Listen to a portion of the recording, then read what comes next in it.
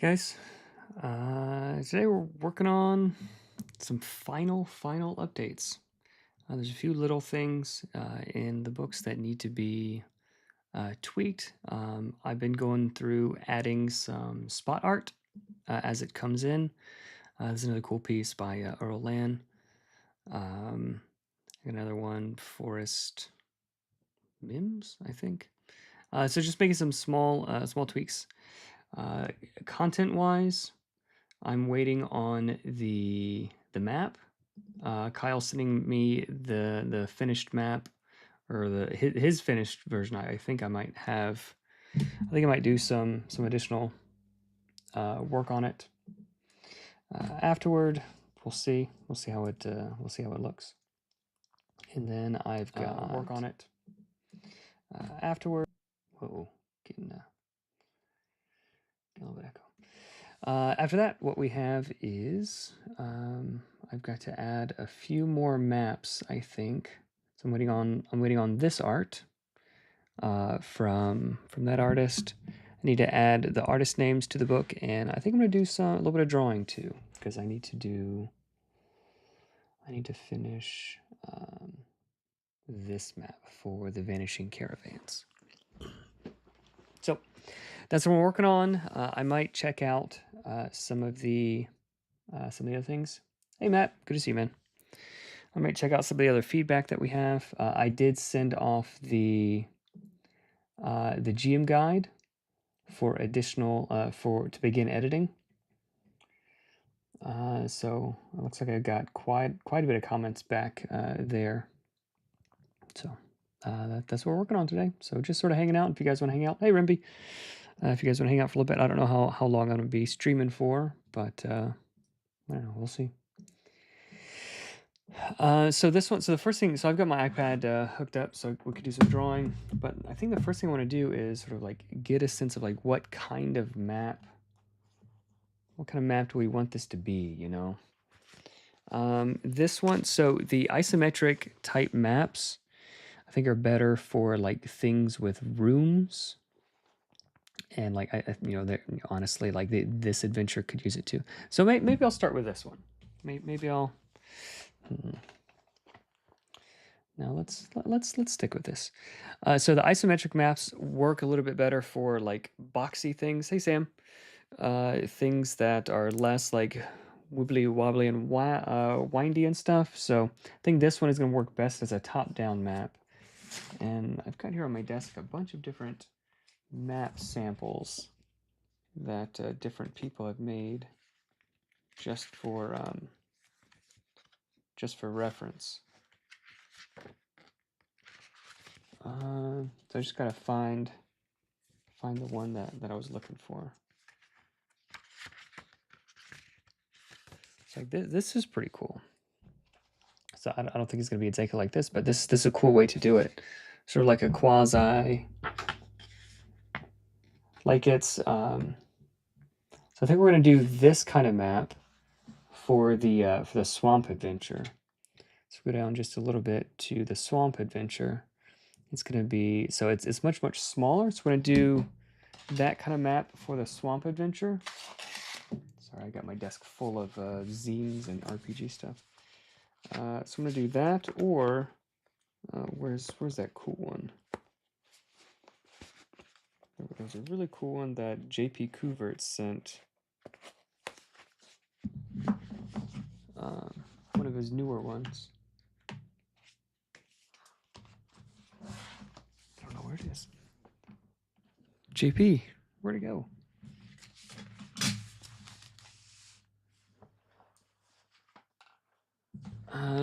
It was like a Castlevania type of adventure. I don't remember. No. And yesterday, I think it was yesterday. Recently, I was going over some of the point and crawl overhead maps. Nice, yeah. I was going over some of the adventures for Mothership, and it's pretty legit. It's pretty cool. I've got some questions, but like as far as like really cool, I think I'm gonna review some of those a little bit more in detail. because there's some good stuff we can learn from that. Okay, so yeah, so this is more like an abstract, like this room connects to those rooms type of thing. So we could do that for some of these. I really wish I could find that that one. I had it just recently.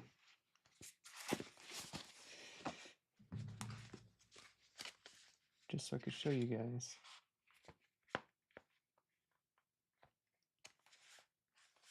Huh.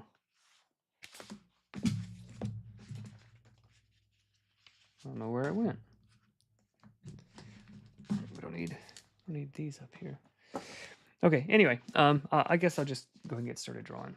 We'll see how it turns out. Rimby, Trilemma Adventures is a great example of those type of maps. Trilemma Adventures.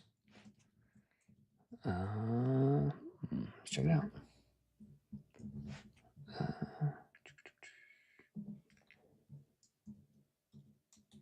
Trilemma.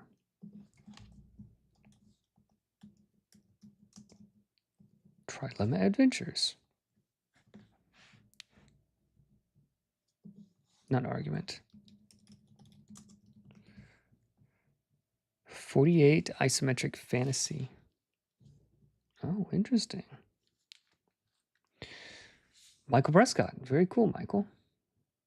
Ooh, yep. That's cool. Maybe we will do a isometric one. Ooh, that's cool. I like this. This might be cool. I do really like the isometric maps. There's something about them. Like growing up, I played a bunch of isometric games like Diablo 2 and stuff. So like that's just, yeah. Ooh, thank you, Rimby. Check out Whole Breach from Mothership. Super cool and tons of different map styles. Whole Breach.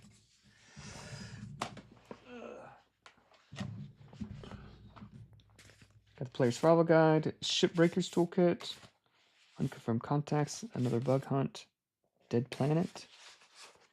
Is that one of the books, or is that like Sam, is that inside? Is that inside one of the books, or A Pound of Flesh? Where would I find that if I got the thing, or is that like an extra one? Okay, Gradient Descent. Hey Igor, good to see you, man. Appreciate all the comments and feedback. Bigger book with multi adventures. Okay, so did that come in the? If it came in this thing, then I have it. But if it didn't come in that, then I don't have it. Just finished my work task for the day, and now reviewing the gym guide. Cool. No. I'm going to be going over some of the comments in a little bit, and actually, I can actually pull some of those over.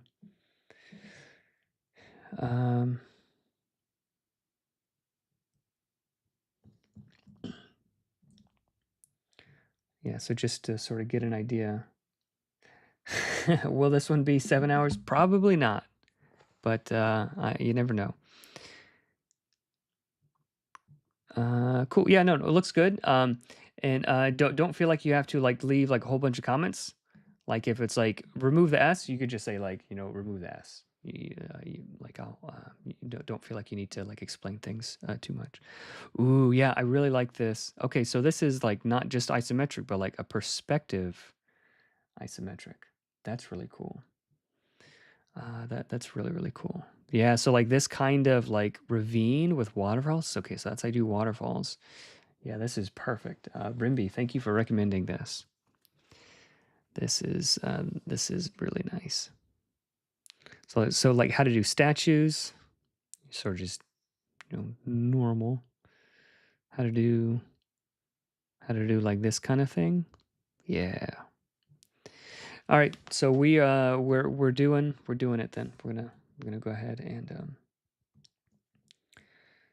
so let's grab this map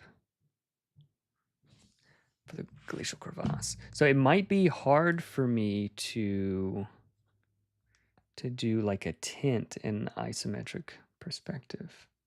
Like how would we do a tint? because there are tints in this thing. So let's grab that first, and then we'll figure it out as we go.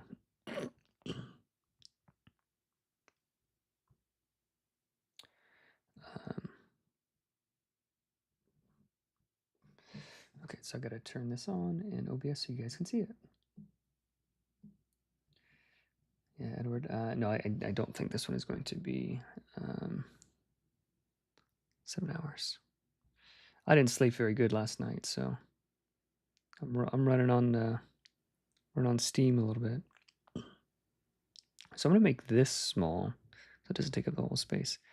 So we're gonna use drawing guide, edit drawing guide. You guys can't see that. I'll make it a little bit thicker so you guys can see it. There we go. We want, there's perspective. Isometric. Okay, so we want isometric. Assisted. What is assisted? I don't think we want that. Grid size. We'll make the grid size a little bit smaller. Hey, Dylan.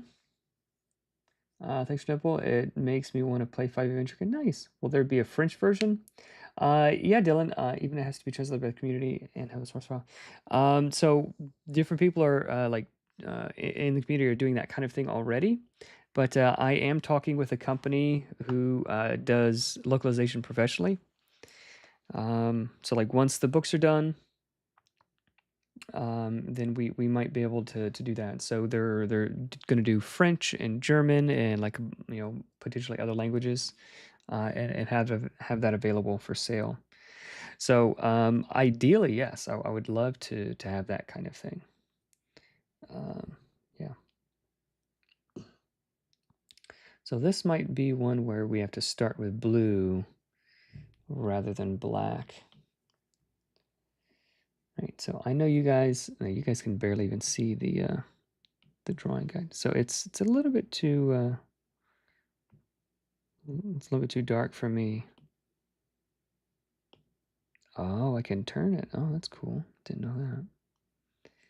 So it was a little bit too. Yeah, lovely news. Yeah, thank you for thanks for hanging out. All right, a little bit more opaque. There we go. I think that'll do. All right, so how are we going to? So I think I want to draw like this section first, because that's probably going to be like the most challenging. So I'm gonna draw it like as like a rectangle type of thing, and then we can sort of like soften the corners. I think that probably makes the most sense. Okay, so there's the waterfall.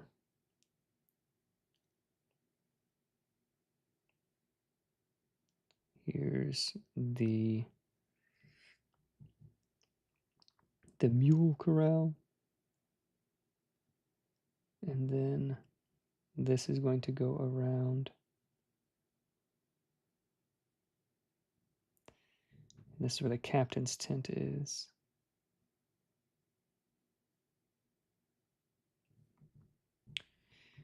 This might not be too bad.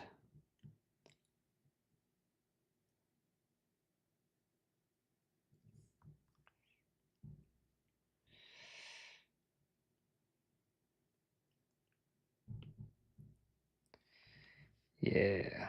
Okay. And then this section. So I think we're gonna do like this kind of thing. Like it has to make sense. Like why would there be like this little section out here? So maybe it's like up on a cliff or something like that, rather than, and that would be a good reason for it to be. That would be a good reason for it to be. Let me see if I change my brightness. That doesn't matter for you guys, right? No, that just makes it brighter for me.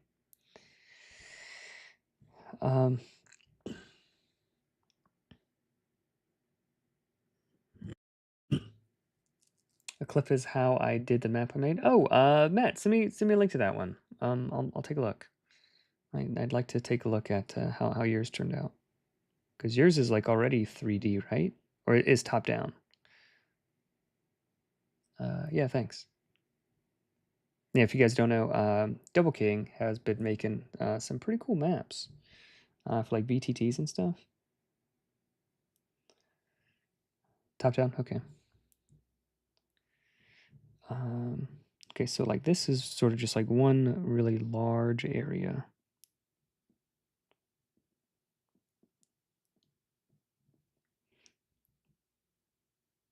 Yeah, it would make sense that the captain would have his tent like on the high ground so he can like oversee things. That does make sense. So JP Coover, his advice was start with like like put it in a box first, and then like it'll sort of make more sense. So here's a little waterfall here, and then the stream is going to bisect this area. So the stream is going to go down here.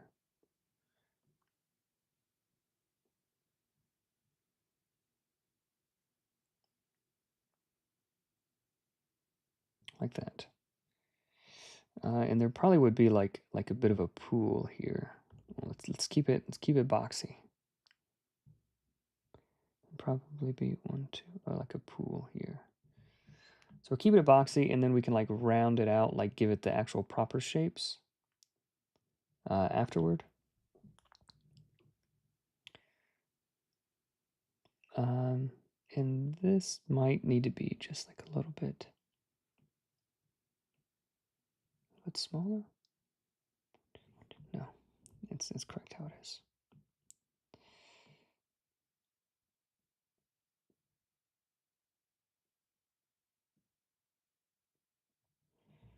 Yeah, there you go. Okay, so that looks like a stream. Let's check out. Ouch. Got pinched by the iPad. Let's check out. You sent it to me. I don't see it yet. Maybe he's still working on it. Okay, so let's do the glacial crevasse. So that's going to be that's like intentionally like very narrow.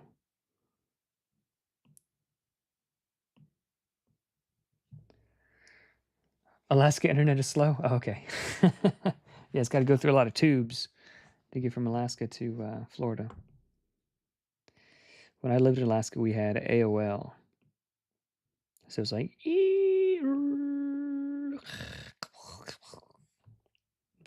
you guys remember that.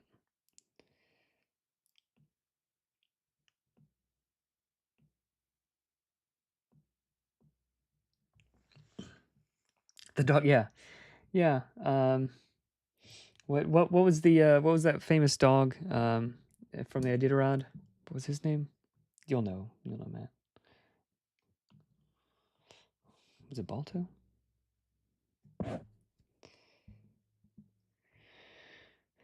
The dog sleds are carrying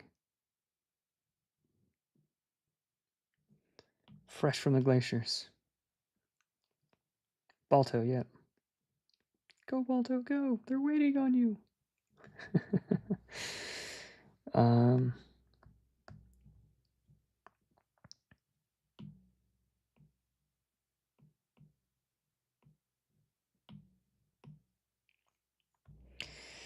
Okay.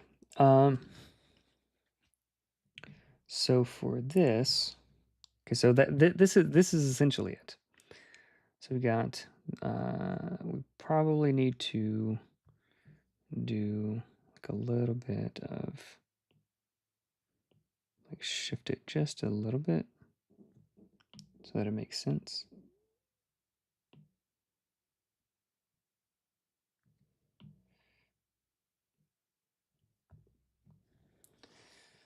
Since he's in a museum in Ohio now, that's good. It's probably warmer in Ohio anyway. Let's check it out.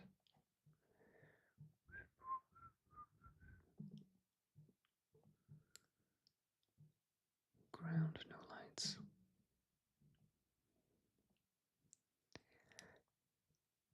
Right, I'm just downloading it.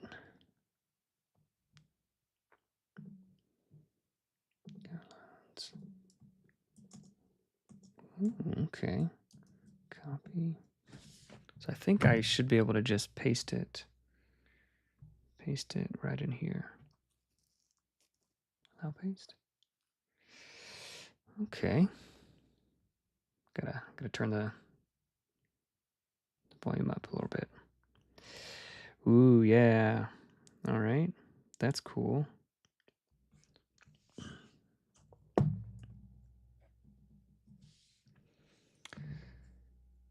Two maps are outside of tents, one with tents and... Yeah, okay, that makes sense. That's cool. Yeah, I like the detail. Did a really good job. Oh, that's so cool. That's so cool. Yeah. Here we got some tents, a couple of fires. I like how the ice here is like broken because the carts have gone through and stuff. That's pretty sweet. Ooh, and we have a really nice tent over here. He left the door open though, so that's the only criticism of the captain is you can't leave the door open like that, man. It'll get cold. Okay, so let's leave that in here. We'll just turn it off for now. Turn down the brightness. All right, so I feel like this cancel.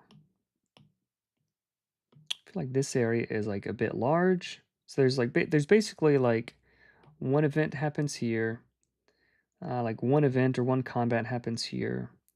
There's like a role-playing thing here, and then another event happens here, and like this is a challenge. So you could probably make this space just a bit smaller and this space just a bit bigger. Yeah. Okay, so I'm gonna grab, yeah, it's getting cold in there. Let the draft in. I'm gonna grab the picture that JP sent me, because that was actually helpful. So he said big shape first, then add horizontal steps. So copy image, paste. One nice thing about having like a Mac and iPad, you can just like copy and paste between the one thing and the other thing. So that's pretty handy.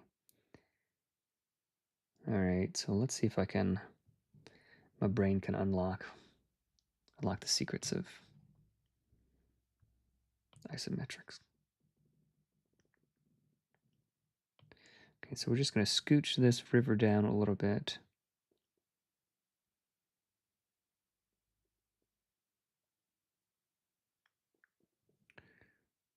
There we go.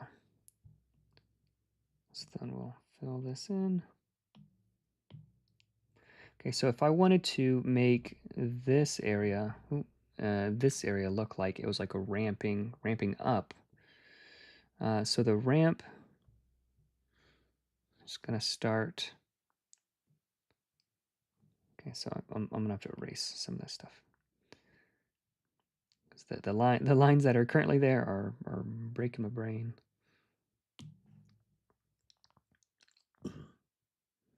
Hey, Maia. Just working on a map. Hanging out. Might do some Legendary Monsters tweaking a little bit later. Do some typo checking. But yeah, we're in the last like 97, 98% now. Yeah, we're definitely there. Wrong thing. Okay, so we're gonna have it up here like this because this is going to be like a vertical cliff type of thing. All right, so now my brain is like starting to see, okay, so this is a cliff like that. All right, so how do we get up this cliff? Okay, so let's just finish the. I'm trying to wrap my mind around drawing isometric maps. So, okay, so the entrance is going to be here, and it's going to take us to up here.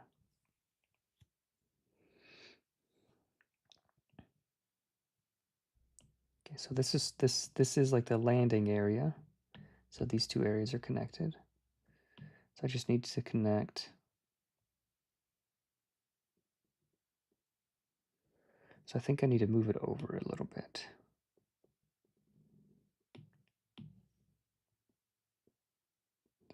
So that it can connect a little bit. So it looks like it's sloped. I think that's what I need to do, because like here, all right, so the entrance starts here and here. So if I just connect those two, will that look like a ramp? And then this is going to go.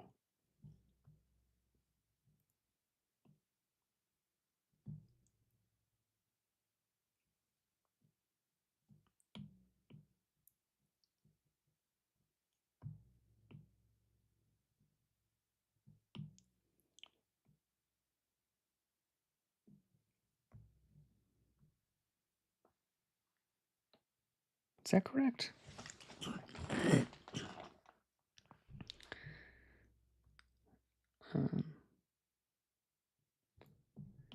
So let's erase this just for a second. So we want to go from here to here.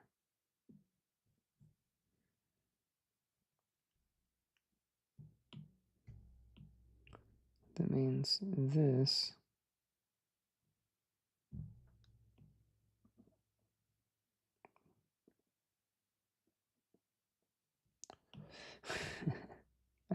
I think we're getting there. I think we're getting there.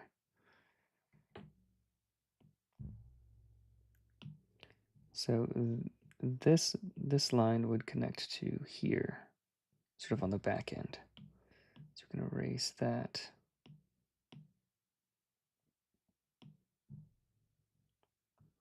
So it's like a ramp that like gets narrower as it gets to the top.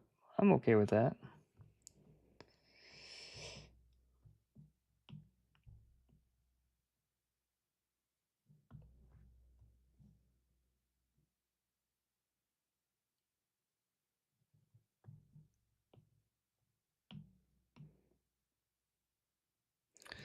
All right, let's check out this other thing real quick.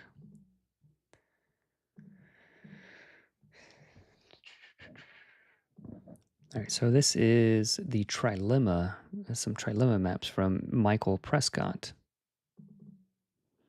which are really cool.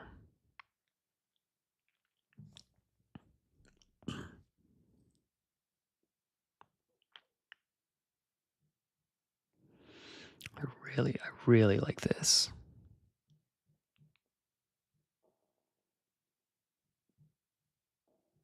I really like that. Okay, then the cutaway. Ooh, that's neat. This one is hard to understand. That one's cool. I like the little cutaway thing.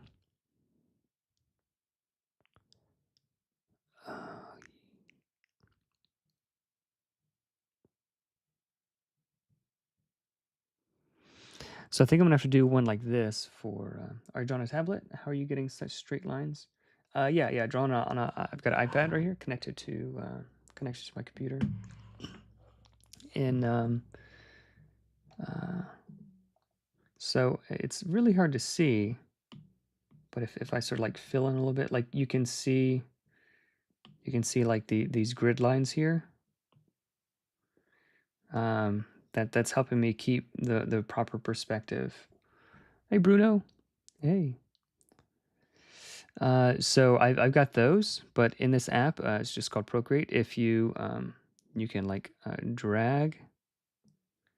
If you drag and like hold, it will sort of let you like make a super straight line. But I'm not really doing that a whole lot. I'm just sort of drawing. Yeah, gonna make that smaller.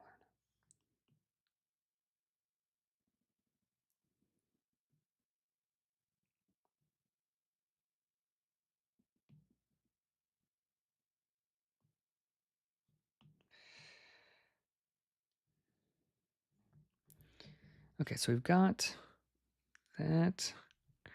Like it's not nearly as like dynamic as I would like it to be. So we need to like sort of like round off some of the corners. Oh, what I was saying over here, there is a really cool the image that Taryn made. Has like this vertical hallway that like goes down and then over. So I think an isometric map for that kind of thing would be perfect.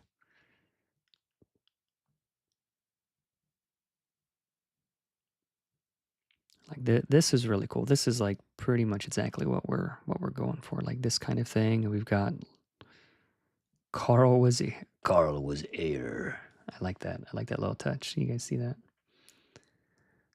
Like just enough information, detail to be like easy to read, but tell like, okay, this is a cool lived in world.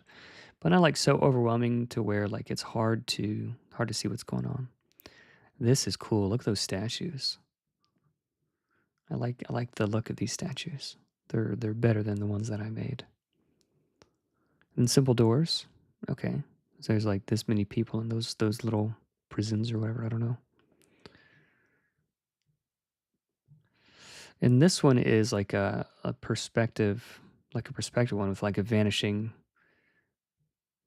points and a horizon and stuff. So like this square is like way bigger than like that square. I don't even know how I would do that. It would have to be done in like 3D or something.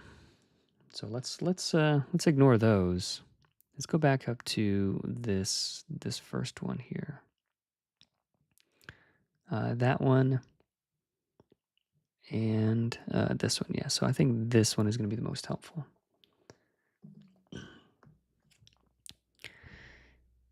All right, so apparently we can sort of like make any shape. You see how this sort of like follows a curve? Like, so as long as the verticals stay roughly vertical, like it still reads as a wall and it still reads as perspective. So we don't need to follow any of those kinds of lines particularly. So that's good to know.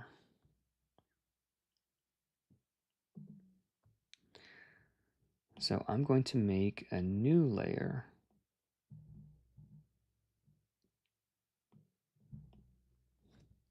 Let's see if we can figure it out. So I want it to follow sort of like a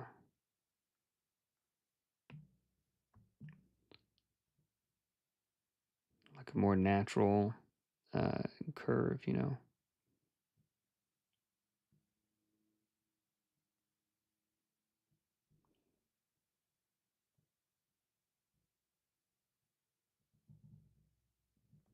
Okay, so that is the curve I'd like it to follow for that.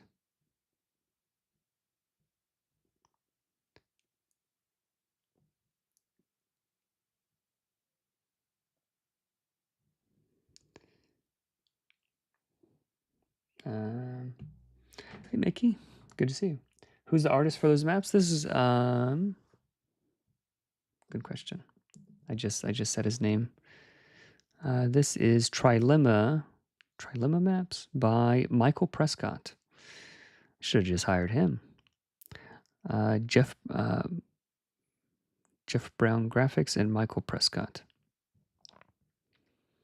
Well, someone just recommended this, and I just searched it up real quick. So, okay, so if we can, let's go back here. So, like, I can tell that this is a ridge because there is like a hard line here. The vertical lines go from that line to that line, right? Like I can feel that goes up. And like these are much more vertical, so I can tell like that this line is like directly above this line, but these are much more like set back. So like I could probably walk up like some of these areas, like probably right here, but I'd have to climb up this area.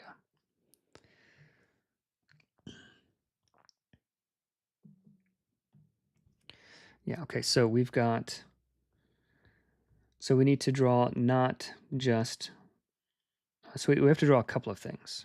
We have to draw like the base of where like the ground, where the ground is, where we can walk, and then we have to also draw like, you have to draw like the base, and we have to draw the top of the thing as well.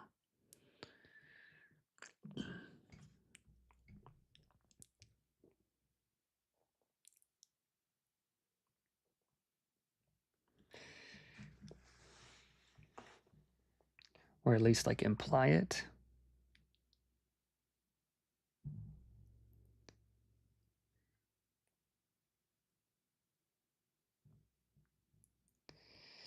Yeah. It's like these faces here are like very sheer. Not like see-through, but like sheer as in cliffs.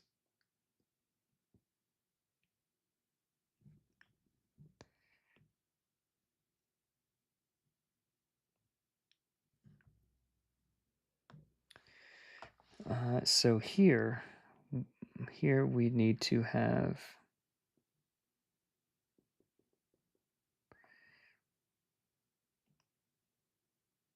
that. So we probably wouldn't even see the bottom of the glacial crevasse.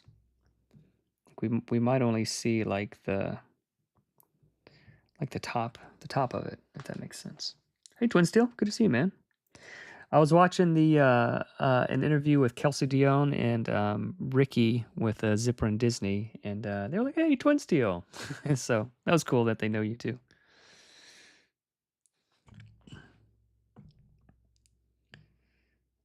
All right, so this is going to be sort of like that. So like, I suspect this area is going to give me a little bit of a challenge. I might have to phone a friend.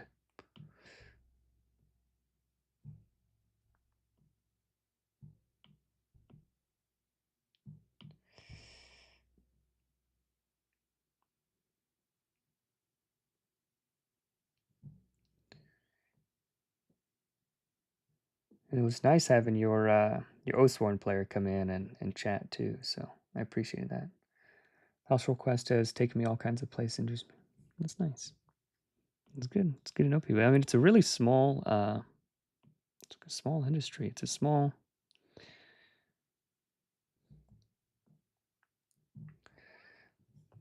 you know what I mean. There's not a lot of people in like once you start getting to know people, like you sort of know everybody. At least if you're Terran, you know everybody, and then if you're me, you only know some people.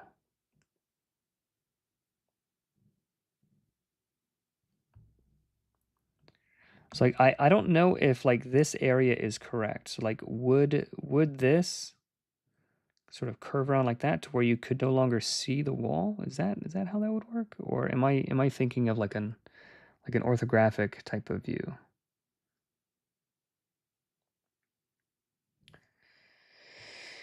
I don't know. We'll see as it keeps coming together. You know us. I know you guys. Hey, Blue is a great guy. Quick Pixel. Hey, good to see you, man. It's the whole team is here. It's great to see you guys. All right, love it, love it, love it. So I'm looking at this this other map here, and just like okay, so like all you have to do to make a wall is that, and then like you see here, like how this line sort of goes like up all of a sudden. It's not like one continuous smooth line. It's like it's sort of like jiggity jaggedy, you know. So like here, we could do like that kind of thing, you know, to make it feel more like the thing that we're doing. Yeah, I appreciate. Same here, Matt. I appreciate the community that's been built up around Nimble. It's really been something.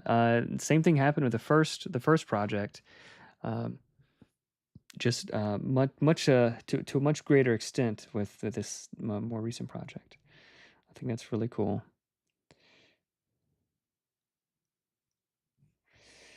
Yeah, it's just really cool how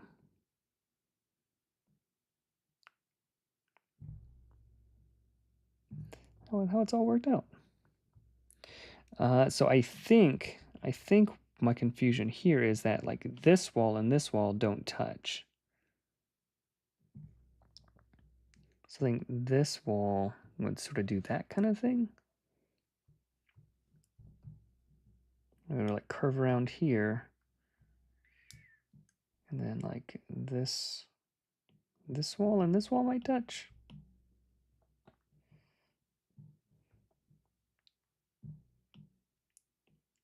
So something like that. I think we're not far off with that kind of thing. Second best thing about Nimble, the first, our guy who made it possible. Oh, thanks. Yeah, Edward. Yeah, Edward.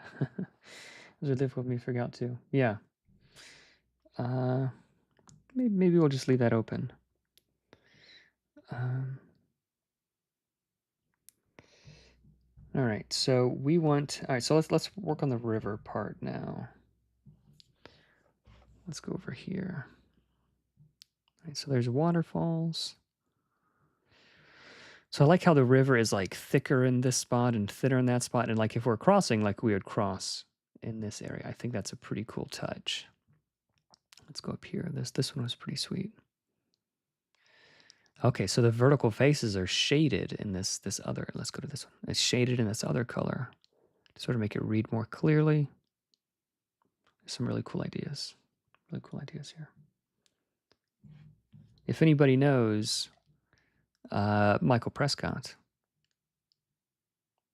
tell him he did a good job.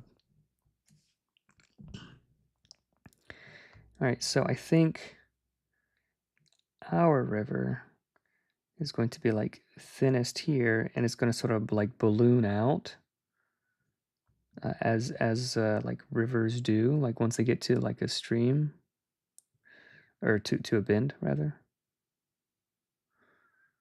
and then narrow a bit, and it might need to like narrow that way.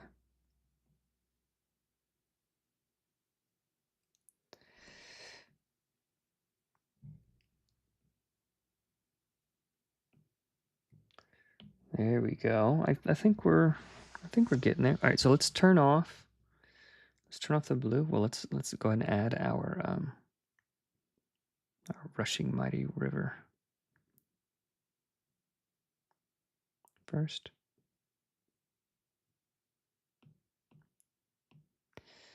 Start with the blue. See if it's okay. Yeah, this kind of reads. This reads clearly enough, except for like this area. Like this area is like confusing my brain a little bit. So I don't know what I'm gonna do for that. Cross that bridge later. That's not bad though. That's not bad. I think the glacial crevasse needs to be just a bit wider, so we can at least see part of the bottom.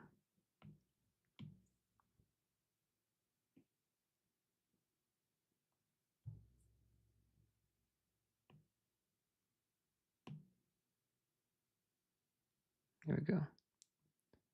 So we're gonna be able to see part of it, not there, then part of it here. How would that? Okay, so vertical. So yeah, we'd be able to see this whole thing here.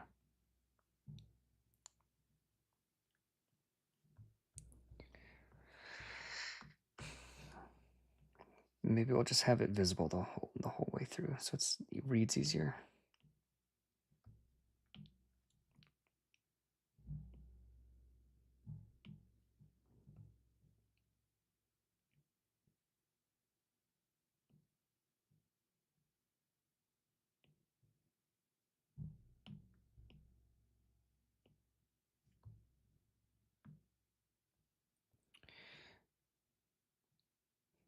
And instead of the bottom, it might need to be just like an implied thing, you know?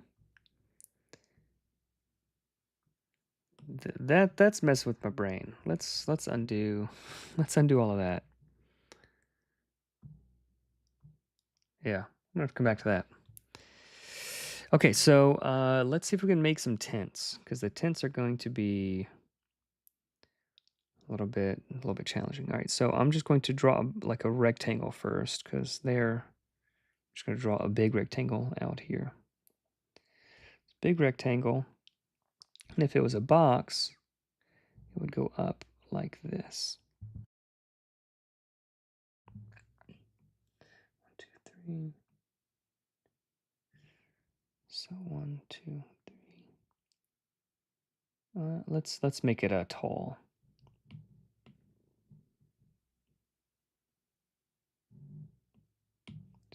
scooch it down here.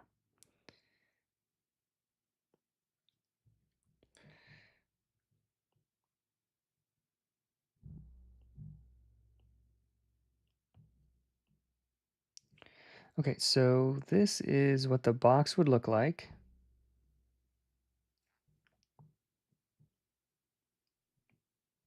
One, two, three, four. 1, 2, 3, 4. Yeah. Okay, so that is what the box would look like. Now, if instead of being a box, so this is the top middle line, if we just connect this with this, we can sort of cut the tint out of the shapes out there, like we're carving marble or something. So I don't know if that's going to work, but that's how I'm thinking about it. So if we delete the lines that shouldn't be there, then our brains should like all of a sudden see, oh, that's tint. So let's see if that works.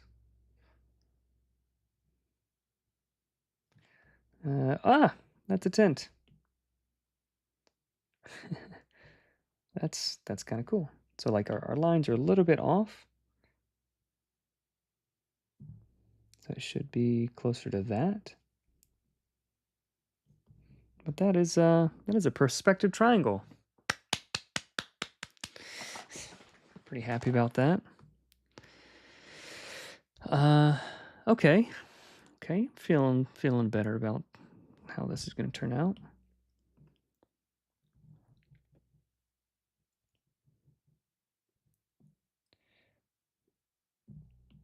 So now if we run a line down from the top, yeah, we got ourselves a tint. It's like a really tall tint, but really tall tint. I think we need to do that. There we go.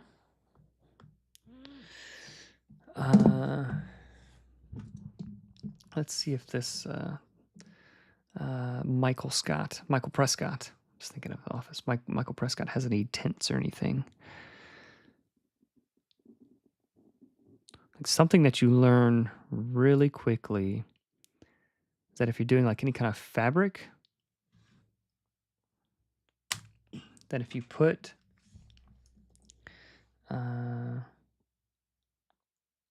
tint,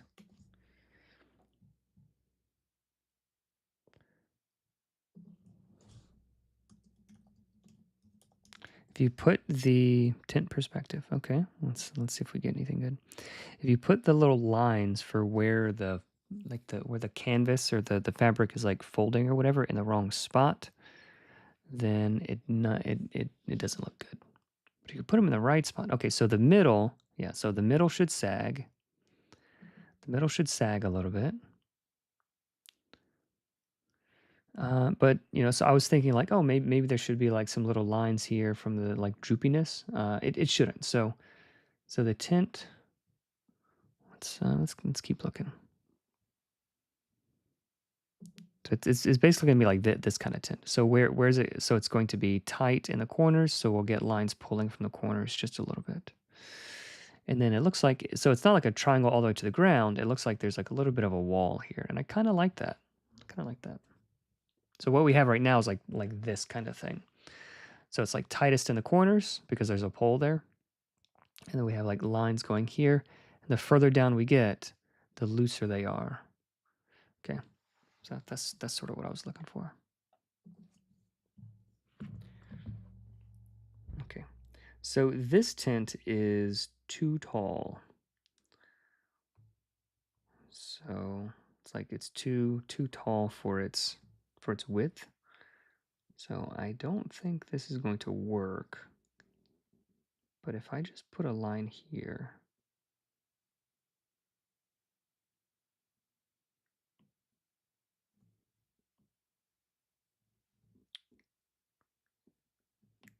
does that give us more pleasing perspective or ratio? Yeah. Okay, so this backside isn't working.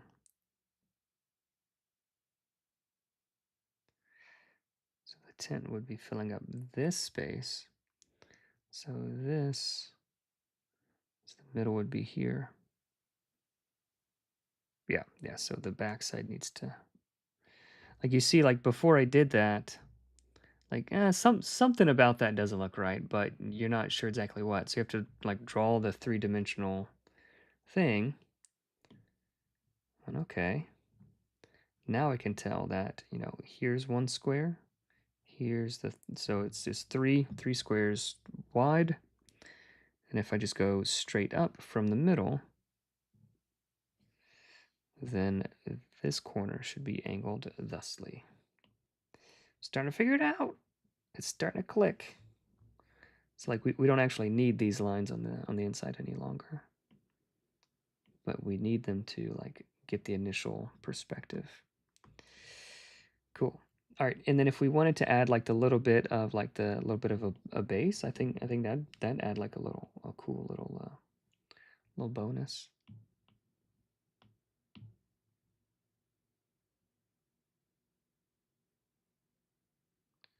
Yeah, so we can add like a little bit of a base, so that when these things are sort of like coming down at an angle,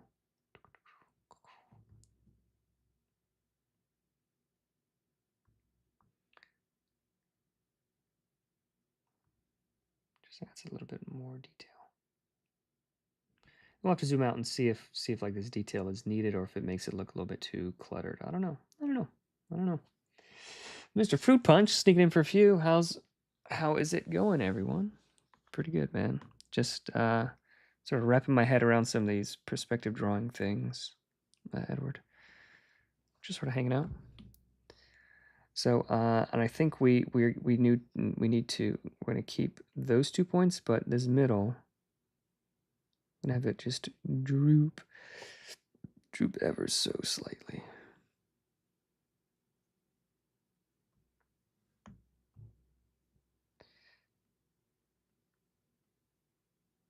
There we go.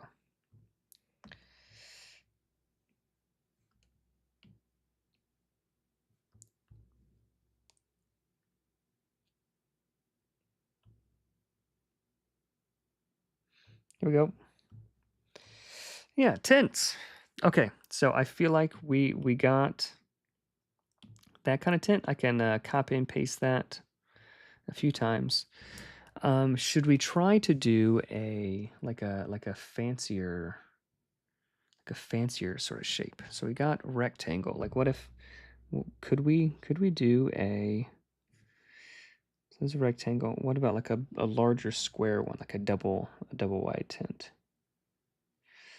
1, 2, 3, 4, 5. 1, 2, 3, 4, 5, 6. Okay.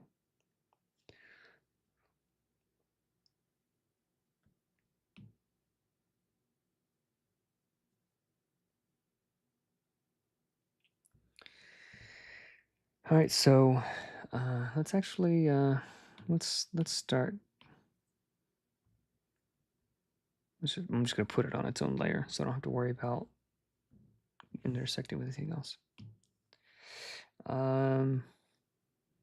So what I would love to do is like some sort of like hexagonal tint. Is that possible? We have 6 here, so if we go out to here, maybe octagonal, go out to here, go to the middle, here,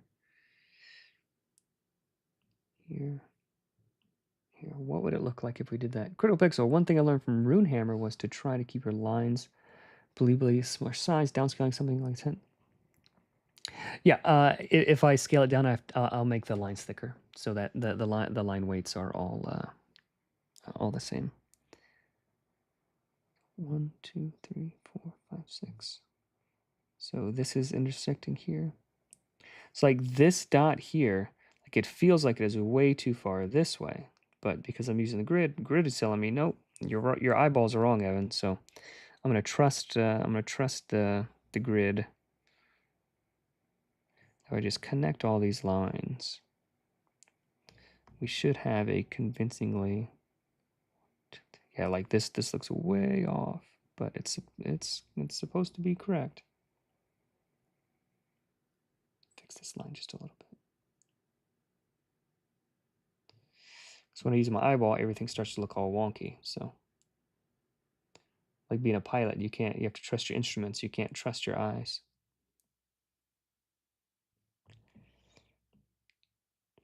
You guys have any plans for Christmas?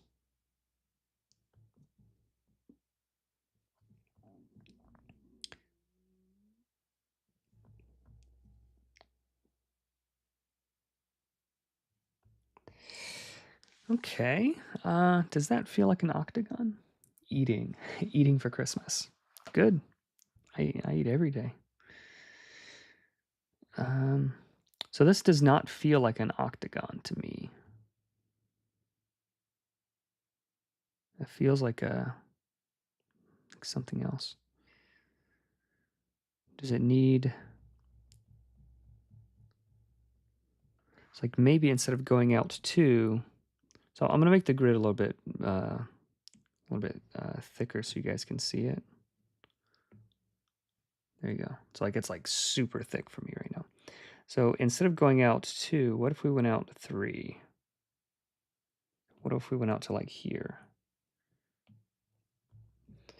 Like this is actually me doing this for the first time ever. So if we did that, what would that look like? I think that would just make it look like a bigger square, yeah. So I don't think that's correct. Yeah. So that is not correct. Survive having 2 kids under 2. All right, hang in there, man. Hang in there. I've got 3 kids. They are 8, 6, and almost 4. So it gets better. It definitely gets better. The older they get, the more fun it is to hang out with them. Like little kids are cute, but Newt Gunray, this is getting out of hand. I don't know what that is, but I could definitely support the feeling. Got a workout, family visiting the following weekend. All right. Christmas food. I don't know how it is for you guys, but here in Brazil, we do very special food and get together. What are like the Brazilian specialties? What would you recommend, Bruno? So I think going out 3 is the opposite of what we need. So what if we just went out one little space? What would that feel like? That might not feel like enough. I might have to just search how to draw an octagon in perspective. Oh, actually. All right, I got to turn this perspective down. That looks kind of like an octagon. Newt Gunray is a Trade Federation guy from Star Wars Episode 1. Oh, okay. This is getting out of hand. Newt Gunray. Oh, yeah. Oh, yes. I feel like this is getting out of hand. Meat in general is great in South America. Yeah. Fair. Okay, so I think we did. I think that is. I don't want reference. That's not the right one. I want drawing guide. Ooh, actually. Nah, we'll do that later. So we're gonna turn that down a little bit. Okay, so this is the center of this little thing. Feijoada? Feijcad.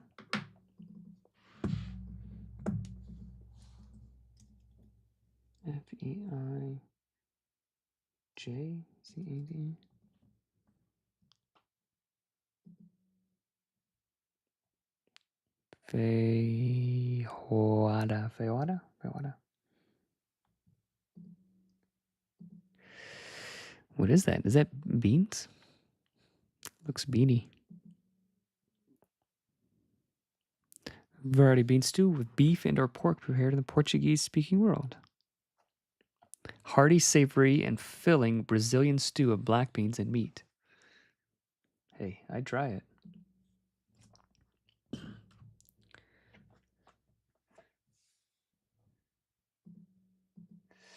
I'm on the train, so here in the States we have Thanksgiving, and like, yeah, it's like turkey and ham, which is fine. But as far as like delicious things, I'm on the train of a let's do pizza.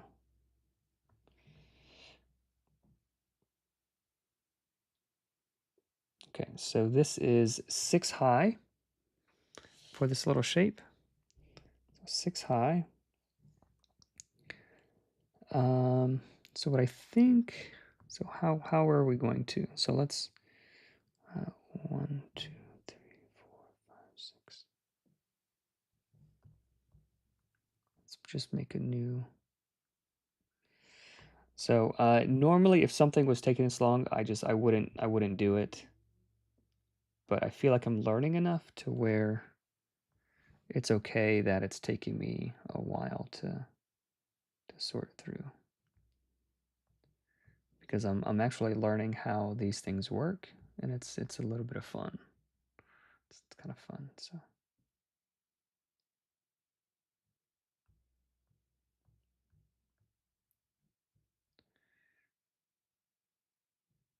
okay.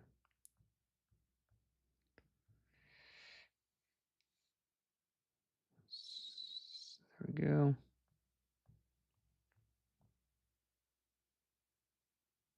This one I want to lower the opacity a little bit so we can see it. Okay, so that is what it would look like. Oh, pan de bono, little small cheese breads. That might be like a Colombian thing. A little time to learn.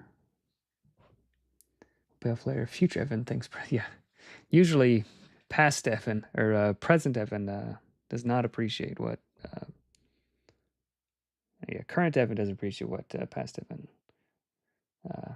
got him into. So I think we have this 1, 2, 3, 4, 5, 6.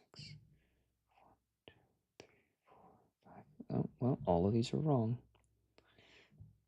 And so let's collapse all of those. So it should actually be to here, to here, to here.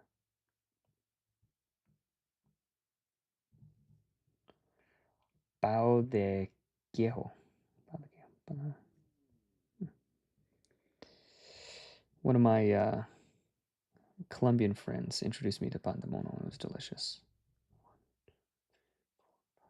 So it should be here. 1, 2, 3, 4, 5, 6. Yeah, so those are correct. All right, let's do a lot of undoing. I feel like we could do this a little in a more better way. So what if we just duplicated this? Just moved the whole thing up. 1, 2, 3, 4, 5, 6. So maybe it's not as high. If we make it like 5 high instead, maybe that would be better.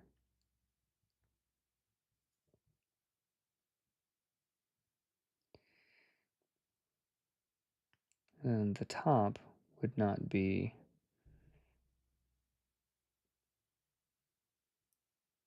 Okay, there we go.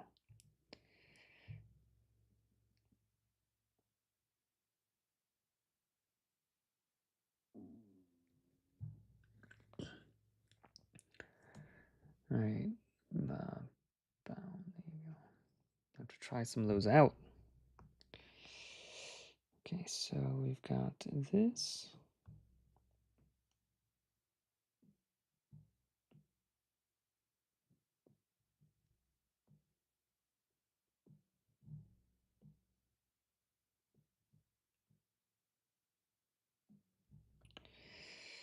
Okay.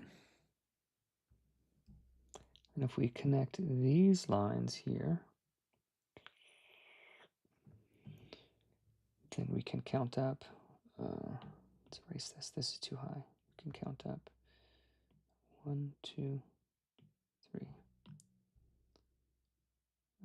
Yeah, we'll do 3.5, just to give it a little bit more space.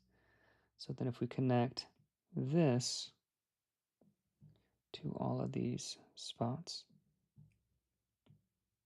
Then it'll look like a little tint.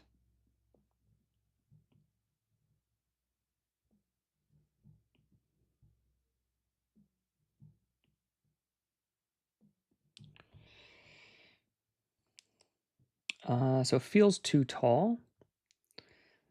Feels too tall right now. Let's do a little bit of undoing. I think I could do it again.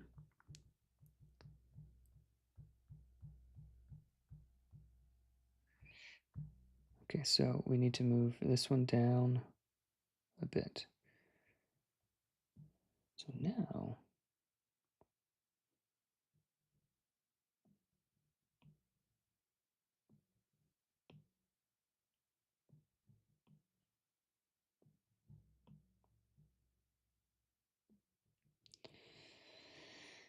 okay, so let's find the midline. Midline is going to be here, here.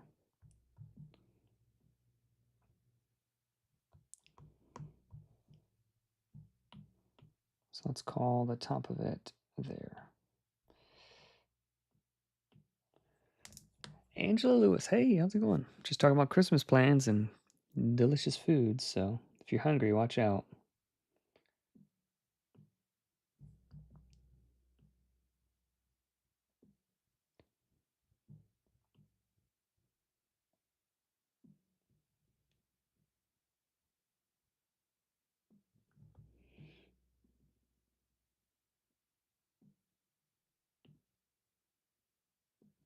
There we go. All right, so there's a lot going on there, but it does indeed look like a tint at least. So if we erase some of these things like in the back, then I think our eyes will be able to see like, oh yeah, I see that. That's tint shape. So we erase some of those shapes. Let's lower the opacity. Okay, lower the opacity of this. We erase some of that. So we don't need this.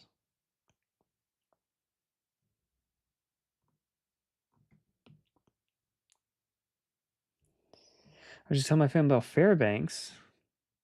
Yeah, Fairbanks, man. Fairbanks. It's no joke. Like it's no gnome, but Fairbanks is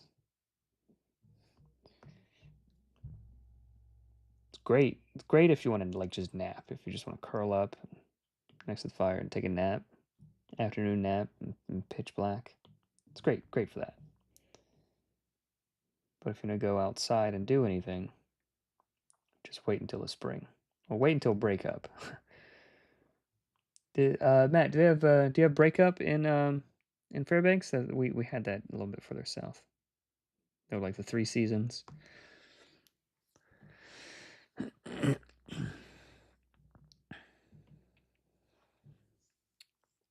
Ghostbit, hey, didn't even see you.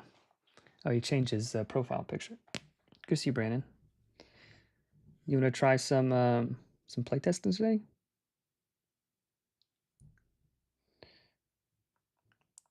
You have summer, winter, and breakup, where everything is like slushy. That's what we call spring? Okay, yeah.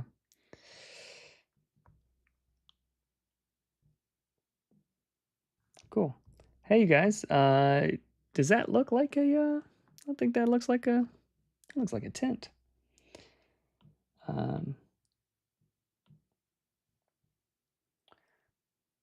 Look at the path the sun takes in the winter Fairbanks. It's like.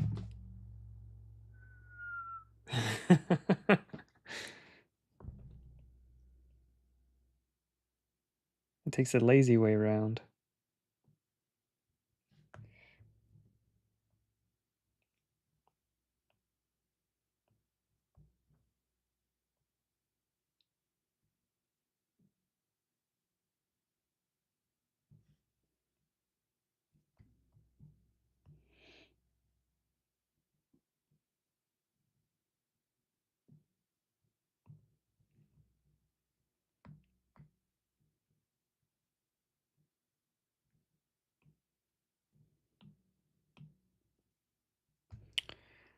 I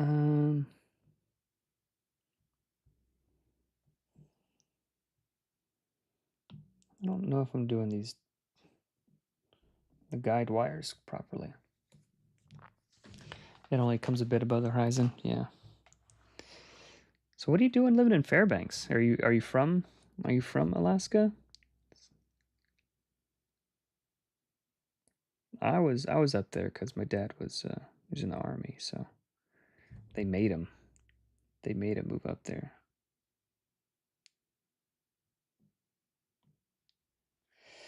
So what's happening? Bren, just doing some drawing, working on the map, talking about food. So we got feijoada, nice little hearty, savory thing. It looks like what Esau sold his birthright for. So we're doing that. So we're just working on a map for this right now. Might be spending too much time on it, but it's for learning. So we've got like a regular triangle tent here. Oh, you can't see. So we got a wife's family's from here. Grew up in P. Okay, all right. Met a Eskimo. That's cool. Congratulations, man. Useless, unasked, dumb info. I GM'd a 1 year and a half Tales from a Loop campaign that took place in Palmer, Alaska. That's cool. That's pretty cool.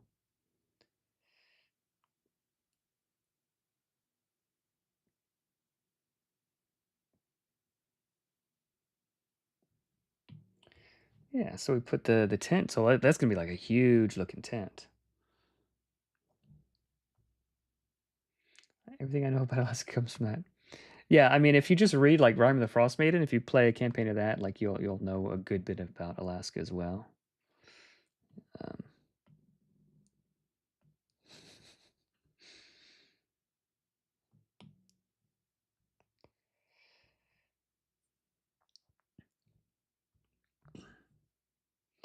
All right, so let me. I can't just rotate. Yeah, no, you can't rotate. So what if I? Can I do this? Am I crazy? Can I flip horizontal? Hey, nice. I didn't know I could do that.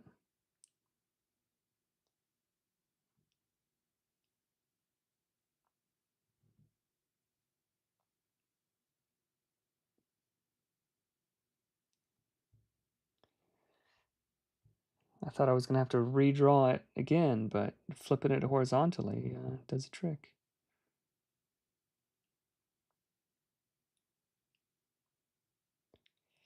Nice. And I kind of want to have it like here so that we can tell a little bit more clearly that this line, like this line here, like is in front of the other thing. I kind of like how that helps me with my illusion. Like you can tell what is in front of what. That way. Yeah, there we go. Got a couple of tints there. Palmer's a nice place. I don't know where it is, but I believe you.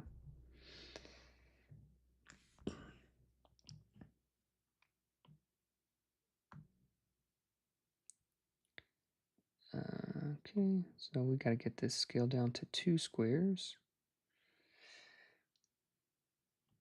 Yeah, Brennan, let me know if you want to do any playtesting. You guys, like maybe we'll just do like a quick playtest. While if you guys want, we can do try a quick playtest if you guys are down for that.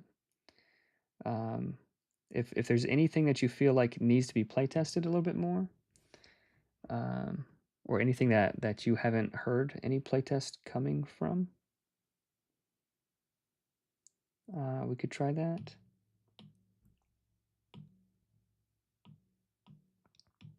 Otherwise, I'll keep plugging away. I'll keep plugging away the books.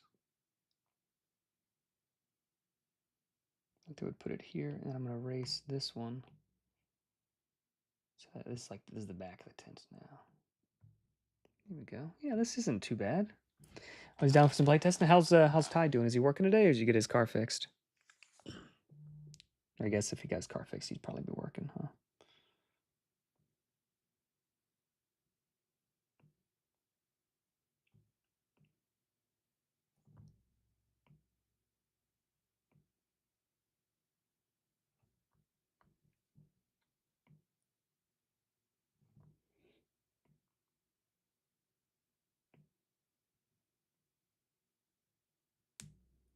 He's at work. Car still in the shop. All right.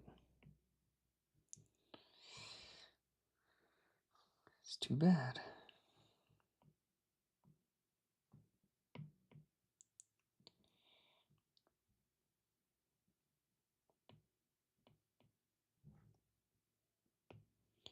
I wouldn't mind testing out some more of the legendary monsters.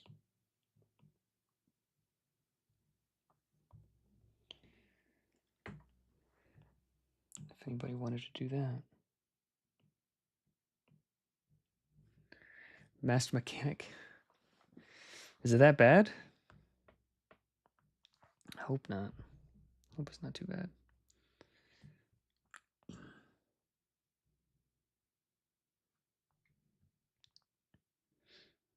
So what if we, I think if we scooched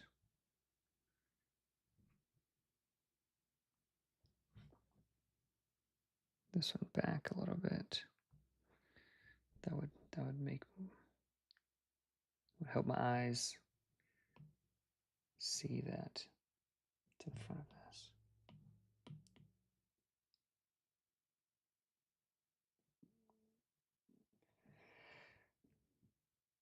Hopefully not all the text couldn't figure it out. Ooh, had to go to the boss man. Sounds like it's gonna be expensive. Poor Ty. Is it under warranty or anything?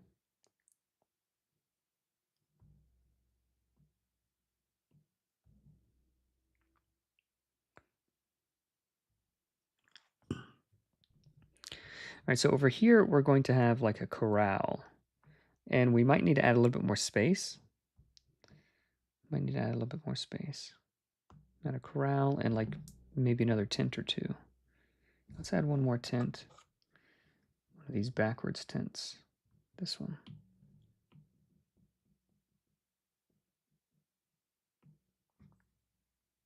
Paste. Let's add a backwards one. Maybe flip it. There we go. Yeah, just get a different perspective.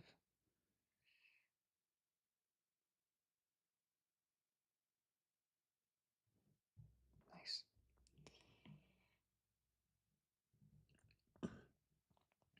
$2012. Good luck. Don't get another one of whatever he had. That'd be bad news.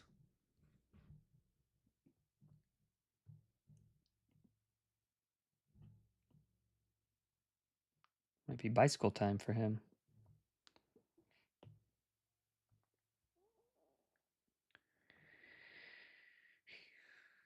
I think this might need to be just a little bit bigger, actually.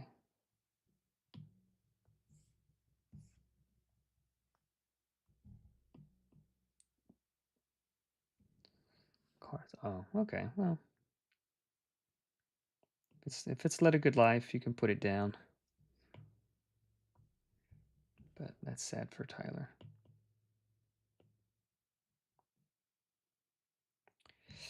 He seemed to know a lot about cars, though. I didn't know he was such a car buff. So I think we could put a campfire. Put a campfire like over here. Like a campfire over here.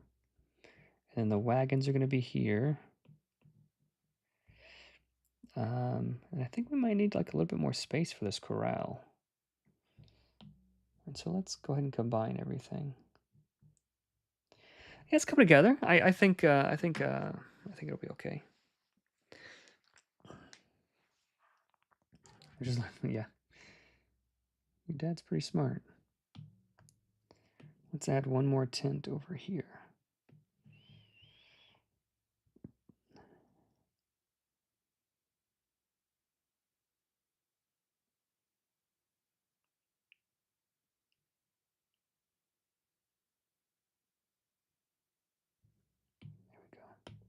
Otherwise, it would just be like a bunch of big empty space over here with nothing.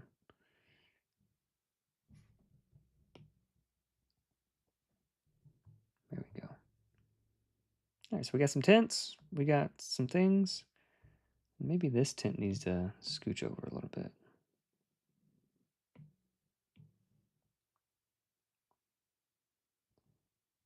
Yeah, because if the wagons are coming in, so the wagons would be coming in like here, and come around. They'd probably want to cross like right here.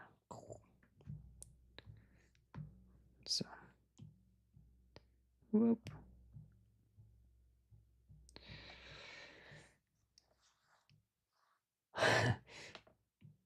Yeah, Tyler seems to know a lot about cars.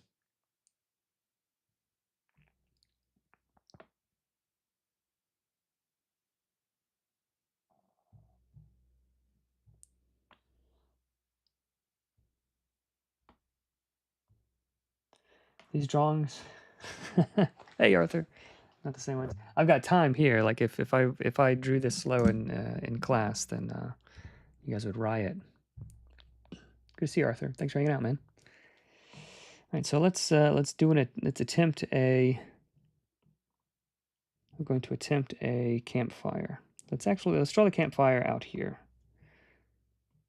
And so campfire, it's got to have like an X. Okay, so this is the X shape. I think the campfire can be like pretty simple.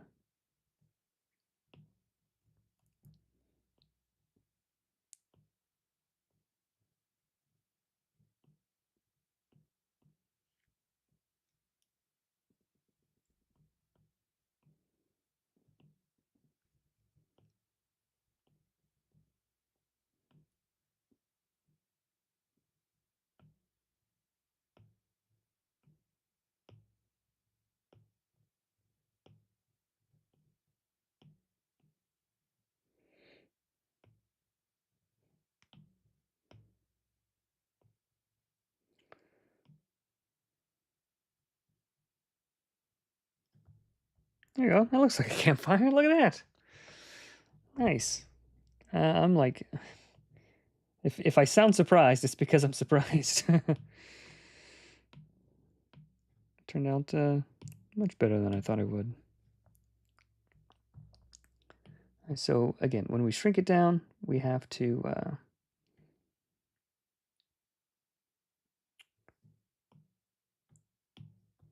make like each of the lines thicker, and then maybe reduce some of the fidelity of the details, like erase some of the lines, because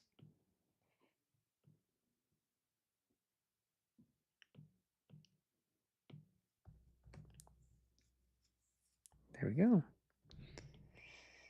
Feeling pretty good about that.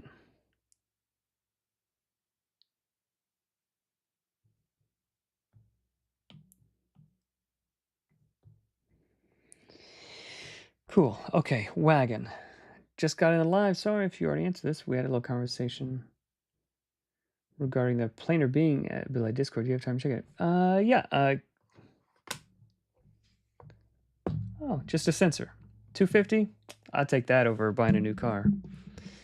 Arthur, could you shoot me a DM on Discord with a link to it? I'll check it out.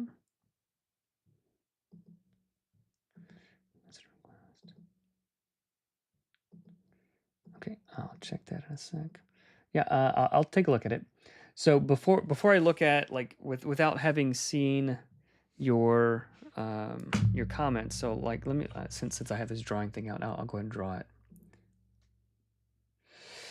So normally you have 1, 2, 3, 4, 5, 6. So normally you have 6 wounds before you die, right? So normally you have 6 wounds. Let's say we have like a mage, or like, yeah, we got a mage and he's got 50 hit points. You maybe a little bit less. Let's say you have like 20 hit points, just to make it a little bit more reasonable. You got 20 hit points left, and you get hit with a nasty crit for like 24 damage. It's gonna drop you to 0. That's bad. Okay, so normally you drop to 0, and you have All right, let's say you've got 3 actions. 1, 2, 3. All right, so you could defend and like block a little bit of the damage, and but let's say your defense is 4, right? Like that stinks. Let's actually change the numbers just like for clarity. Let's say you get hit for like 34 damage, like some stupid amount of damage, like just a lot, right?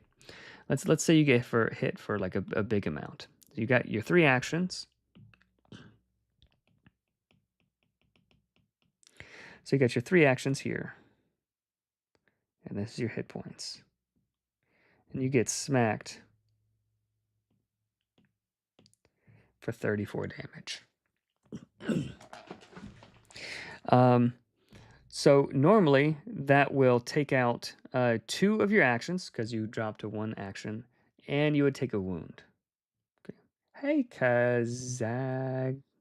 Kazalugius 113, good to see you. Okay, so if you took that much damage, you would drop to there. Okay, so let's say you get hit for like another crit, right? So the damage doesn't matter, but you'll take 2 more wounds. So, all right, so you get let's say so the scenario is you get crit twice in a row. All right, so if we are the planar being, so we don't have, so we just start with 4 wounds. We have 20 hit points. So if we're the planar being, we take just a massive hit, 34 damage, 134 damage, whatever. Instead of losing actions, we just take 1 wound and we're still at 20 hit points. And that's all that happened. If you get crit again, you take 1 wound, you don't lose any actions, you're still at 20 hit points. So then if you take like a little hit from a minion for like 2 damage, then you're just at 18 hit points. If you take another little hit from a minion for like 6 damage, you're at 12 hit points. You haven't taken any more wounds. You still have all your actions. Like you can so is planar being the best thing in every scenario? No. But are there some scenarios where planar being is like, as far as survivability goes, the best thing you can be? Yes. So it has the the floor has been lowered a little bit because you have 2 wounds filled in just by default always.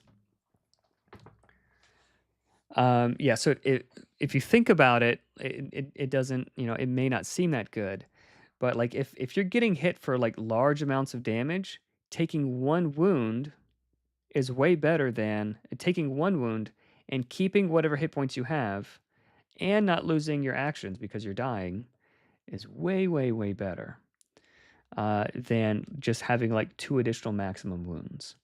So I think planar being out of all of the out of all of the different ancestries might be the best one for min-maxers, but it's not obvious.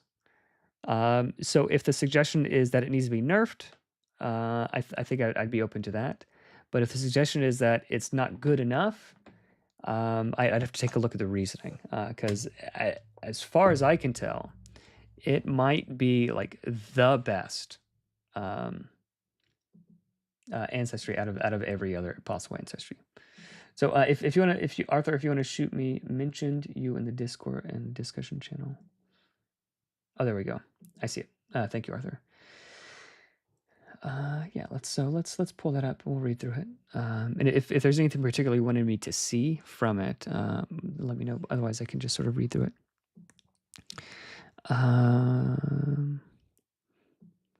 Constantly saying it could be at least -1 or really just teleport 2 times and no wound penalty. So Arthur, has anybody at your table like played it, or is this just like them thinking about it? I made a planar being with Fey Touch background. Ooh, that's cool. That's really cool. Yeah, so planar being with Fey Touch would be a pretty interesting combination. Oh, and if you guys haven't seen, I added some pretty cool new spot art because basically the content on these 2 pages was like up to here, so I had like extra space. So rather than just like typing a bunch of extra words that didn't really need to be typed, I'm adding some spot art. And then for the conditions, we got a cool petrified thing. We have like Medusa petrifying this dude. Looks pretty cool. Okay, so you did planar being with Fey Touched. So yeah, like maybe anytime you would get crit with a meta weapon, just like instead of taking 80 damage, just take 1 wound instead. Suggestion, but a player played my table didn't really like it. It's definitely not for everybody. So every ancestry is not for everybody. First time playing, okay, yeah. So it's really useful to avoid dying. It's useful to like if I'm going to drop to 0 hit points anyway, I might as well just take this wound, save all my actions. I get to keep my actions, and I get to keep my hit points. Like it's really, really, really powerful. So let's go back to Discord, see if there were any other thoughts. I think it's too harsh to discourage people from playing the Nimble version of a Genasi. So the planar being isn't really like a Genasi necessarily. Like the Genasi could be like a lot of different things. Ooh, and I did add Weirdling. So I added a few different new ancestries. Weirdling, Chaotic Surge. Whenever you use a reaction, you may roll on the chaos table for free. So weird stuff happens. So like an experimental elemental type of thing. Are there 3 Brazilians in chat? All right. So Weirdling is really cool. Crystalborn, once per encounter, you can reflect key damage back to an attacker whenever you defend. So if your armor is 10 and you have like a 5 key, you can reduce the damage by 15 and you deal them 5, right? So that one's quite good. And then we have Ratfolk, which I love. Scurry. Gain 2 armor this round if you moved on your last turn. So like if you're moving around a lot, you're harder to hit. You know, you have more armor, more defense. You're able to dodge attacks better, like that kind of thing. I like those kinds of things. Reflavor Planar Being is in my game as half Ghost Revenants. That's awesome. That's awesome. Yeah, Arthur, I think Mouse Ritter reference. It isn't, but I don't hesitate to reference Mouse Ritter. It's not a stream. It's not a Nimble stream until I've referenced Mouse Ritter at least once. It's in my contract. So I don't have a contract, but I do. If this is your first stream, I mention I talk about Mouse Ritter a lot. Okay, so I don't think Planar Being is too bad. If anything, it might be too good. I might need to drop it down to a maximum of 3 wounds. But if it's not for your table, that's okay. It's for like a very particular type of min-maxer type of thing. Like the person who sees it and is like, oh, that's busted. Ooh. Like the right person will see that and say like, oh, that's very good. And if they know how and when to use it, then they're going to be quite unstoppable. So, yeah, great question. So a lot of these things you just sort of have to like think out and play out. Yeah, no, yeah, appreciate it. So let's draw some cards. So I think I'll draw this one. I'll draw this one at normal size, just so I don't have to worry about any scaling stuff. So this card, be like that.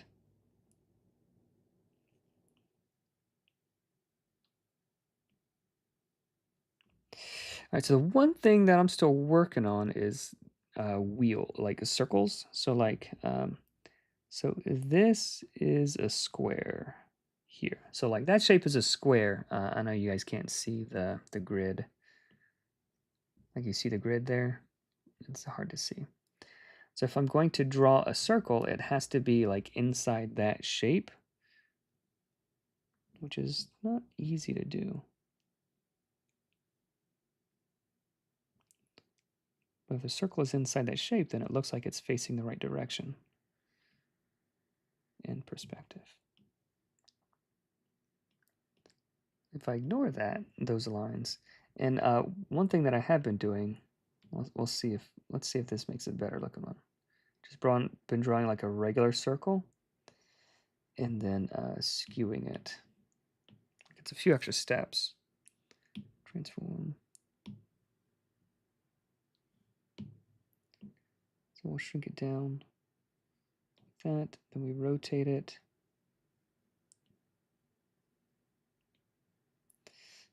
Now we can distort like that.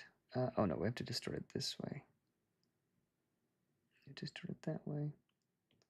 And I have to rotate it. Yeah, so to rotate it this way. There we go. No, flip horizontal. There we go. So I have to get it like on the right face. Yeah, that one does look a little bit better. There's a few more steps, but it looks better.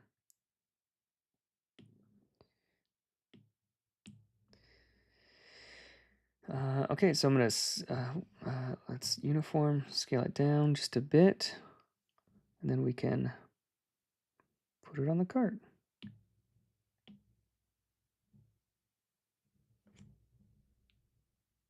Oops.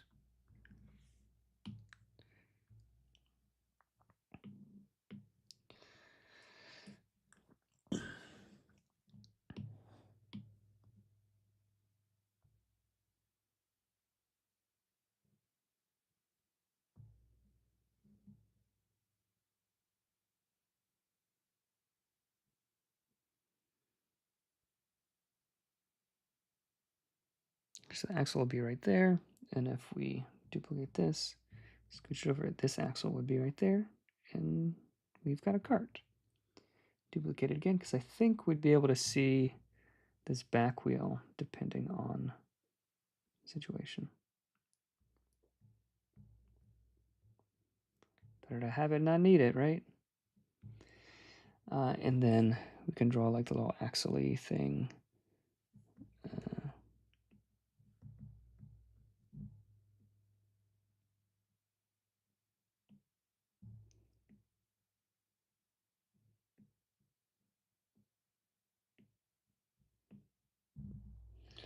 There we go.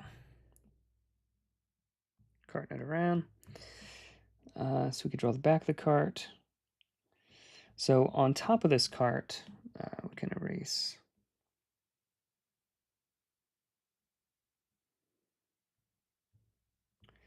Erase all of this stuff because we're not going to see, we wouldn't see that.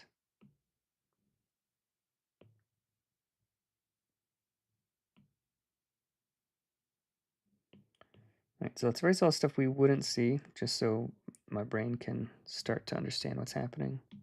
Okay, so no, we would not see the back wheels. That was smart. Oh, we'd see like that, the front part of that wheel.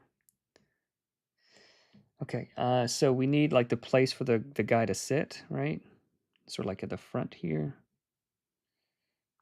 Maybe he would like sit like on this little thing. Or he would like sit up high.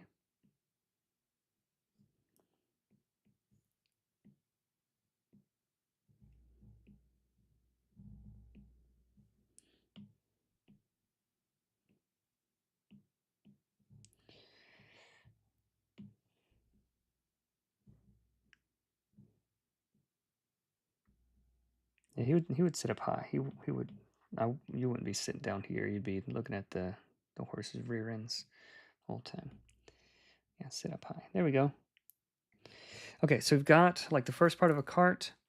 Now we need to sort of like add like the Garfield type of like stuff in it. You know, like Garfield in his little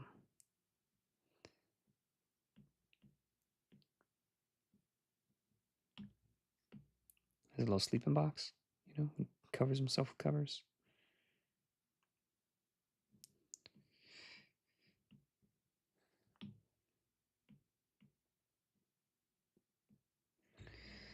Okay, something like that. That's a cart full of goods. Maybe we can add like some rope or something that's like going across. Yeah, they would probably tie some of the things down. All right, I'm happy enough with that cart. We can erase these. All right, so if the carts are going to be here, yeah, we're going to have to probably move some stuff around to make space for the donkeys.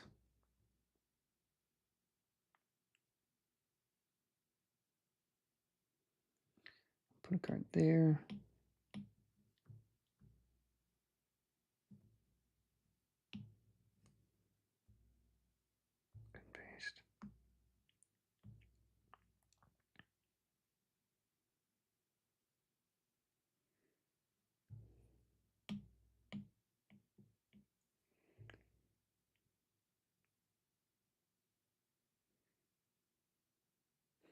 Put one there, and maybe a third one. I don't know. Let's see if it starts looking too crowded. Yeah, we'll put one there.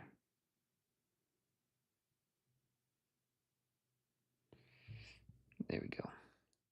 Now we can erase the stuff behind it, and we can have an even better sort of idea of the perspective of what's going on, like what's in front and what's behind and all of that.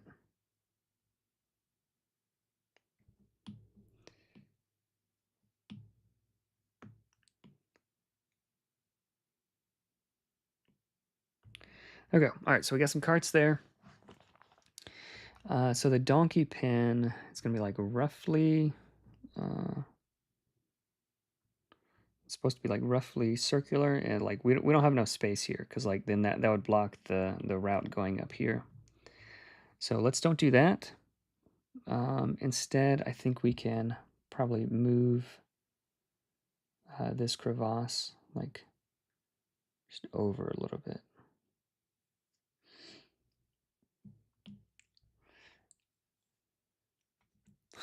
Angela loves the Brazilians. Keep it up, guys. Got a good reputation. Whatever you're doing is working.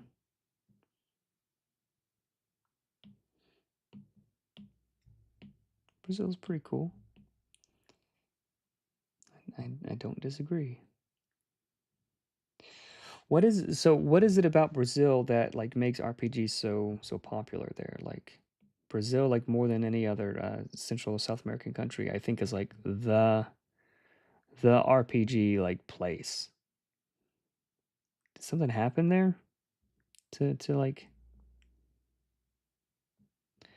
you guys are definitely like overrepresented in like if you're like 1% of the world's population, you're like 10% of like RPG audiences. Not complaining. It's a cool thing. Is Bruno did it. Bruno, well done, man. Keep it up. Spreading that RPG knowledge. He's the epicenter. I thought it might be something like that, you know. I think we had good publishers that brought stuff translated back in the 80s and 90s. Okay, that's cool. And I know like France and like especially Germany is like loves them some board games. I don't know how popular like role-playing games are in like France and Germany, but I know board games are like the thing. And I was born in Germany too, so.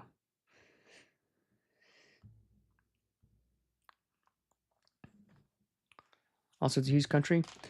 Huge, like I know it's a big country. What is the population size of Brazil?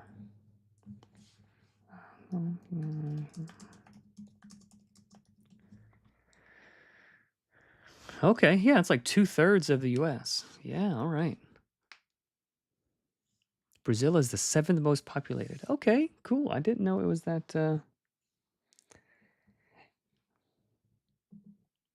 That's cool. That is cool. So that makes sense.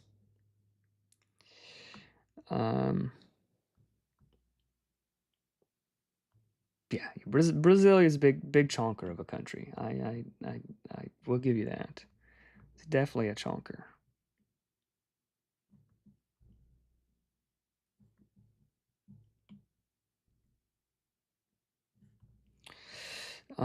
Okay, so let's draw the thingy. I might put like some boxes and stuff here too. But I don't know that it's needed, but like, you know, everywhere needs a good box.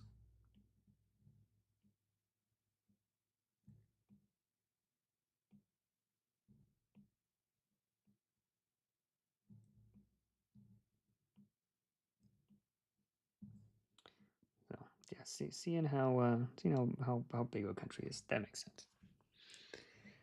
It's bigger than it appears in the maps because of deformations. Oh yeah, like the different map projections. That makes sense. Sort of like Alaska is like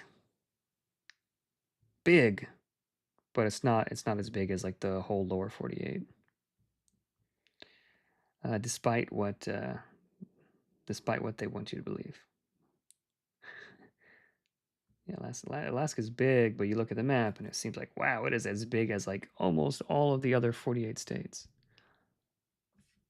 I know there's 50 states that were just in Alaska. You call them the lower 48.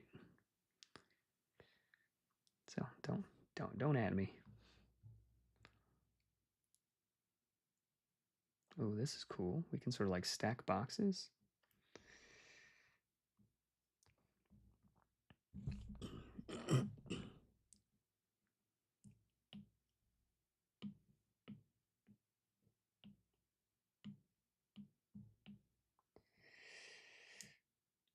Maps are not kind to the southern hemisphere. Yeah. Greenland is actually like you can fit it in the trunk of a car. But it's the global map empire that they don't want you to believe that it's not really the size of Africa.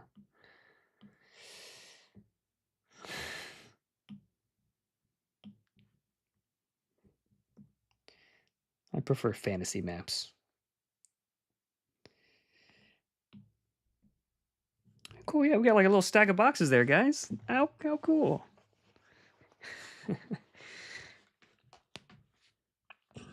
Yeah, I'm liking this map. I'm glad you guys convinced me to do it. I once tried to buy a thing online and the website said couldn't ship it because they ship to all 48 states. Yep. It's not one of the 48. It's one of the 50. It's definitely not one of the 48 though. All right, so let's draw the corral. The animal pen. So it's basically just going to consist of like, and so let's draw it 2 by 2.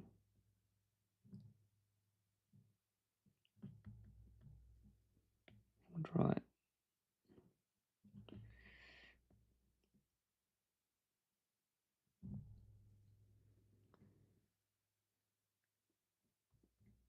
Okay, so I'm going to use the triangles as a guide. I think that's going to do it. And I know you guys can't see the triangles, but I can see them.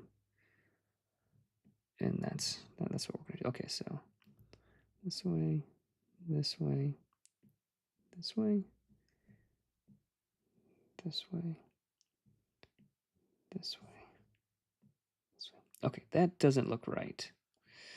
What did we do that makes it? Okay, so I think I see. I'm going to go this way. Yeah, there we go. That node, that node.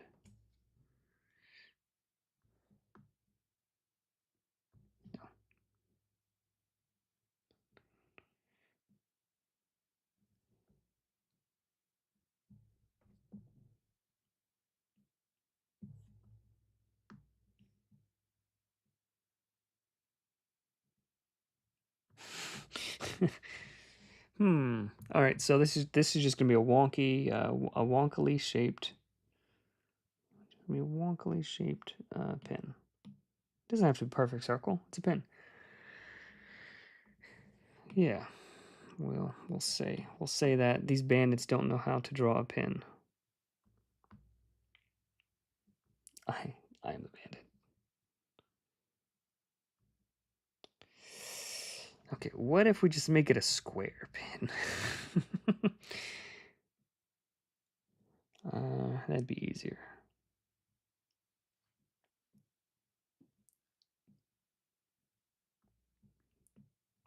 Like this octagonal tint took me probably like 2 hours to do. Probably like 10 minutes, but it felt like a long time.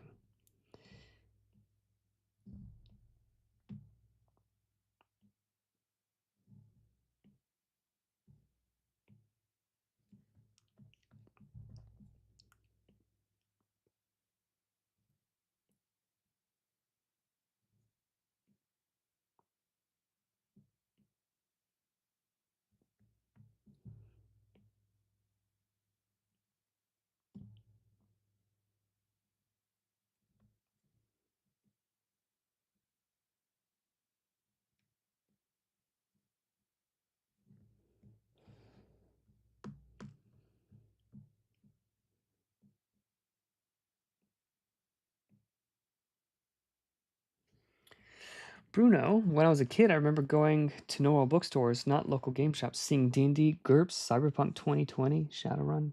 Really? That's cool. I wish shipping to Brazil wasn't as prohibitively expensive as it is. I think, I don't know what's going on down there, but like your government does not want people to ship things to you. Like some mailman must have done something to somebody in the government to where they say like, no, we don't like mail here. No mail. You're not welcome here, mailman. Satanic Panic in Brazil wasn't huge. I don't think it was that huge here in the States. I think it's just like I don't think it was that big of a deal here.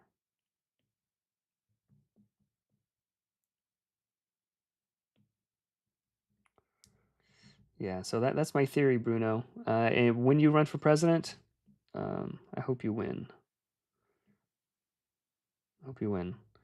My first act as president is to lower the shipping rates for the people who play TTRPGs, and then you can just resign. You just do that and then resign. You say, my job here is done, citizens of Brazil. I mean, you'd say it in Portuguese, but you know what I mean.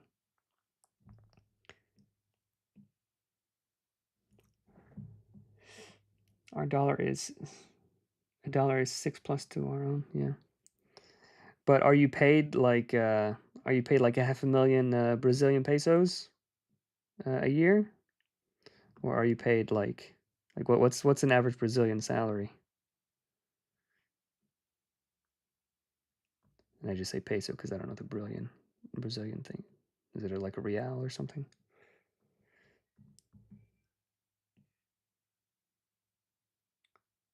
2K? Average Brazilian salary is like 2,000? Not per year.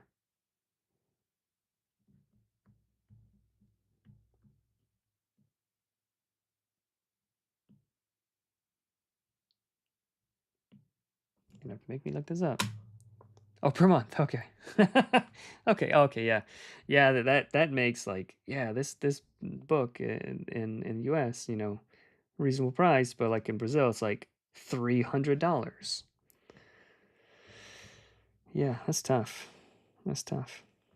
I think Igor's Brazilian, right? I don't know if Igor's still here, but I think he's a Brazilian guy. I've never met a Brazilian that I hadn't liked. So whatever they're teaching you guys in school.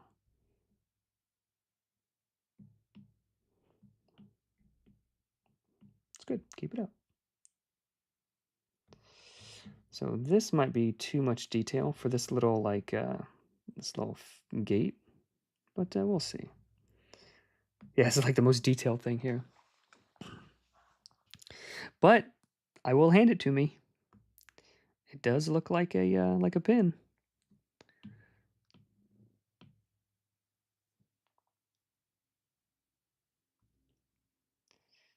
Paste.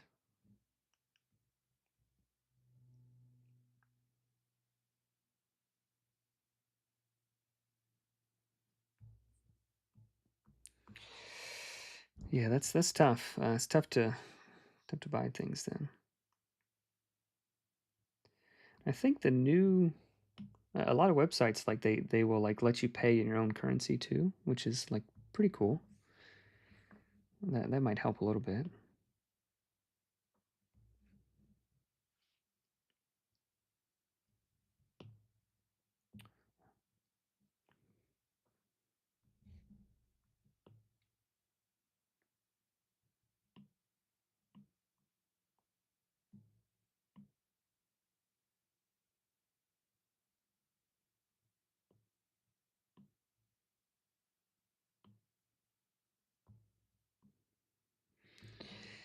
Yeah, guys. Kind of liking it. I think I'm gonna have to make these tint lines. So originally I was drawing this in blue so that I didn't have to so that I could like draw over it in black more easily, but I think I don't want to redraw this. I think I might just keep it how it is. And just make it black. You know what? I think I'm gonna do that. Looking good. Yeah. So I got a little bit more details and stuff, but yeah, I'm liking how it's going.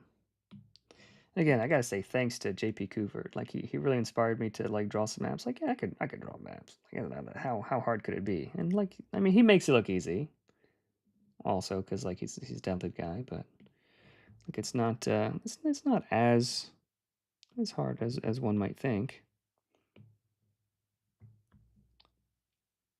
All right, so let's take a look at the Pejuara again. Not actually that. So let's take a look at these maps again. See if there's anything else cool. Cool we can get inspiration from. Are you still planning on doing maps? A map for the tavern fight on the first? Probably not. Probably not going to do anything like that. It depends on how much time I have. I don't want to delay the printing and shipping and everything. So right now I'm doing all the maps that like are in the book layout already. I'm not currently planning on it. Map for the time for the first adventure. Did you handle? Did you make something for that, Matt, or were you waiting on me for that? I have a feeling you were waiting on me for something with that, weren't you? Yeah. Yeah, I really like these maps. These are cool. All right, so is there anything in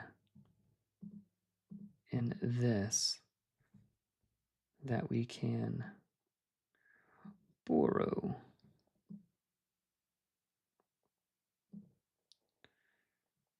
All right, so let's make our map black, just first of all.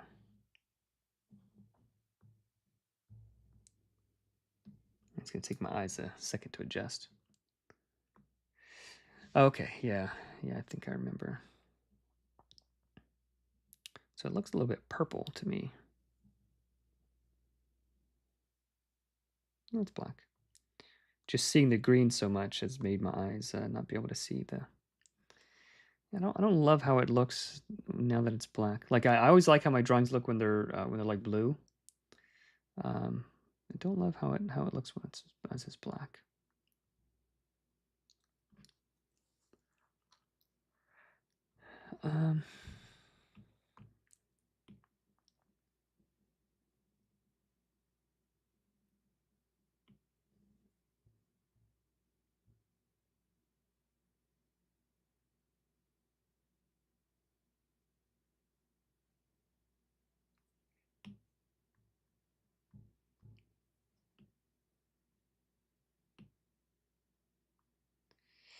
Right, so I think we need to go through and make all the lines consistent with, because we did a lot of scaling and stuff. I think that'll help. And if I go to this, if I grab one of these, drop it in there.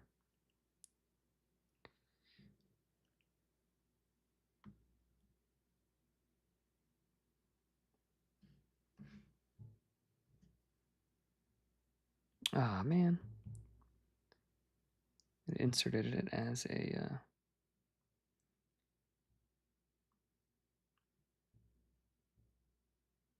it like flattened the text. There we go.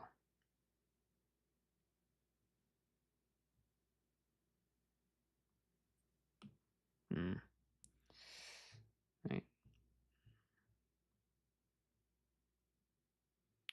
Let's insert add text.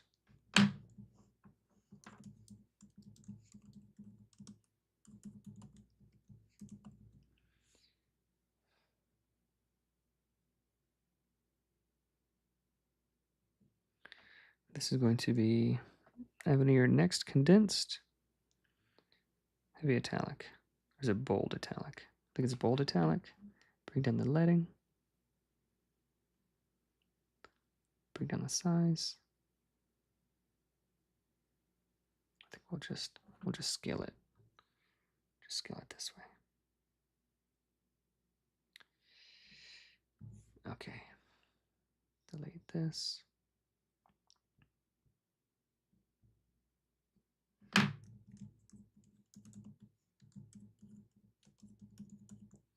Glacial crevasse. Oh, you guys can't see what I'm doing. Sorry.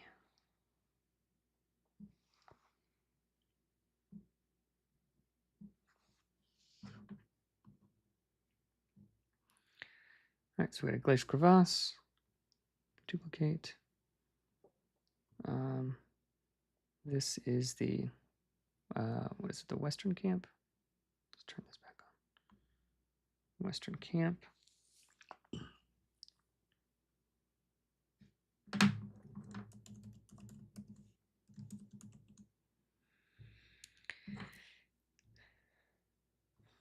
Going to move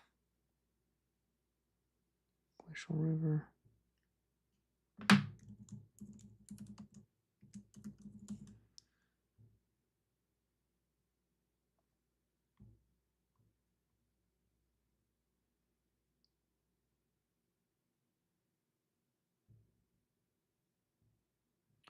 Got the Eastern camp. Eastern camp. I think I'm gonna paint white under these to make it more clear. Then we have Mule Corral.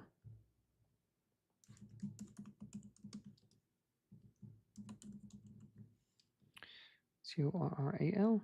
How do you spell corral?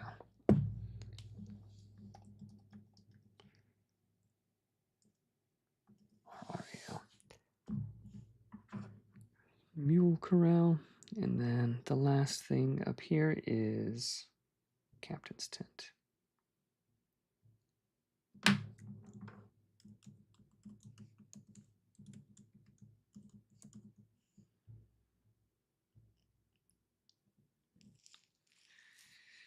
All right. Cool. So let's clean up some of these things. First of all, so it's going to be. So I think some of these are too big. You know what? I might just redraw it. Let's just make a new thing rather than try to like erase and draw and erase and draw. I'll just do it the right way the first time. You know, I'm gonna see if I can play some music because I feel like I need to have a little bit of something. I hope it won't get me in YouTube jail.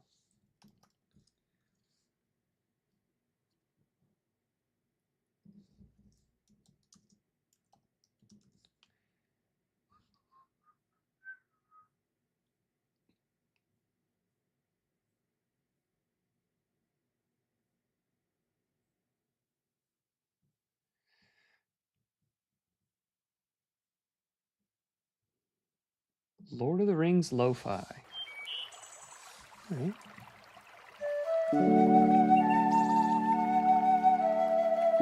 Oh, that's definitely gonna get me copyright struck.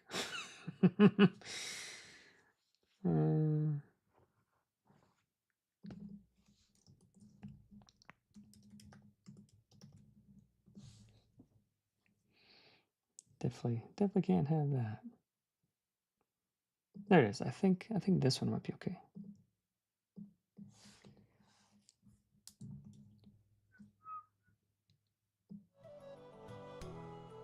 Is that too loud? Is that the name of that song? That might be too loud. You guys tell me that's too loud. It might be.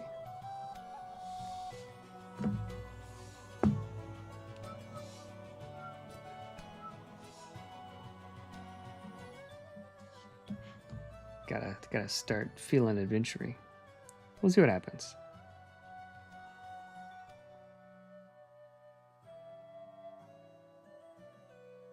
I'm good? Okay.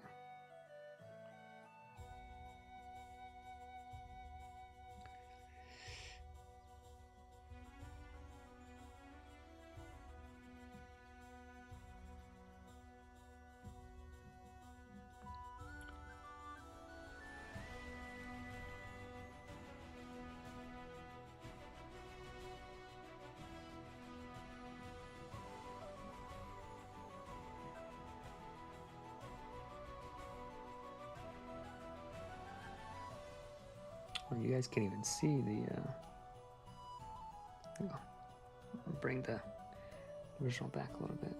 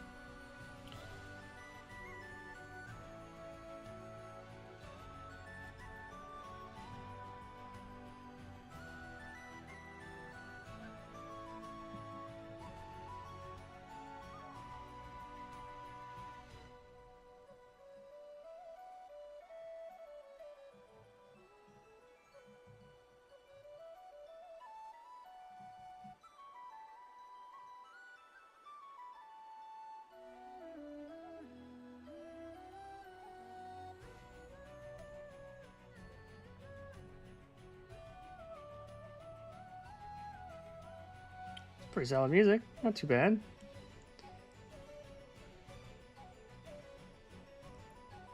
Feeling more adventure-y.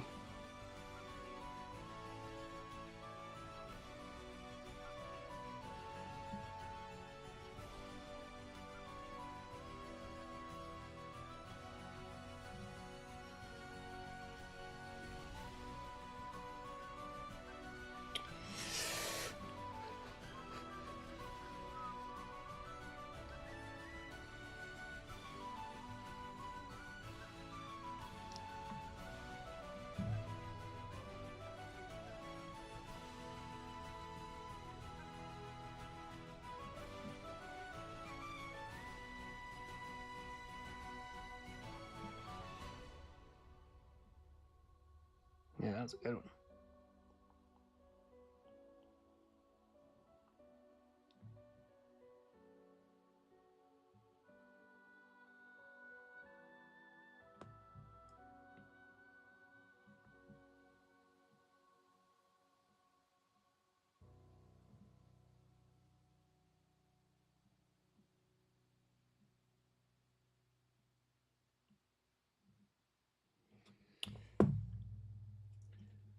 Hello, hey Derry, good to see you, man. This is Blue Turtle, the music, Blue Turtle channel.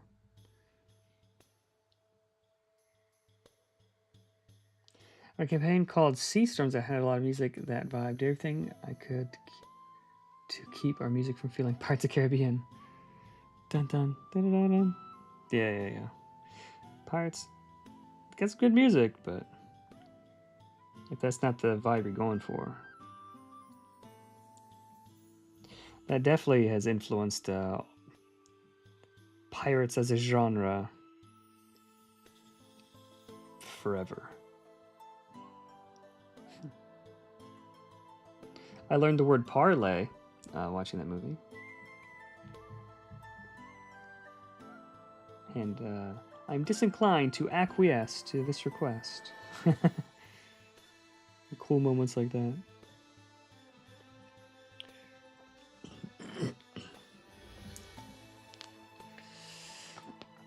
Yeah, Blue Turtle's cool. I like their little animations too. I got my degree in animation, so I definitely appreciate a lot of that stuff. Just like real simple, but like even simple stuff like that, hand-drawn animation just takes ages and ages.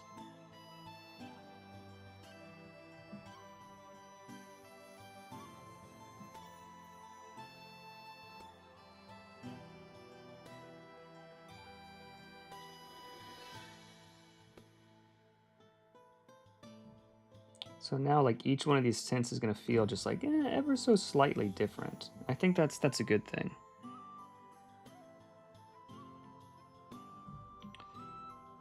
You know, a lot of so I come from like a webcomics background.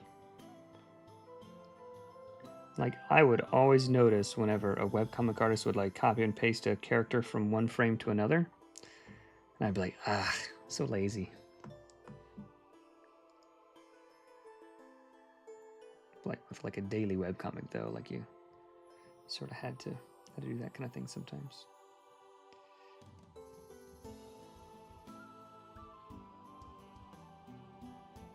I just didn't like how that how this tint was like just barely touching the line. That kind of stuff isn't good. Anytime you're cropping something, you never want to crop like right at the neck or like right where there's a joint. You have a degree in animation? Nice, yeah. Yeah, there's a good animation school here near where I live. That's why I came to live in Florida, or the area of Florida that I'm in at least. Good animation school.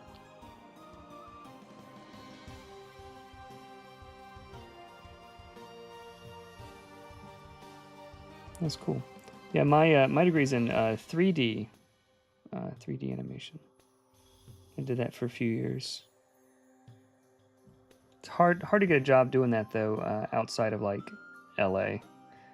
And I don't want to live in LA.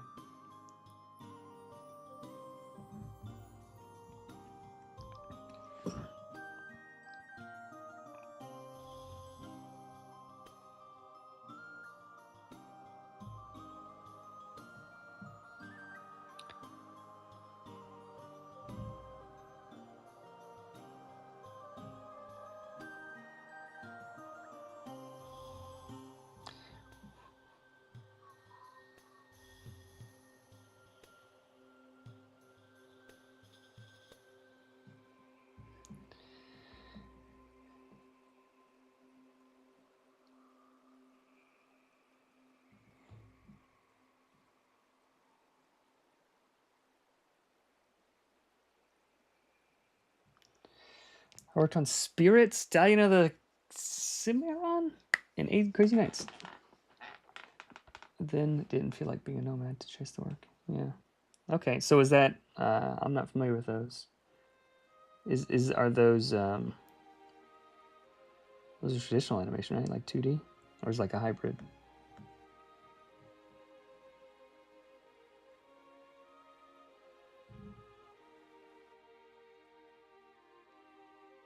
That's pretty cool though, Terry.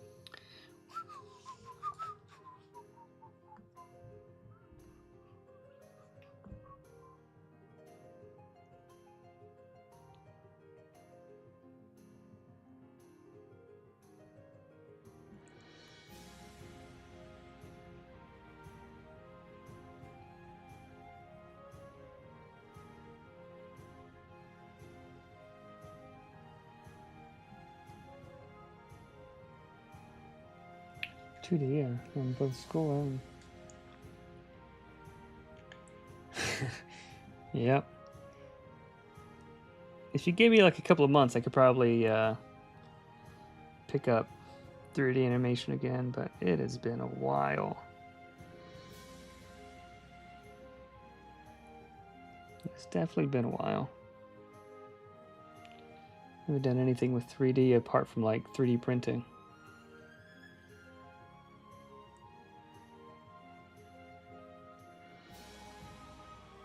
Which is fun, but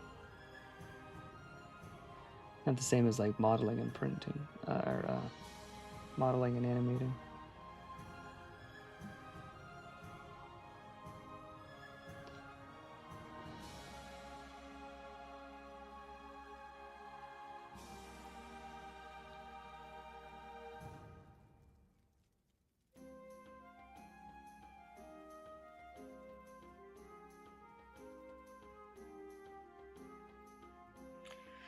Crazy Nights, Adam Sandler. Oh yeah.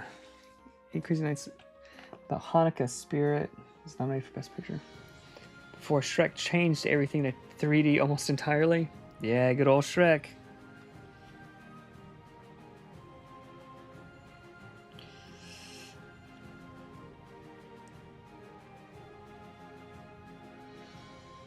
I think I might have a copy of Spirit here. I think my girls might have seen it.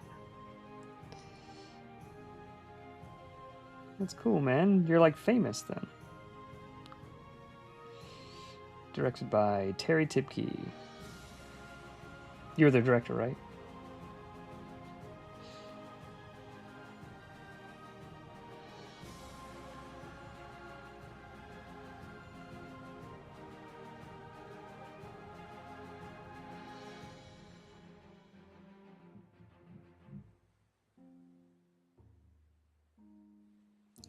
And in the book, this this tent does have a stove, so give it a little stove.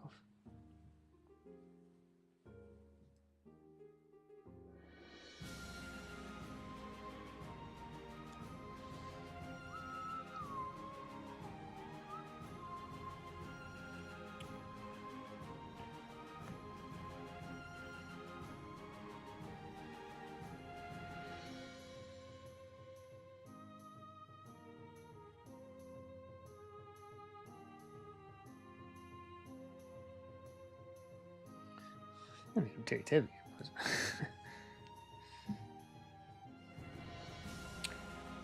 All right, Armageddon series currently up for an Audioverse Award.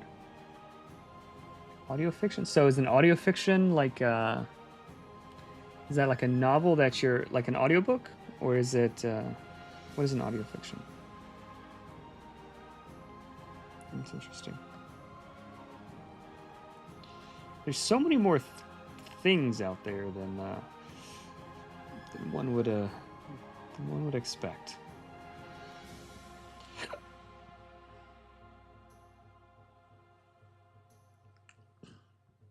Is that like a podcast? Story podcast? There are some cool story podcasts that, like, we're driving in the car, we'll let our kids listen to sometimes. Like just people reading stories for kids. Some of them are not that great, though.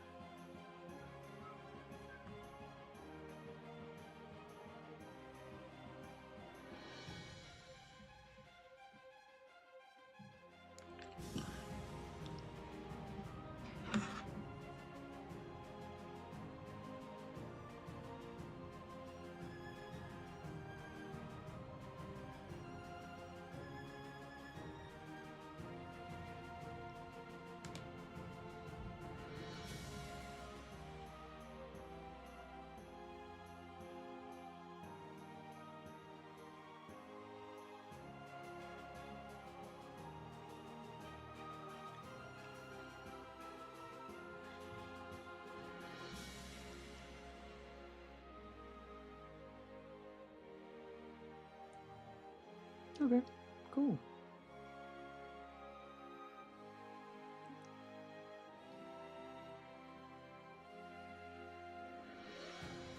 Yeah, I wish more creators made like all ages friendly stuff. So that like, hey, come on kids. Listen to what daddy's listening to, you know?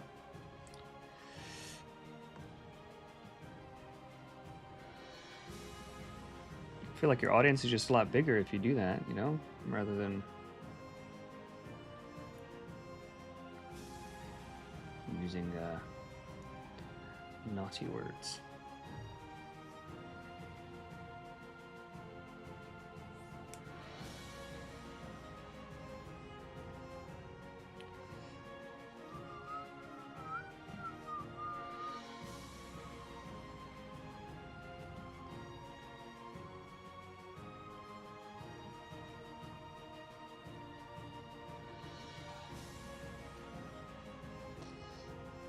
I'm glad someone agrees.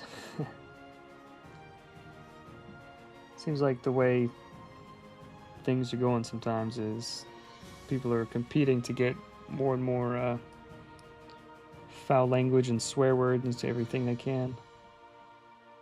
Not because it makes it better, just because like the shock value and stuff. I don't know.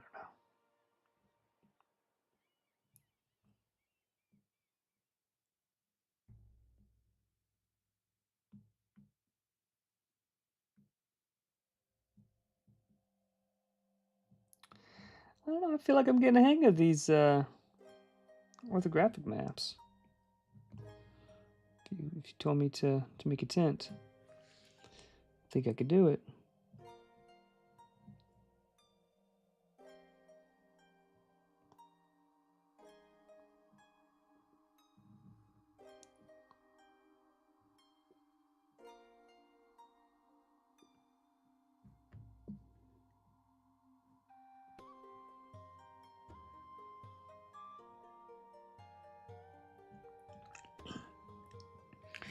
Absolutely right about the spectral generated from it.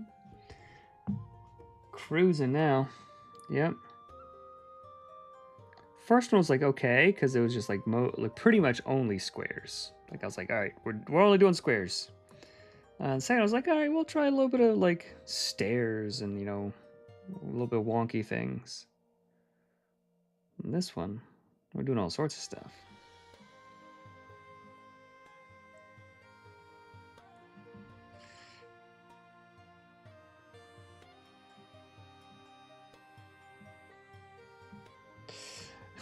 Like, don't ask me what to do about this. just fade off into the sunset.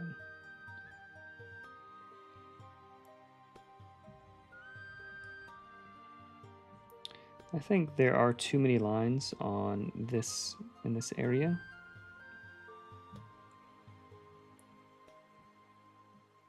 So I might simplify the gate to just like have one. They're up in the glaciers. They would. Why would they have more wood than they needed? There we go.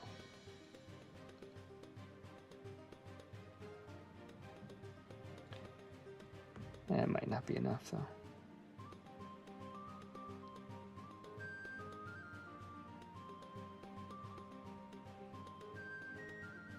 Say that and then immediately change my mind.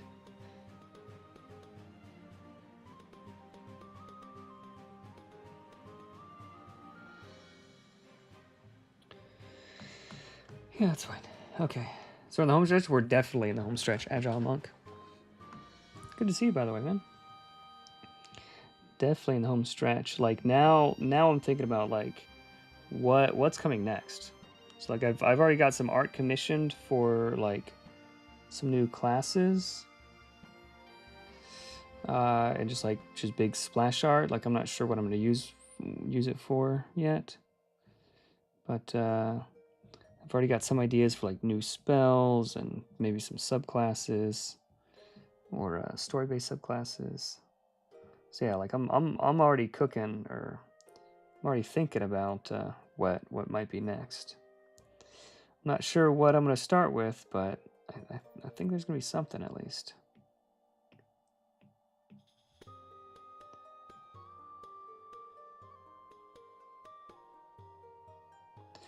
So yeah, we're definitely in the home stretch of this. I'm trying to make it as good as we can without delaying things too far. So very excited to get my box set, plus that. Yeah. So I'm excited to get my hands on mine. The closest that I have so far is this. Oh, this is, I don't know if you guys saw, this is the dry proof. So like they send the box that's like approximately the right size. And like with books and things in it. So like this is the big cards, the big cards. This is going to be like the big monster cards. You got like all the other books and things in there. So they sent all of that just so I can like verify things, and I made some small changes.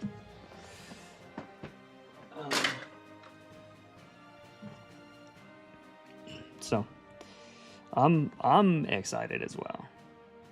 This, like, I'm basically making this for myself because I want to play it and run it. And then like if you guys are excited about it too, great. So that is basically what I'm doing.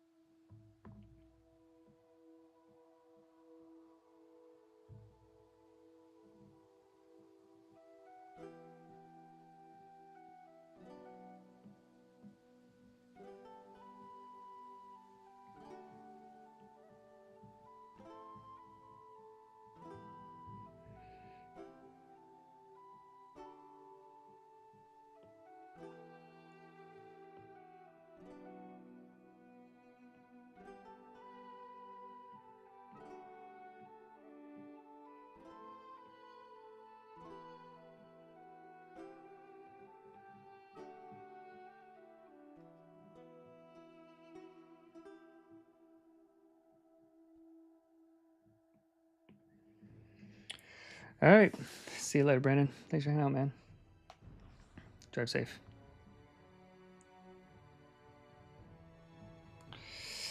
All right. Do we have it? A little bit more crinkly, craggly things here, and then just a little bit of shading. I'll drop it in the book.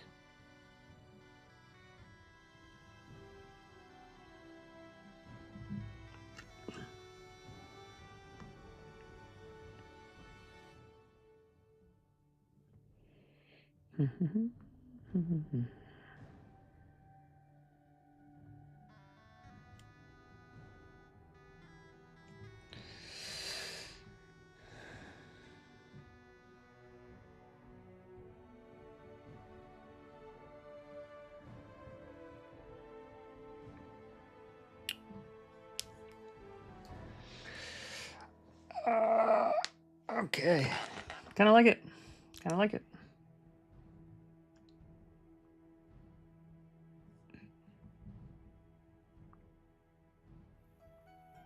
Hi, John Monkey. Thank you. Will you be allowing third-party creators to publish content materials from Nimble 5e? Yeah, absolutely. I don't know if you saw, and thank you for the super chat. Very much appreciate it. You don't have to do that at all. You can just ask questions. I'll answer them for free, but I appreciate the support. So yeah, so this is the draft. And I have to mute that. So I can think. So this is the draft third-party creators license. And basically it's wide open. You can do whatever you want. Yep. So there's a license here. You can make do whatever you want. Retain all profits from your work. So like this bullet point is basically it. You can use and reference this book's text in your original products. You can't use the art. So that's the only thing, because like artists, the art is like licensed specifically for certain things, and that's it. Like pretty much do whatever you want. Just don't use the art from the book in your thing, but like any of the text, you can use in your own original products. So there's not like use this text and not that text, that kind of stuff. You can't claim like, so this basically I took like 2 of the most open TTRPG licenses that are out there, and I mushed them together to make them like more open. Is sort of what it is. So I was thinking about going like a SRD, like you can use anything in this document, so like just certain portions of it, but yeah, everything in all 3 of the books, any of the text you're able to use in your own original products. So like there is this like, so like what is your own original product? Like your own adventures, classes, subclasses, monsters, supplements, like whatever. But for people who just like want to copy and paste and put it up online for free, that doesn't really count. But yeah, if you're making your own thing, do whatever you want. Don't have to ask permission. I'd love to see it if you want to send it to me.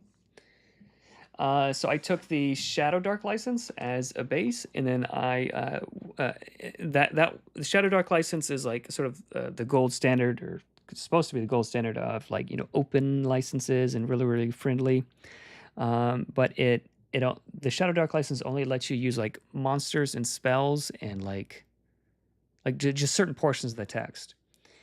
And then I used the draft part of the draft MCDM license, which was basically you can use any of the text as long as you do this and this and this. So yeah, so it's kind of close to the MCDM and Shadow Dark licenses, basically as wide open as it could reasonably be.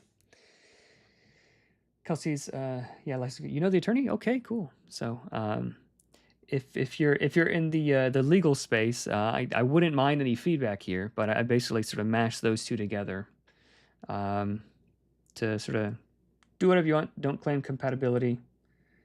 Yeah, they're still changing though, but I'd rather err on the side of being too open than too closed. So we talked AoE spells in depth earlier, but we didn't talk much. Ooh, yeah, Matt, if you want to chat about that, we can definitely chat about that.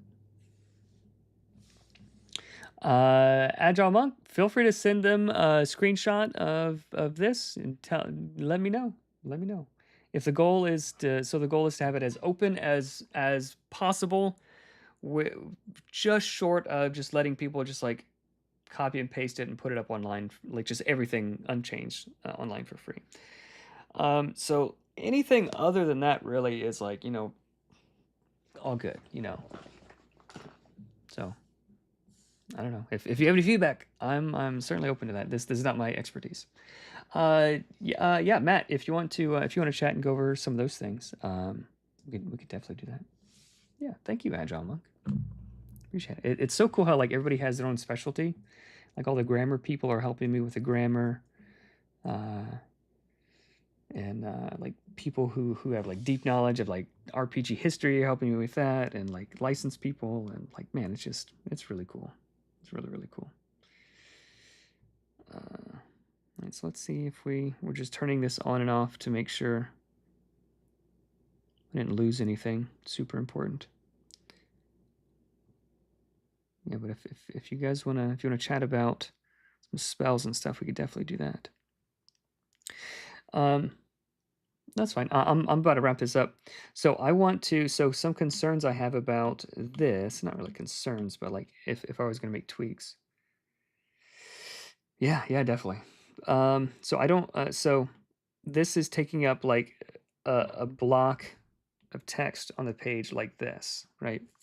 So like we have a bunch of empty space here, and we have some empty space here, right? So if I wanted to fix that, that wouldn't be a bad thing to do.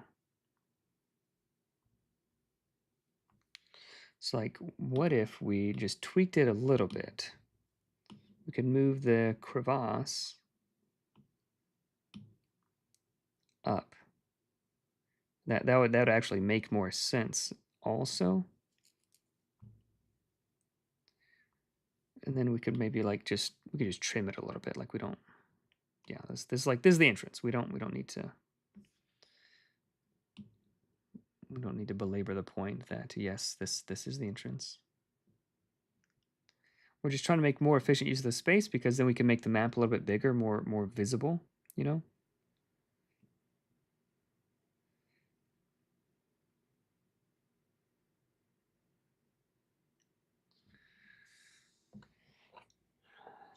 Step on the left.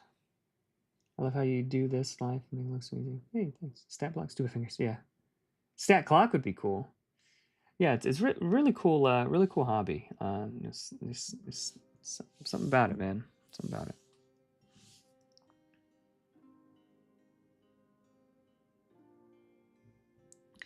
All right, so now we just have to connect this to. I don't think a stat block would fit. So a stat block would take up like that much space, probably. But if we just tweak it a little bit, I think it'll be okay.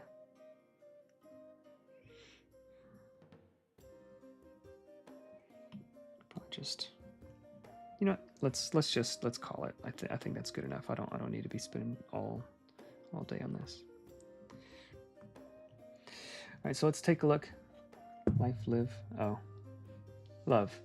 Okay, I love how you do this. Life. Make a basic legend. Like hopefully it would be clear enough, like what everything is. Like if I have to explain, like the cube is a box, and this thing that looks like a card is a cart, then I could probably just draw it better, you know.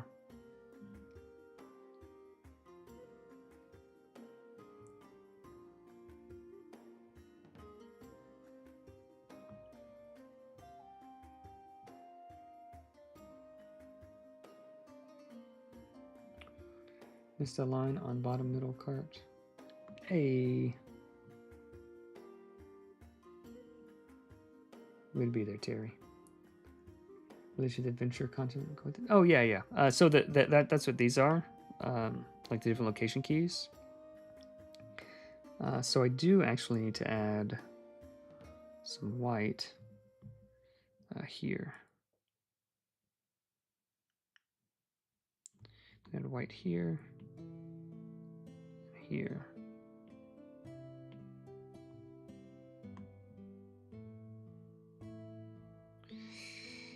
Here.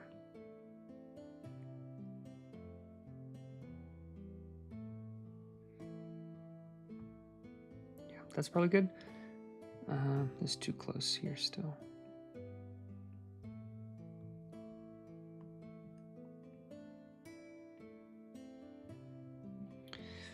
There we go. All right, let's go to the shading. Go to black. Agile Monk. Wow. Hey. Thank you, man. That's amazing. $50. That is like more than twice the biggest super chat. That's amazing, man. Merry Christmas, Happy New Year. You've been so awesome with all things, Nimble. Thank you, man. I really appreciate it. Again, you don't have to like I'm just sort of hanging out here working, so like I hope you guys don't feel like you have to do that, but yeah, definitely appreciate it. That's really cool of you. Cool. Merry Christmas to you too. Whew, Agile Monk. Too bad YouTube takes so much. I mean, I've probably I've gotten yeah, no, appreciate it. I've gotten plenty of use out of YouTube, so I wanted to look at okay, so I'm just looking at the shading for some of this. I don't like this. Just skip that song. Wow, no, yeah.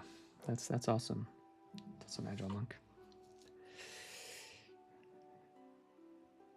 So yeah, let's what if we make this face, the shadowed face. I feel like sun's coming from this direction. I think that's sort of what we did with the others also anyway, so.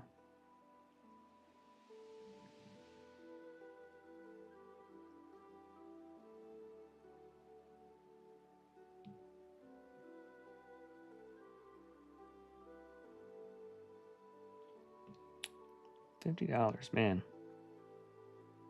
That's wild. Up until yesterday, I've only gotten like 3 super chats for like $3 or $4, I think. And someone did a $20 one yesterday. Then you just come in and just blow that out of the water. That's wild.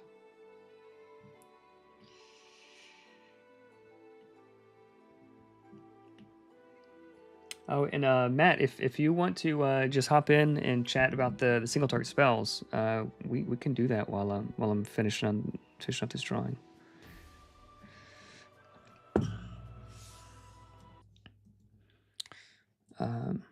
Yeah, so if you want to do that, we definitely can. Yeah, so much to be thankful, grateful for. Yeah, you're definitely not the only one. Like, yeah, absolutely. Yeah. I definitely got a lot to be grateful for. Oh yeah, give me a ring. We'll do some talking. Where are you? Double keying.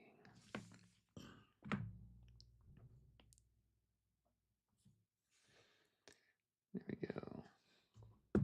All right, hey, can you hear me? Hey there.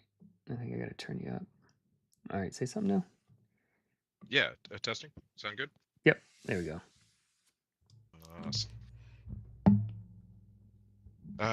Yeah, we had talked. We kind of jumped into AOE's right away, you know, and just like really hit those hard. But I was like, we should talk about some single target ones because they're a little bit more one dimensional, you know.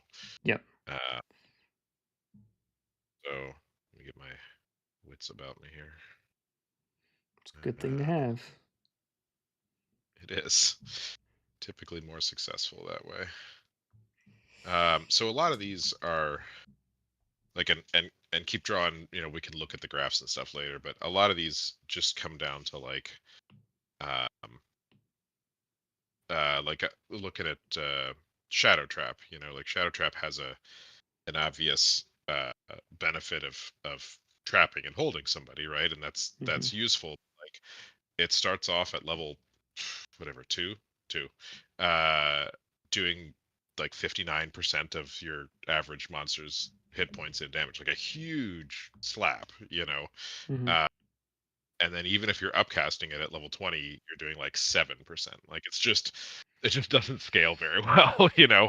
Right. It you and so like I said earlier, I'm not necessarily advocating for the upcasting needs to increase the damage, but maybe the initial damage is too high if that's not what you're going for with that spell. But it's just Right. it feels like a spell at the beginning then at the end. you know Yeah. uh Yeah. so that's what I'm trying to address. Yeah. No, for sure. That makes sense. um so yeah, I'll send you this just so you have it, but I just kind of typed out like here's I think it's 7 spells that kind of don't scale great how they are right now. These are like Um, the worst offenders. yeah, yeah, and I don't the cantrips do this too, but they're way harder to balance because they scale every 5 levels instead of every like 2, which is what a tier is. So Hmm. there's it's a Yeah, like it's a big like all of the yeah. damage in the game is like scaled to the cantrips every Oh, five okay. levels. So that is like the baseline, since that's sort of what 5e does. So we can't really change like flame dart. If flame dart changes, then like all of the damage in the game sort of changes also. So the I gotcha. so the Yeah, and cantrips are like numerically in a good spot for compatibility and for like the damage curve. So yeah, we can compare things to those. yeah, yeah. Um, Well, and I mean, I was curious. Is the intention for the damage of spells to fall off a little, or is it uh, because No, your like subclass increases? Your not really. Not really. Okay, It should keep up to some degree. okay, And like okay, yeah, so like as you level up, like the way you damage like changes slightly, but it shouldn't be like really strong at low levels and then like all right, I'd never use it at high levels. right, right. Yeah, yeah, and that's. I mean, that was my thought with pulling all this data. Was aside from being a giant spreadsheet nerd, Man, it spreadsheets are seemed great. like spreadsheets are the best.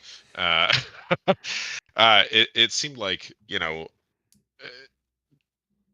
with such a small spell book, what you almost have to be going for is like as I go through the tiers of let's just say fire or whatever, right? Like I'm the Shadowmancer that took the fire subclass, right? So like as I learn these spells, they should be coming online and staying online, not like a wave where like they come online and then they kind of fade.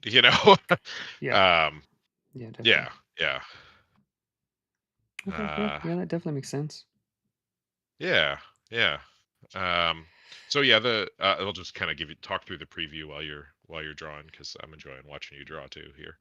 Um the uh the spells I kind of cited here were Glacial Shard, which is single target. um What's the and it upcast on goes that one currently? currently it's add 3 damage per tier and 1 size of affected, like knocked down, knocked prone target. Okay.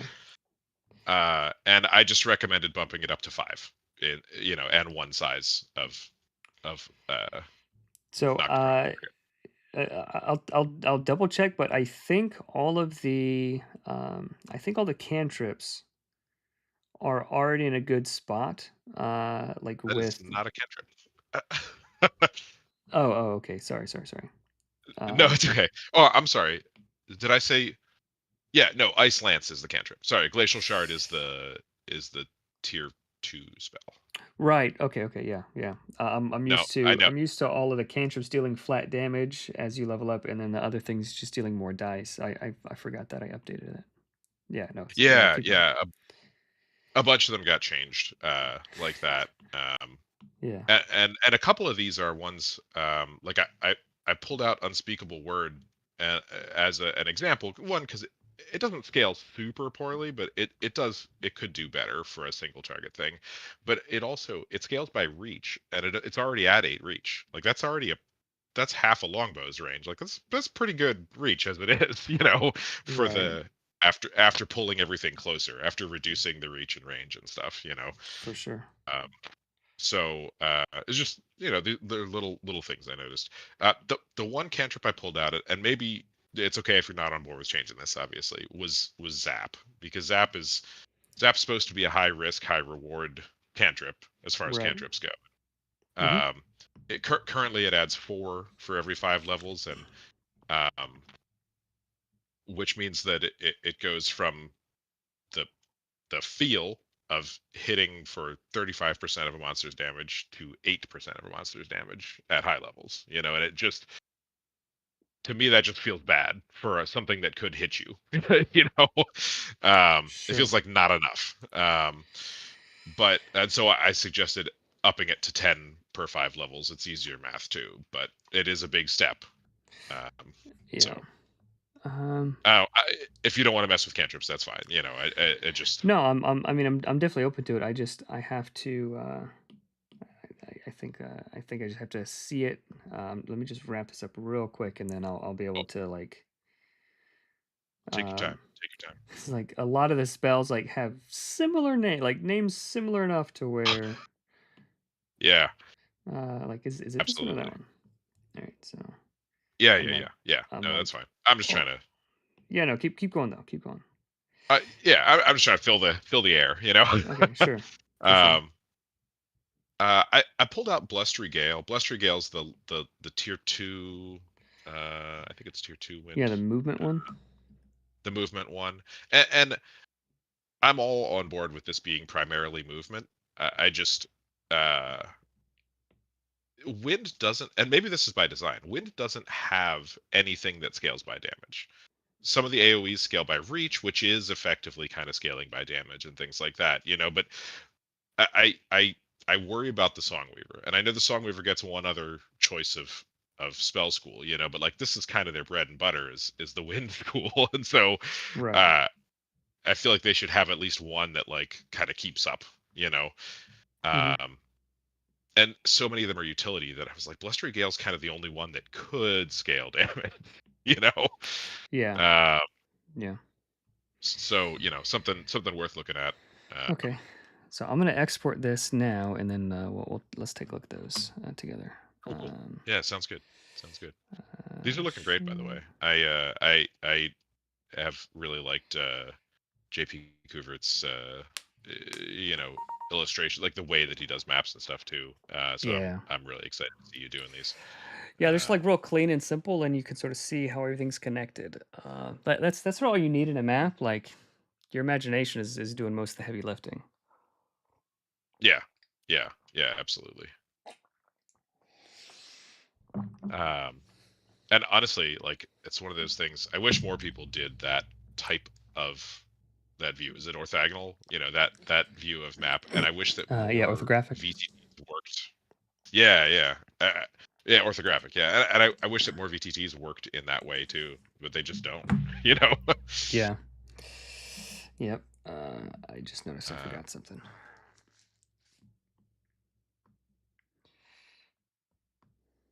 Sorry. no, no, no, you're good.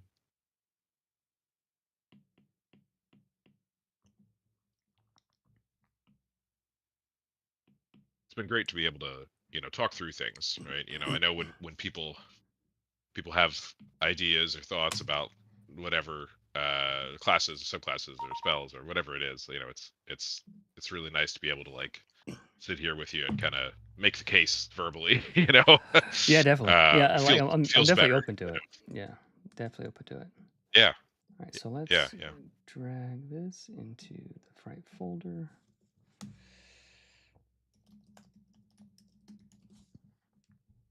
And then we'll pull it up. Let's get that one out of there.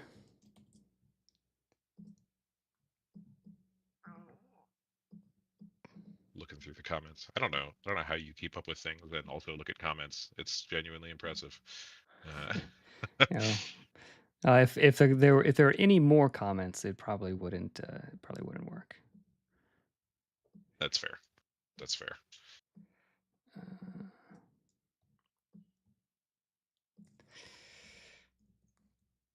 Yeah, Robin, I agree with you on Zap does kind of scale worse than Flame Dart does. for the riskiness, it becomes not worth it, you know. Um, okay, all right. So we got that. That map is done. Let's look at some spells. Get that out of there. Yeah, I like how that. I think that worked out well with orthographic. yeah, it looks good, and the way that it's drawn, it looks nimble to me. You know, it's like simple, it's representative, it's there. I mean, it looks great, you know, but Yeah. it's just it doesn't have to be ultra detailed, you know. Yeah. Yeah. Well, thanks. I appreciate it. All right, so Yeah, I'm gonna pull up my big balance sheet real quick, um, and then let's start with the fire spells, if that works for you. Is that they're appropriately balanced already? well, yeah. So you know, I kind of I agree with where we went on AOE stuff and how that worked out. And ignite is the one major single target spell, and it's pretty good as far as things go. You Yeah. know, Yeah, so that um, that is the top end. That is absolutely the top end. Like a single target damaging spell. So like nothing should deal more damage than that single target. yeah, yeah. If you can pull up my spreadsheet too, I think some of the graphs will help as well. Um, Sure. I don't know if you still have it up, but Yeah, I think I do. Yep. yeah, it just gives a good visual representation of the kind of fall off that some of these have. You know, Mm-hmm. um, Mm-hmm. All right. So Iceland. So should we just start with Icelands? yeah. Well, so go up to the fire at the beginning here, and just as an Okay. example of looking at ignite. So up at the very top there. Um, Here. Yep. or go up to ignite real quick, just as an example. So yeah, This one? over here, the way that yeah, that chart there, the way that the graph Oh, or the whatever, chart. the I way that see. ignite kind of stays mostly horizontal is like Uh-huh. that's ideal to me. You know, like it does trail off a little bit, but you don't want uh you know, looking at Pyroclasm's chart, it the blue line, which is okay because it's an AOE, right? But the blue line drops off hard there and Right. goes low. You know, so Right. that's kind of what I was looking at for an indication of Yeah. an issue. Yeah. So the design. Uh, So the damage goes down slightly.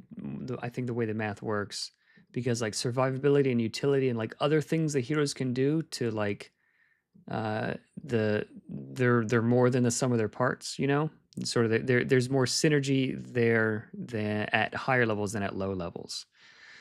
um Absolutely. so Yeah. so And yeah, everything in my damage is scaled off of flame dart. So like okay. starting here and then like so that is sort of like the uh medium high range resourceless single action damage thing. It doesn't really do anything else. So like if it does more than that, it has to have a drawback, either shorter range or whatever. It does less damage than that, it should have some other benefit. Right. Right. Okay. Yeah, So absolutely. yeah, looking Um, so Flame Dart and Ignite I think are in a good place. So let's look agreed. at Ice Lance. So Yeah. Ice Lance starts. So let me see. Does Ice Lance do anything else? Ice Lance. So it has advantage. Um, Advantage against hampered creatures, which is not nothing, but it's not it's not a whole lot either. Yeah, but Um, it fits with ice. It's something inflicted by many of the ice spells, you know. So right, right, it right. works. So Ice Lance. Um, So I understand my spreadsheets just a little bit. So ice Oh, that's fine. lance plus 3. Let's do come after. Ooh.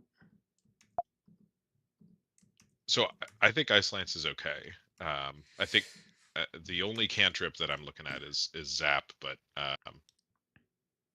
Mhm. Glacial Shard, the tier 2, is one that I pulled out. It's not as egregious as some of the others, but it's. Yeah, I'm just doing a quick sanity check. Oh, do your thing. Yeah, yeah. Yeah. Don't let me interrupt. Um, let's add a new column after. You can see this, right? Yeah.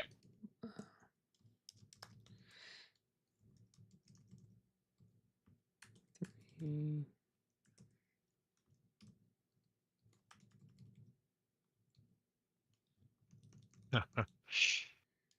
Thanks, Bruno. uh, What's Bruno saying? I Yeah, you do it. You he have said, you got a nice radio voice. yeah. I took a class in college that involved some singing, and the teacher was like, "You have a really good voice for radio," and I was like, "In a singing class, that's actually not very much of a compliment, but thank you." As long as they don't say you have a face for radio. That's true. You got to watch out for that one. Yeah. All right. So this, and then what if it was plus 5 instead?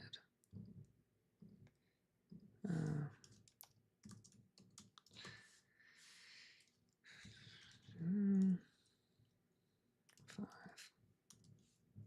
So like I don't want the spells to be so close together that they all feel like samey. Like that doesn't really matter if I cast this or that. You know, it's all the same. You know. So that's something I'm aware of and want to be careful about. I want the utility of each different spell to actually matter. So if we do this, and then this. All right, so if we edit our data references, so let's Yeah, delete that. I absolutely agree. And when I was looking through and looking at the wind ones, they do a lot less damage than the others, and like that's okay. Like I looked at those and I was like, but that's okay. These are cool for different reasons, you know. Yeah. So let's delete Zephyr. Okay, so we have Flame Dart is right here in the middle. So Ice Lance currently. So let's just look at how it is at the moment. We'll delete this. Delete. Okay, so currently Flame Dart starts higher and then it scales more. I just want to verify that this is correct. 1d10 plus 20. Oh yeah, it should be plus 20.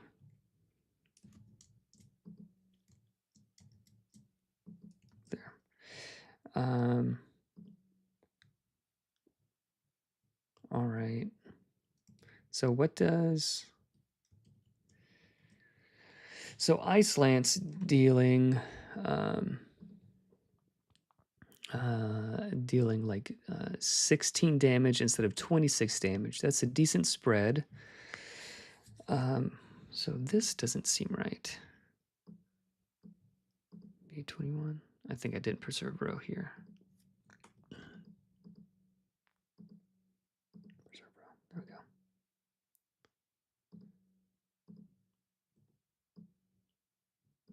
There we go. Yeah, okay. So yeah, I think the bonus damage on Ice Lance is correct. If it was like plus 5 instead of plus 3, then the difference would be like 2 damage. So like Ice Lance and Flame Dart would basically be identical.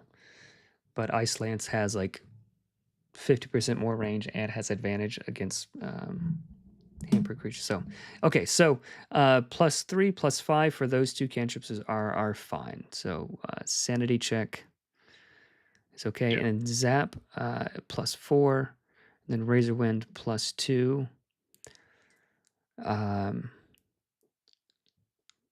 It also damages one adjacent target. Yep. So that all of that looks fine. Okay. So do you think all the cantrips are okay? I think the cantrips are okay outside of Zap. Zap's the only one I'm concerned about, and Okay. it's just as Robin pointed out, it's because it kind of scales worse than Flame Dart does, Yeah. and Yep. and it's a risky spell, and it's not about like because I agree with you that like they should all feel unique, but to 2d8. me the ideal is that like how do I say this? Like Flame Dart, Ice Lance, Zap, just to take three, should all feel unique at level 1 when you get them, and they should feel the same at level 20 that they felt at level 1, Yeah. and Relative. still Yeah. unique. Like right, like, but they should all scale in the same trajectory and in the same way. Correct. Correct. Yes. Yes. Yeah. Yeah. We're definitely on the same page. Okay, so we've Okay. got Cool. Iceland. So Iceland's +5 is just we could just delete that because that's not interesting. Okay, so Yeah. Zap. So Zap on a miss, the lightning fails to the ground, strikes you instead. High levels. Okay, so it scales. So the range is higher than.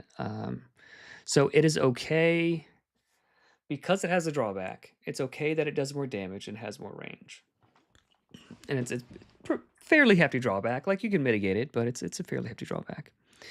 Yeah. Okay, so at level 1, it's dealing a good bit more damage. So currently it is +4 damage every 5 levels. So every 5 levels. So let's do 4, 4.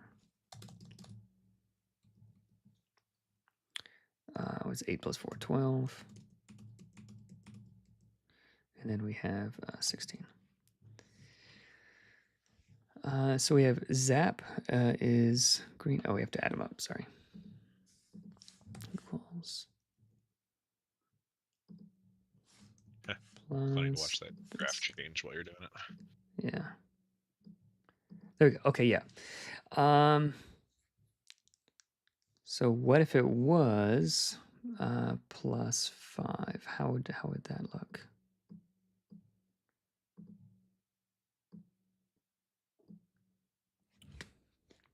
Yeah. Um, so the concern that I have is that you.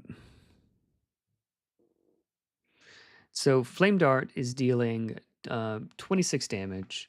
And if we just do +5, it's going to be like, 26 versus 28 damage. Like, I might as well just use Flame Dart. I'm not going to damage myself. I'm more Right. likely to hit, and I'm not going to damage myself. So it has to be more than +5. So remind me what was your recommendation for it?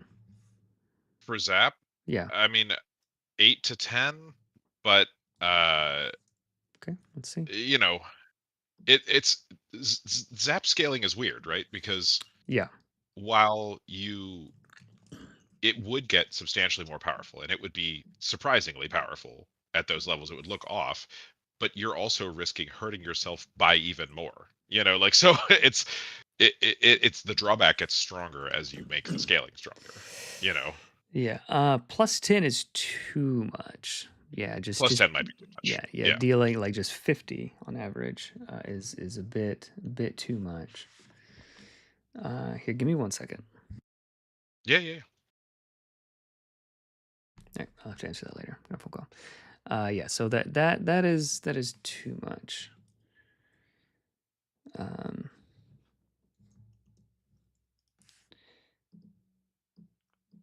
we've got 8. We've got 16. Yeah, it's really, but by the end my concern is that Zap is no longer worth it because it's no longer risky and it's no longer worth it, right? The amount of damage you would do to yourself is so minimal that it's not the end of the world, but also it's not worth it to hit the other guy with it either, Mhm. Yeah. Um, that's its unique thing. That's the thing that sets it apart. Yeah. So it might need a scale in a different way then, rather than that. It's like maybe Hmm.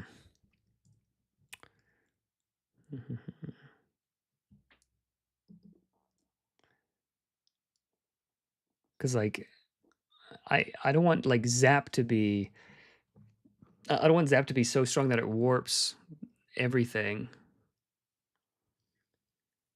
Um, Yeah.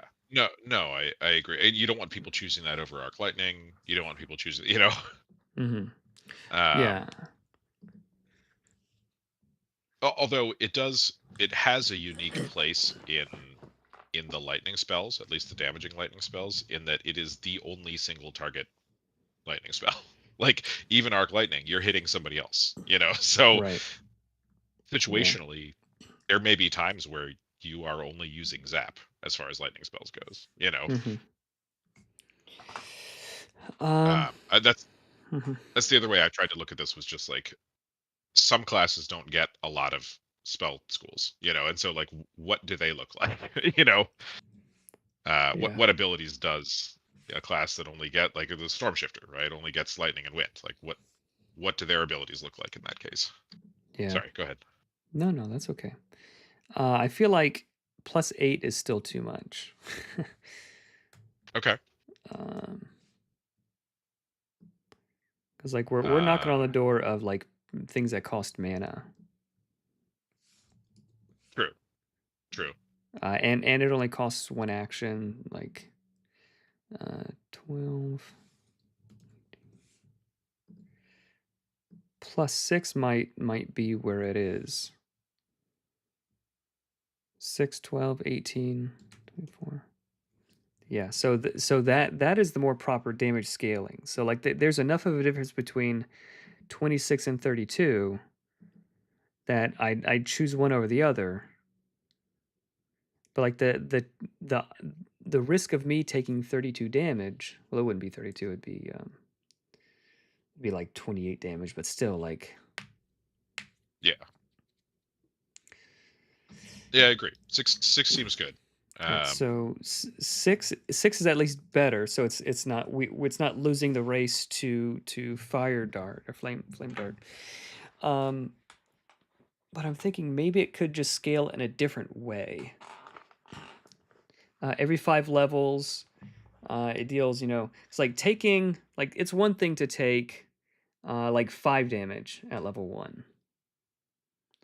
It's a completely different thing. That's like one hit die worth. But taking like 30 or 28 damage at level 20, that's far more than one hit die. That's far more than one healing spell, like one level 1 healing spell. So I think the drawback is too big. What if it's +6 damage and like there's things that I would do if it were a computer game that you can't really do in tabletop, like +6 damage and minus 5% damage like you take, or something like that. right, Um, right. Yeah, I found myself in that trap a lot of times. It's like, I yeah, wish I could do that, but you can't do that at a tabletop role playing game. right. um Um, I mean, it's a well, so risky maybe we circle spell. back. So like maybe you only cast it if you have advantage, or because like it's hitting well above rate, even at 6. Yeah. So your average, are the numbers that I calculated here approximately right by your spreadsheet? That the average at level 20, your average HP for a low HP class, your cheats and your mages and stuff is going to be like around 100, and your high HP is going to be around 100. Um, I have it somewhere. I don't have it. That's okay. That's okay. Actually, I Because might. you're right. 30 is a lot in that scope. Yeah, yeah. Here it is. So 1d6. Okay, I've got a lot of tables here. Yeah. So I don't think this is the latest correct table. Oh, okay. Yeah. Yeah. The HP changed a lot. Like how you level and Yeah, HP and yeah. stuff. So We went back and starting. forth on that a lot.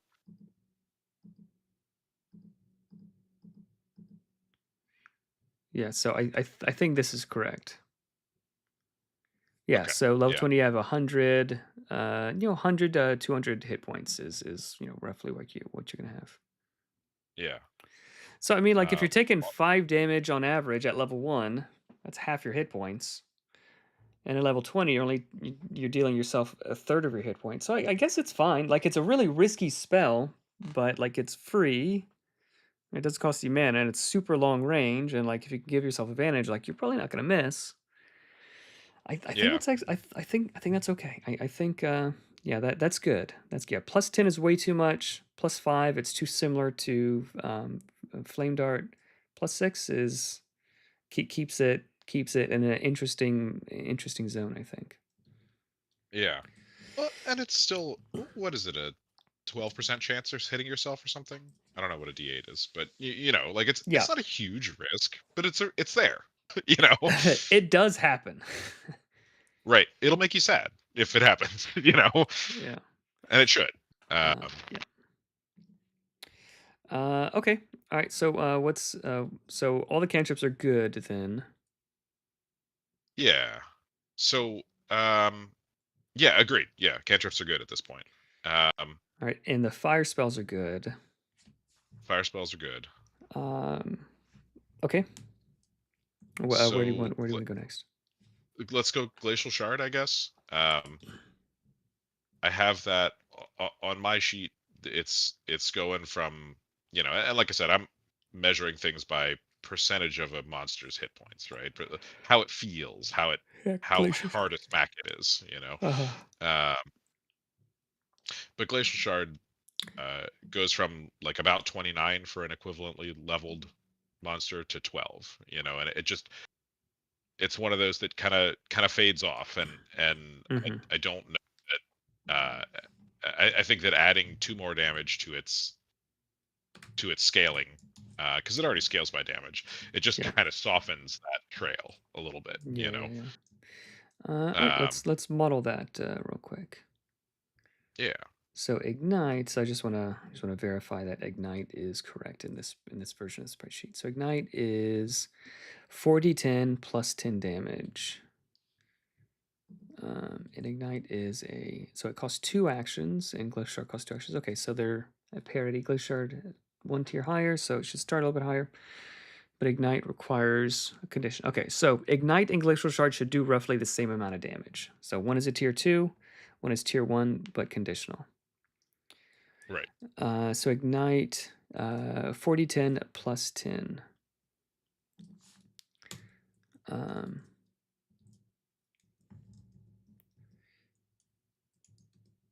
okay. So we've got 40-10 plus 0, 10, 20, 30. Okay, so yes, so these numbers are correct. And this is multiplying by the chance to hit also, which I'll go and I'll just go and drop that just to make the numbers a little bit easier to understand. Okay, so from Yeah. 20 to Yeah. 100 damage. Let's add a new add column after.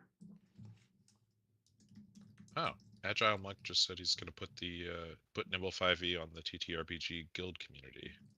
Cool, cool. Yeah. I don't know what that is, but I don't either, but it sounds good.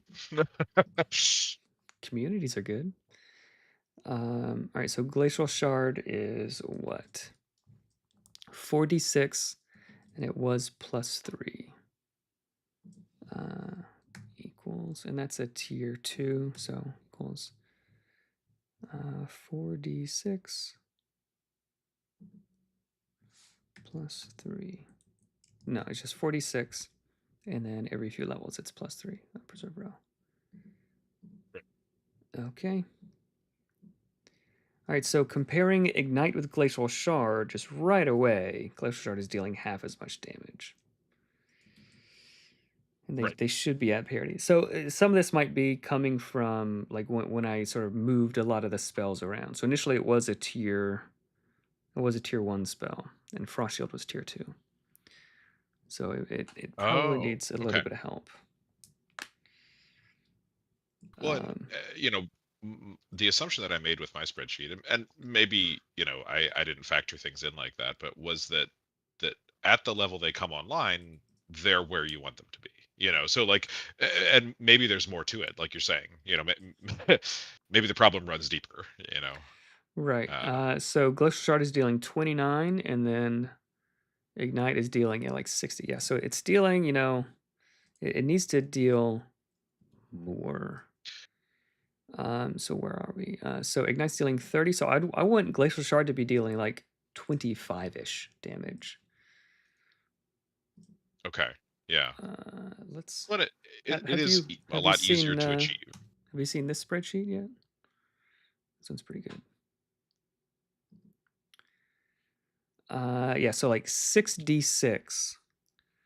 Like 6d6 is a lot of d6s to add up, which I don't like.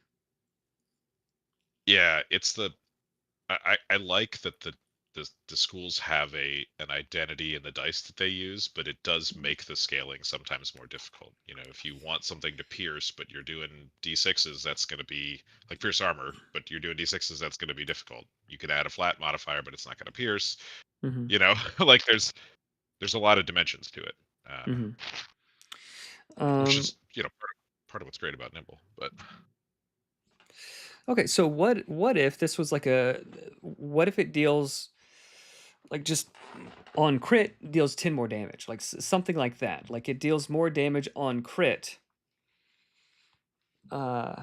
Because like it's already giving you advantage against hampered creatures. So like you're wanting to set this up to get the most out of it, and you want to set this up to get to get anything out of it. So if it's currently right, 4d6, so it's currently doing 12. If on crit it deals another 10 damage, it's pretty close to where we want it to be. Because it's yeah. critting Well, twice as often. It's critting a third of the time. it gives you another dimension to scale to upcast it by if you want to. Oh, Mm-hmm. my headphones are running out of battery in a second.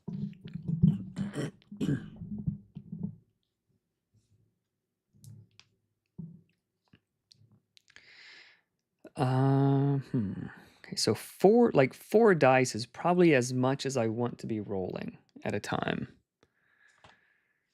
Just because like adding up a bunch of numbers is like a little bit of annoying. Like adding 10 is easy.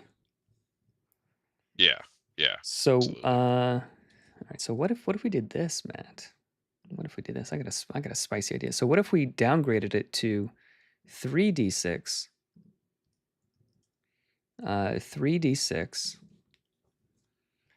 And then on crit, it would be plus 20. Yeah, then we have then we're dealing it as much damage as Ignite. That makes it on crit plus 20 damage.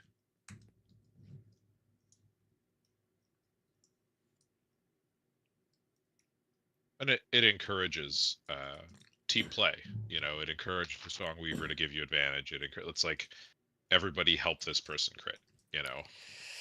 Yeah. So like, why would I use Glacial Shard over Ignite? Well, if something is grappled or whatever, then like like you set it up. Right, right. And then upcasting it. So what if when you upcast it? Right. So I've got some spicy ideas now. All right. So this is like assuming that you crit. So we're dealing 30 damage. So for every upcast, we're going to add plus 10 damage. Put it in the wrong spot though. That's gonna get strong. Not necessarily problematically strong, but strong. Yeah, I mean it keeps it at parity with Ignite. So Yeah, it's going to be dealing yeah. 30 to 100 damage. Okay, so upcast. So what if is upcast plus 5 damage and gain 1 instance of advantage. So every time you upcast it, you just gain 5 damage and 1 instance of advantage. or okay, let's do this. Upcast, gain. I'll just say gain advantage because you could do it multiple times. Gain advantage, plus 5 damage on crit. So like every time you upcast it, you're increasing your chances of critting by a lot. And you're going, plus 20, 25, 30, 35, 40. So it's not going to have as high of a ceiling as Ignite, but you're going to be critting. Like you're basically guaranteeing Right. you're going to hit and you're ignoring armor. I think that makes it much more worth it. So let's do so it's going to be plus 20, plus 20, 25, 25, 30, 30, 35, 35, 40, 40, 45. That makes me much more excited about ice versus fire. Yeah. Yeah, absolutely. Okay, so what if we did that plus this? Okay, so this isn't like the base damage, but like on crit damage, it's dealing anywhere from 30 to 70, whereas Ignite is like a little bit more than 30 to 100. Yeah. Yeah. Luca in the chat makes a good point that you're gonna quickly need a whole lot of dice, since this starts at a low level and it's kind of a bread and butter spell if you're doing single target damage in ice. Um, so it might be a concern. I don't. That's never been something that's bothered me, so I'm not a good advocate for that one. But Yeah. uh, So like I get. it's like how I would do that. These are d8s. So like say I rolled like this. So maybe it is a problem, maybe it isn't. All right. So say I rolled a 4, 4, and a 1. So it's over here. So I just like re-roll this. I got a 5. So like every time I just re-roll the lowest one until I've like re-rolled it like enough times, right? Does that make sense? I don't know if that mathematically works out the same way. But yeah. So we're trying to avoid. That is a good point, Luca. Let me catch It's up with chat real quick. 1d6, Automated Luca. classes have an Yeah. interesting way to scale their damage without increasing weapon die. Why don't spellcasters have the same thing by mana class mechanics? Yeah. So Robin, some of this is like 5e compatibility stuff and like sort of what is expected in a TTRPG milieu. Like in this sort of thing, I want it to feel familiar. Like with movies, you sort of expect to be introduced to like here's the protagonist, here's the problem, and then like there's the inciting incident. So there's like certain arcs you expect in a movie. If a movie all of a sudden was like a 2D and then now it's 3D, now it's like live action. Like if movies were like super avant garde, like it'd be hard to follow. So in TTRPGs, there's similar like common language that's used. I mean, if advantage adds only 1d6, then it probably isn't a problem. I thought each advantage would add 3d. Oh, no. Yeah, each advantage would add just one additional die. So, but like how often would you cast Glacial Shard at level 9? Like maybe once in your career, right? Yeah.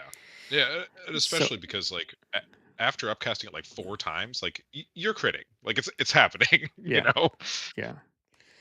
So I think it's okay. So we go from 3d6 to like you might like so at level 12, you have tier 6 spells. So yeah, you'd upcast it 4 more times. So 1, 2, 3, 4. So yeah, I mean you're rolling like 6 or 7, maybe 8 dice, but like you're critting. You're pretty sure you're gonna crit, and you're gonna deal a bunch of damage. I think that's okay. I think that's okay. Um, yeah, yeah. Let me see. Let me see what. Let's just chart it out though. So let's add ignite and glacial shard. Yeah, that feels really good because these both cost 2 actions. You guys can see my screen, right? Yeah. So cantrips are down here. They're sort of the baseline, free 1 action. So if you double them, they're going to be like below both of these. So these are more efficient because you can hit more often with them. Yeah, that feels about right. I like that. Yeah. All right, what next, Cool. Matt? Uh, I had blustery gale. And this is, but as far as the percent HP, the metric I was running off of, it goes 24% to 3%. Like it gets, it basically does no damage. And I know it was like toward the later Sorry, levels. I have to change a Oh snow yeah. cone before I forget. Oh yeah. I'll Yeah. I'll figure something out, but just in case I don't, it's like you guys. So sorry, which one were you saying? No, no, you're fine. Yeah, that's a good point. You're getting close to sending it. So, um, uh, blustery gale, just Bluster Gale. it Okay. goes down to like completely negligible damage at level 20. Yeah. Um, and it's Yes. supposed to move people. That's the Yeah. that's the design, right? But Yeah. Yeah. So the additional damage from Bluster Gale is coming from the movement. So it's coming from, so each additional movement is 1d6. But is that enough? Uh, Possibly not. So yeah, let's yeah, model it out. well, and this should be nowhere near the the place that these other damaging spells are, because of that additional movement and because of the utility of the movement. It just seemed like it needed a little kick, just a little, Sure, sure, sure. something extra. All right, so Um, Bluster Gale is 3d4. Where are we? Glacial Shard. All right, let's add a new column after Blustery Gale. And what level is that? That's a tier 1. So this equals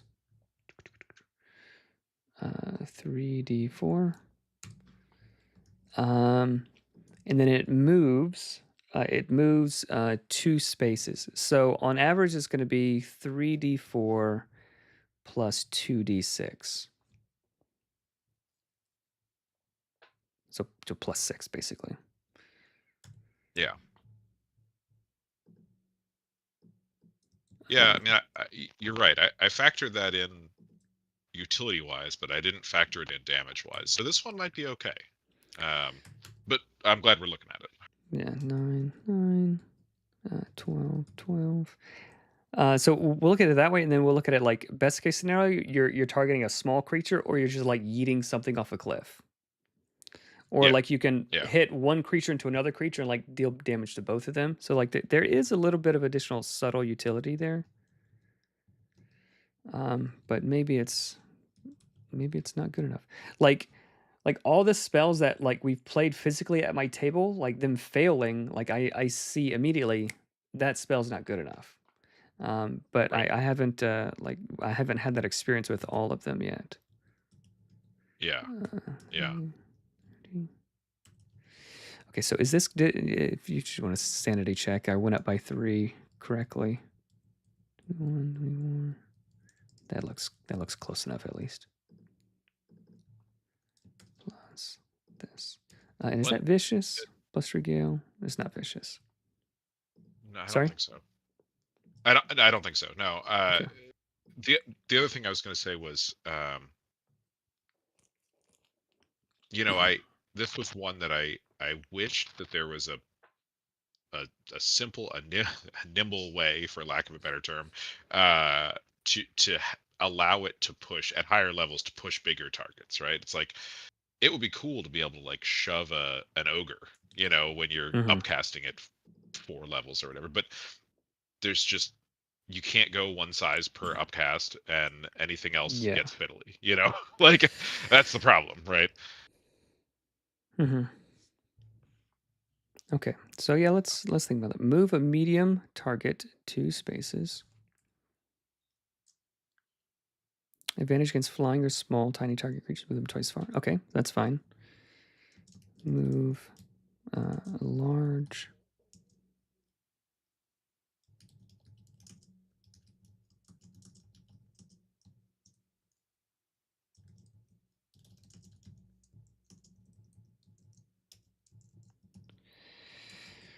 Okay, so yeah, that does give it a bit more utility. So yes, it is harder. So move a medium target 2 spaces. Um,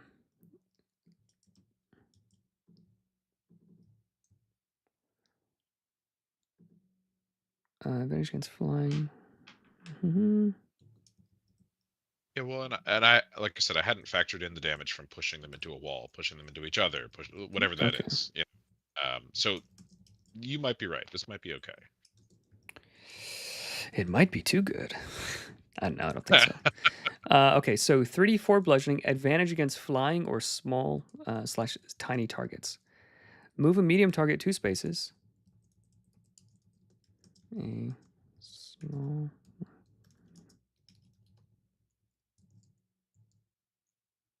Twice as far.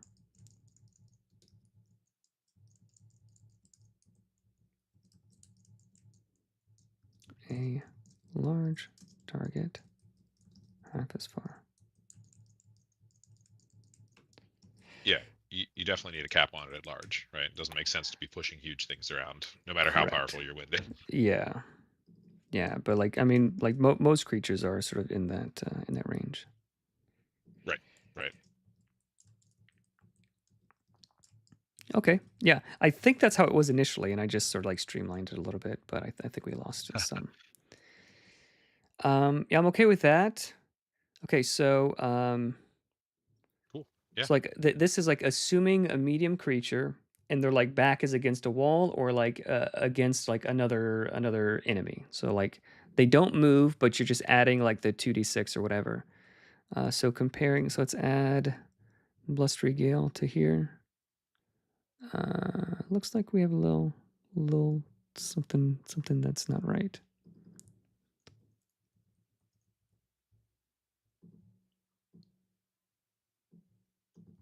Oh, sorry. Your stream's a little behind. I'm on audio with you live, but watching the stream at like a 5-second delay. So Oh, okay.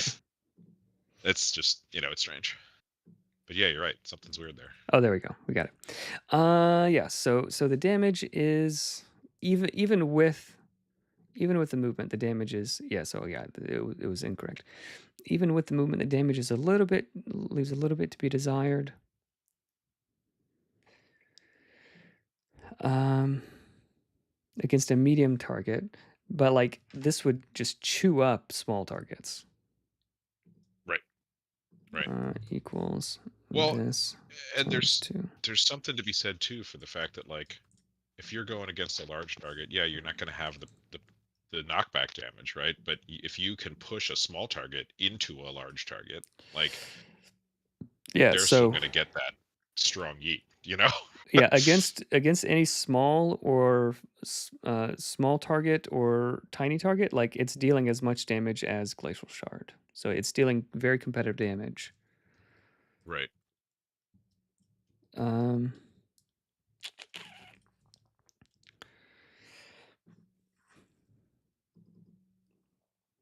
but we're rolling 3d4. So there might be too many dice with this. Um, there might be too many dice with this. So we're rolling 3d4, and then 2d6 because I'm moving 2 spaces. And then each time you upcast it, you're rolling another d6. So that could be as many as 12 dice. 12, 13 That dice. is a lot of dice. Yeah. And then if they're small, it's going to be like 20 dice. That's a lot. It's a lot of adding.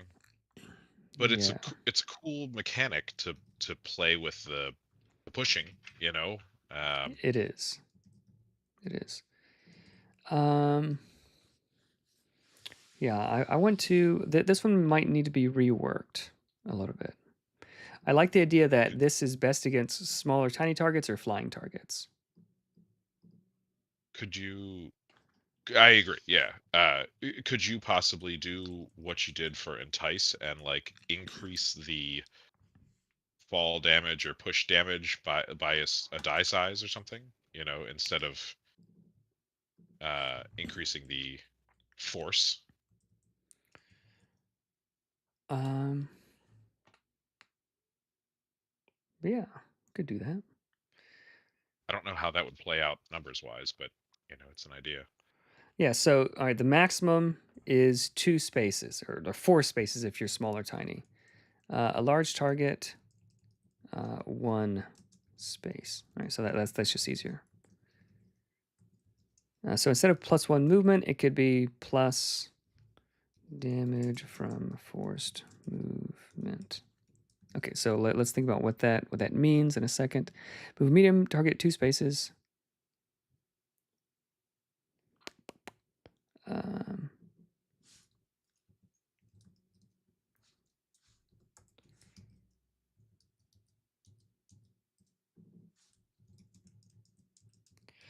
okay.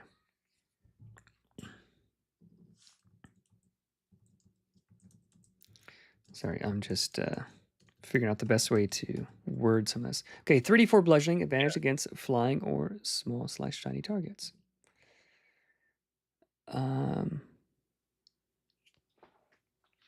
Maybe this should be like an on crit thing.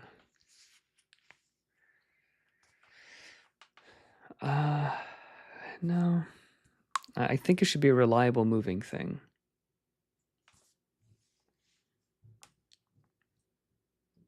I think it should Yeah, be. I agree. Yeah. I agree. That's a lot of the flavor. That's a lot of the feeling of the spell. Um,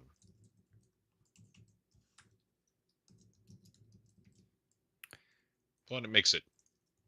It can be defensive. It can be offensive. You can protect your buddy and keep the monster away from them, or whatever. You know, Yeah. you want that to happen every time, for sure. All right, so we could do move a small or tiny target 3 spaces, medium target 2 spaces, and a large target. Or a large target 1 space. Okay. So that's cool. So if we just do that, so it's going to be anywhere from like 3 to 9 bonus damage for that.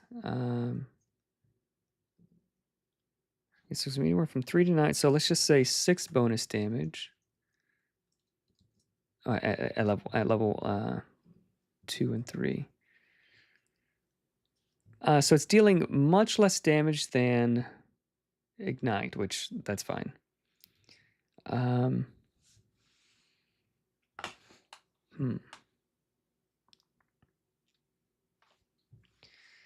Damage from forced movement.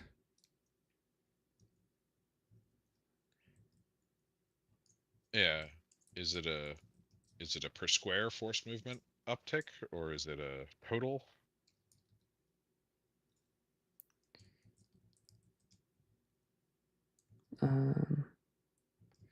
Deals plus 5 damage from forced movement.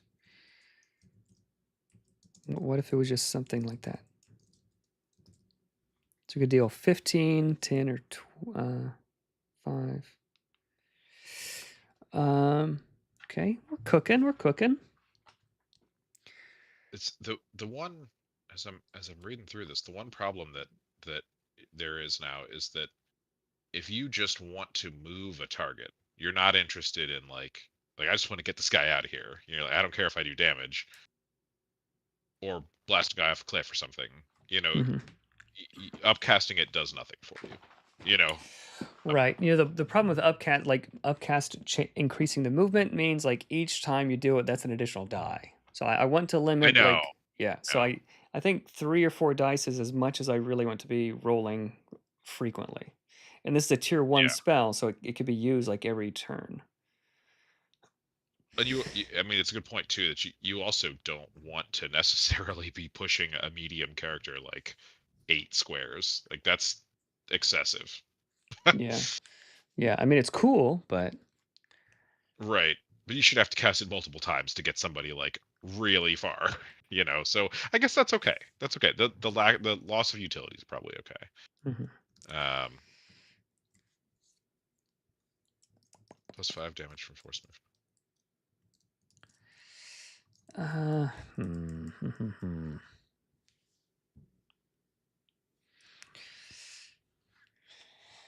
There's a lot of ways this one could go, and I feel like he said the thing. What's the thing? Robin. Yeah, I was wondering that too. Was it when I said nimble? Oh, maybe, yeah. I It'd don't be know. better if plus damage per square from force movement. Yeah.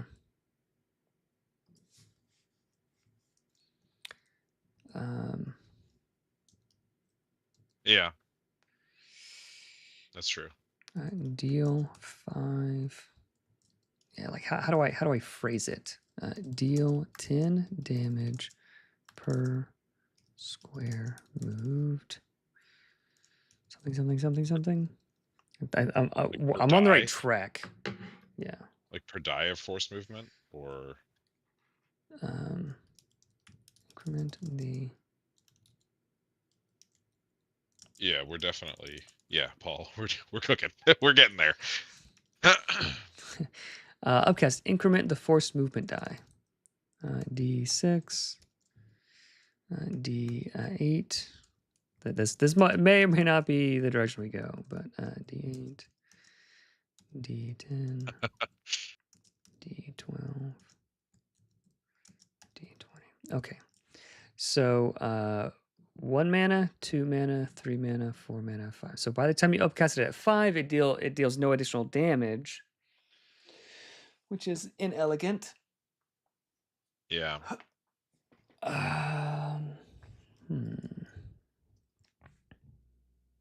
D100, yeah. Yeah, so sometimes I wish there was like a little bit more fidelity to the dice, but then it'd just be more fiddly. Yeah. Yeah. Fate You of gotta get those Eisen, a D5s. Kiwi D&D podcast. That is cool. Hey, Fate of Eisen, that sounds like a cool thing. As part of the base spell, deal X damage instead of D6 by force movement. Ooh. And then change X in the upcast. What's up? My sister-in-law is a Kiwi, so got a special place in my heart with Kiwis.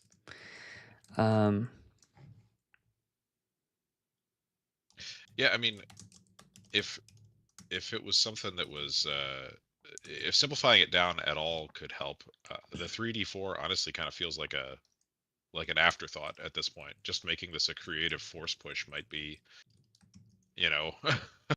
might be a better option to simplify it so that we can have more complexity in the push. Yeah, maybe. I guess you can't miss then, right? That's kind of the downside. Yeah.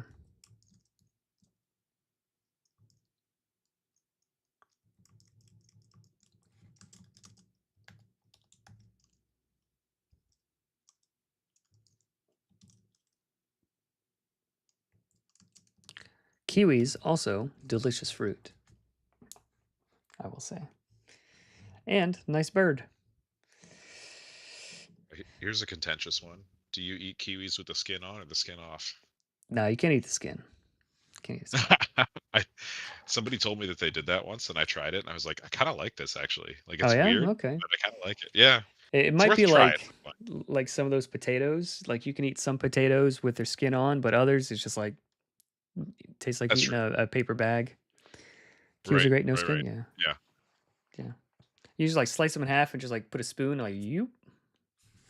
Yeah. Yep. Or like a cucumber, you cut like half the skin off just so it's like a little bit less good. The bird does not taste so good. That's fair. There was this really cute little kiwi animation. Yeah, have you guys ever seen this one?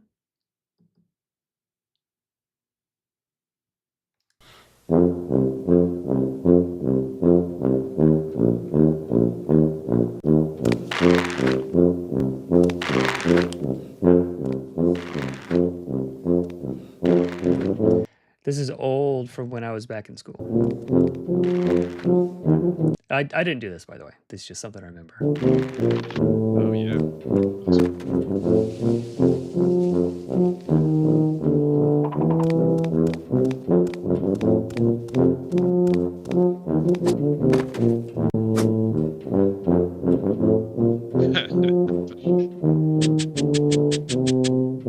Gotta step scratch.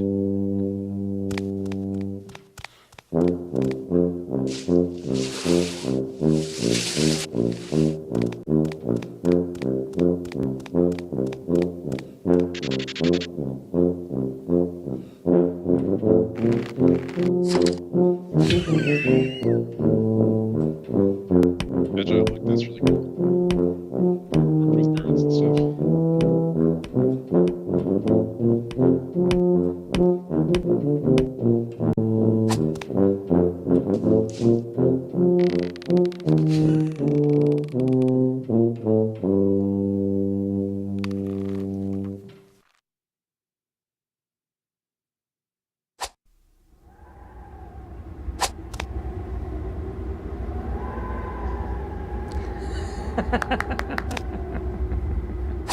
I forgot what happens.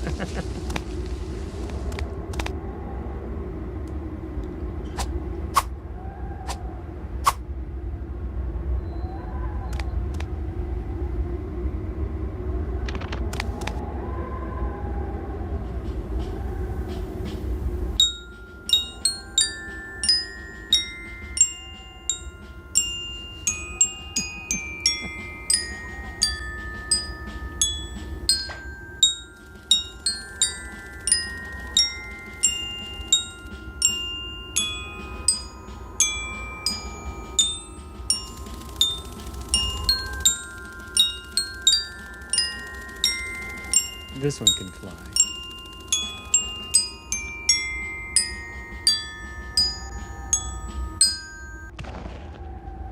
Oh, hey, Joe. He's okay. He's okay. He landed in a soft marshmallow mattress. Yeah. So that's the old animation I read. You guys were talking about kiwis, so.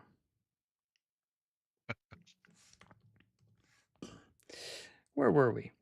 Okay, yes. So the utility of blustery gale is 1, the movement. You can move dudes around. Oh, All right. Agile So wants the link if you can post it. he was. Oh, yeah. All right. Kiwi animation. Copy link address.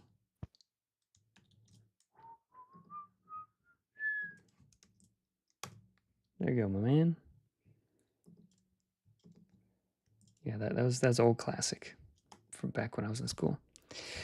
Okay, so let's do. I think I'm picking up what Robin was saying too. Is like just say basically for this spell you don't do 1d6 damage per forced movement. You just do 3 damage or 4 damage or whatever it is. You know, Mhm. like that's an option to drastically simplify it. Does it make it less fun? Yeah, I guess so. You know, but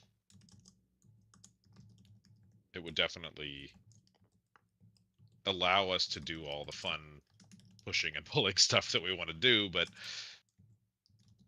keep it simple, you know. Sorry, I was typing. I can't type Oh, and listen at the same time. So like you instead of so is it so what I was thinking? You tell me if this is what you were saying. Instead of rolling a d6 for force movement, it's like if you were to roll a force movement die with a spell, instead just deal 6. Is that what you're saying, or deal 10 or whatever? it's 6 or 4 or whatever, like per forced movement. So you still get the dynamic part of like, are you pushing him into a thing? Are you pushing him into a wall? Are you know, there's still the strategic part of that, but instead of rolling a d6, you're just saying like 4 per force movement space or whatever. Mm-hmm. Um, it would just simplify the dice, simplify the whole process. Yeah.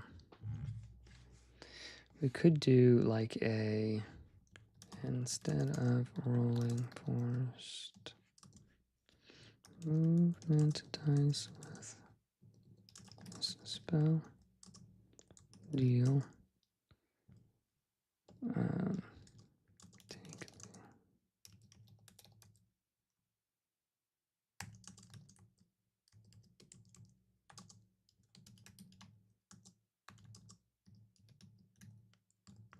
space. Yeah, I mean we're definitely cooking now. Like this spell is like definitely changing. Yeah.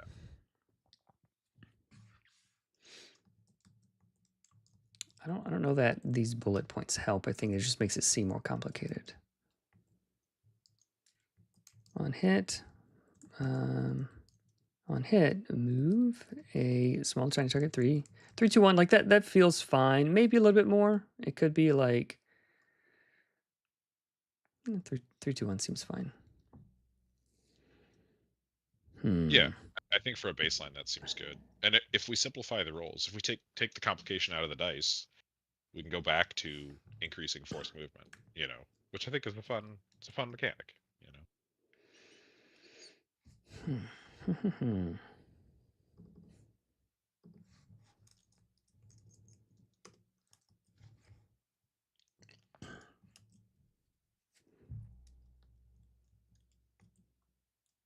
Instead of rolling force movement dice with this spell,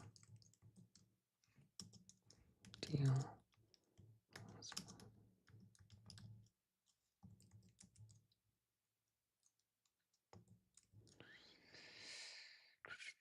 It should be even because you have to split damage. I don't know. Let's see what that looks like. Okay, on hit, move a small shiny target, 3 spaces, medium target, 2 spaces, a large target, 1 space.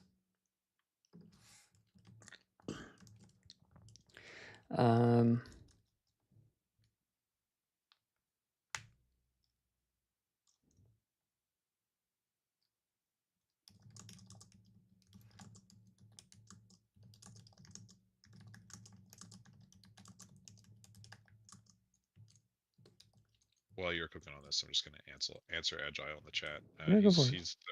He's hoping to have this stuff sent to printers soon, ideally before Christmas, but that's the kind of the timeline he's working off of right now. Yeah, so it probably not going to go to the printers in December because like everybody's out of the office anyway, so it doesn't matter. But I want the PDFs to be out to everybody so they can play at Christmas time and all that, and be like mostly done. And if there's like minor little tweaks here and there at the end of December, that's fine. But everything's getting sent to the people in end of December, beginning of January. Everything's locked down. For any damage done with the spell from force movement, instead of rolling... Okay, I don't think we need all that. Instead of rolling a force movement dice with this spell, deal 5 damage instead. Deal 5 plus 5 damage. Deal plus 5 damage Per square. for each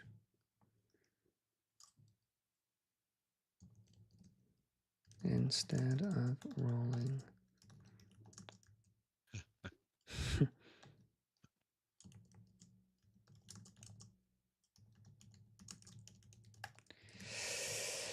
Okay, I'll work on the wording later, but let's just see if that even if that even works. Plus 5 damage from forced movement. Okay, let's just see if that works. Are you using InDesign? This is InDesign. Still going, yeah. Wasn't planning on going this long, but we're cooking. What is it? Yeah, it's only 3 hours or 4 hours. Yeah, 4 hours. Okay, so let's just see what that looks like. So Blustery Gale as is a bit weak. That's fine. I like that. I like the fact that 5 damage is like that's a strong roll for force movement, and it should be because it's a spell focused on force movement. It should be slightly better, Evan, chant it. Chat it all? I don't know what that means. Chant it out. Oh, chant it out. Okay. There we go. Yeah. Okay, so how would we even calculate that? Let's see. Add column before.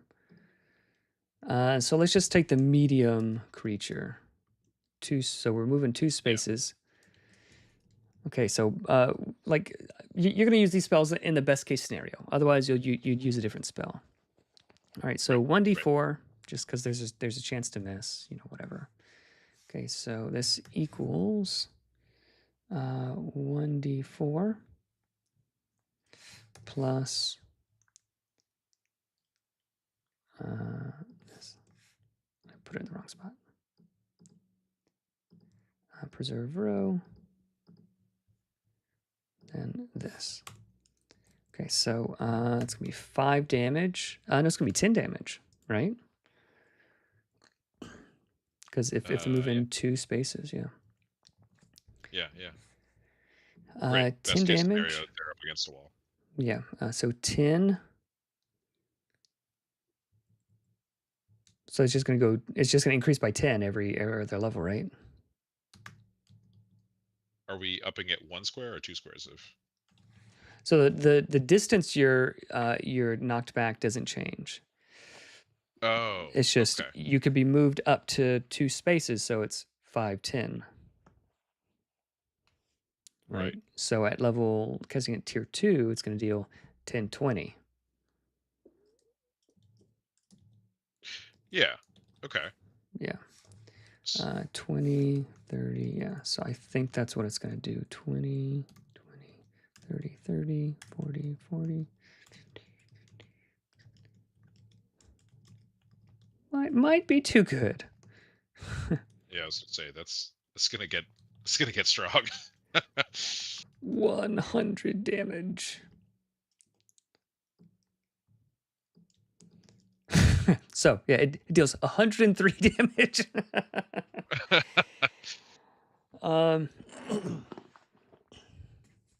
Let's map it out. Maybe it's not too bad. Okay, so comparing purple and blue. Okay, so it's actually not the highest damaging spell. Purple. Okay, so yeah, we might have overcorrected a little bit. So against a small creature, it would deal even more. Smaller, tiny. So like goblins, you just yeet them around, just absolutely everywhere. Advantage against flying creatures or tiny targets. Small. It might be worth switching back to it. I think you'd have more flexibility with the damage if you switched back to a paradigm of squares moved instead of just increasing the movement damage. Yeah. Like I think you just have more numbers to play with there, but I like where this is going. Yeah, because the main concern of the additional movement was like having to roll too much dice, but if it's just +5, then that's easier. Right. Because you don't want to change off of the +5 die or the +5 bonus because it's easy to add, right? Yeah, you could reduce it, but make it +3, but that's not good to add, Mm-hmm.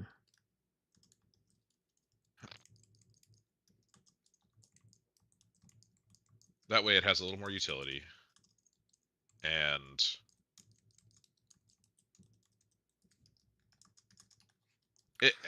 I'll say too, it doesn't just have more utility. It means that if you're fighting somebody who's further from a wall, you can still use this and do damage, right? Like you can be 3 squares away from a wall as a medium creature, and if you upcast it, you're still going to hit the wall, Yeah. Yeah. Whereas if it was just 2 squares, you're not going to. Okay. Yeah. Okay. So advantage. So you're twice likely to like be able to hit or push like a small or tiny or flying target. So that makes sense, right? On hit, move a medium target 2 spaces, small tiny target twice as far, large target half as far, and then like huge targets you can't move with this. And then it deals +5 damage instead of rolling dice from forced movement. I feel like that makes sense. We're gonna have to send this off to the Discord. Take a screenshot of that. All right, so let's model that. So Bluster Gale 2 is a little bit too gonzo. So now it's +1 movement. So it's gonna be +5 instead of +10. Is that correct? Yeah. 25, 30, 30, 35, 35. It's still gonna be crazy against small creatures, but Right. not insane. Yeah, that feels much better. It's Yeah. situational, which is good. It's Yeah, if you're fighting that's good. small creatures, Yeah, yeah. We made it Uh, faster and more fun. Goblins hate this one simple trick. Wow! That's great. Yeah. So the only other the damage comes from the movement. Like you take like a little bit of bludgeoning damage just from like the wind hitting you, but right, right. Well, so the one other thing I would say is if we send this to the Discord and they're like, oh no, it's not going to work because of this, and that's legit.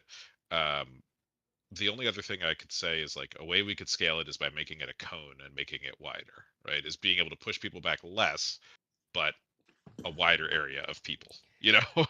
um, um, I like I having don't know. just like maybe a different name is in order. Yeah, Like personal cyclone or like something that sort of like gets the idea across. But I like the idea of like the first spell you unlock for a lot of these is like a bigger damaging thing, like a yeah, bigger single yeah. No, target that's true. damage thing. Yeah, And then later, like wind is much more utility, barrier of wind, fly. But then you do get some like really good AoE stuff, but it's like a little bit later. yeah. You're right. That was actually something I said originally. Right? Was that this is the only single target spell on wind, so should Yeah. probably keep it that way. So like, but wind being like, I really like how each spell school, like lightning is best against metal armor, wind is best against like small or tiny or flying creatures. Like I like how each spell school has this different like little niche, and I want to like really lean into that and protect that and not lose that. So yeah, I really Yeah. like this. How does that compare to the initial blustery gale? So purple, yeah, yeah. So it's fine at the beginning, like it's mostly utility of movement. But like, yeah, it scales really nicely. Yeah, I think that looks good. But I think maybe 1d4 is just a little bit not enough because Mhm. you're spending two actions on it. Two actions? Yeah, two actions and a mana. So I think it should maybe be like at least 2d uh It was three 2d4. originally, right? It was three d Yeah, four. it's three originally. Let's see what that does to it. Yeah. Ooh, preserve row. Yeah, that just increases it by like 3 damage, but yeah, so it brings it closer to the other tier spells and a little bit further away from the cantrips, which is where I want it to be. Yeah, so it'll still be maybe 2d4. Yeah, I think 2d4 is okay. 3d, I mean 3d4 is fine, right? 3d4. So 1d4, 3d4, 4d4, 4d4. Yeah, 3 is okay. It's because I want people to be excited to cast it. Yeah, absolutely. And it's hard to quantify the benefit you get from, pushing that bandit into the icy river or whatever it is, right? Like that's Mhm, that's a table decision, right? But it exists. It's still a benefit of using the spell. So, mhm. uh, yeah, yeah, I think that works. Okay, and this can be like a quasi AOE spell as well, because like if two dudes knock into each other, then they both split that damage. Okay, I've got just a few minutes before I got to head out. What were there any other high value spells you wanted to take a look at? So yeah, none of these were things that I think need a super overhaul or anything, but they were Vengeance and Condemn just don't scale well into later levels. They don't feel like the strong whack that they do when you get them. Vengeance Condemn, yeah. Uh, yeah, and Shadow Trap and Unspeakable Word. Those were the four that are just like they just kind of peter off. Yes, yes, Like yes, yes. Absolutely. So Vengeance. Uh, yeah.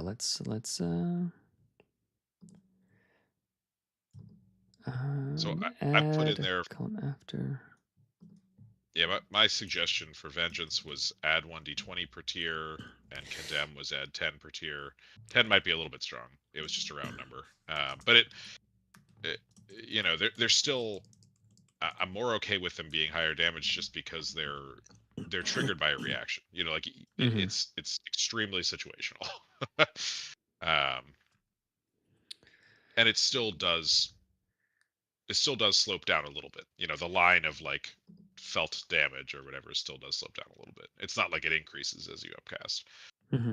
Uh, so Uh, so what did you say for condemn? uh, for condemn, I said plus 10 damage per tier, and for vengeance was plus 1d20, just because that's the method of damage that they have, right? Yeah. That feels correct, but do we want people rolling and adding up? That Um, many d20s. yeah, 8d20. Because like d20s, you'll No, get I numbers agree. like 17 and 12 and like hard to add numbers, Yeah, yeah. No, you're right about that. I just didn't want to. I didn't want to be the one to suggest messing with the like fully dice damage and fully flat damage thing you had going on there. Yeah. No. Um, Condemn plus 10 damage. Yeah, plus 10 damage is fine. Probably. I'll want to model it out. But I don't want someone yeah, to like just never use it at very, very high levels. right, right. Yeah. I'm fine with plus 10 on each too. I mean, getting the vengeance's curve a little bit more stable is not a bad idea either. Like vengeance is supposed to be sort of like a wild spell. That's true. Yeah. Um have y'all talked about how there may be too many teleport add-ons? Major super duper mobile, especially at lightning having half the spells. I need a pyroclasm more so. Yeah, maybe movement on pyroclasm isn't the way to go. Um, but mage does need to be quite mobile, or whoever is casting this, like whatever caster can cast that tier spell, like needs mobility. So like if the Songweaver chooses fire as their second school, like they don't have access to the lightning spells. Yeah. Um,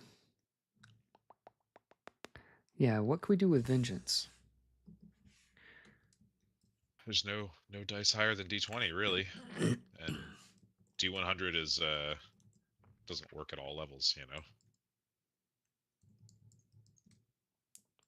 I mean, it's real wild though. Yeah.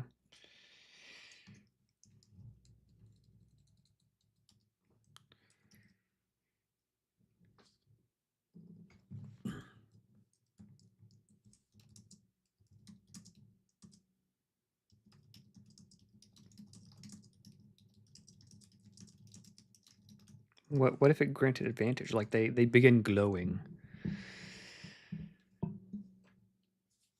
So like I want to be kind of careful about like huge single damage spells.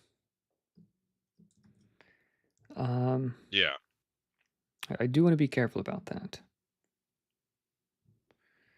It's like rather than so like this, so condemn.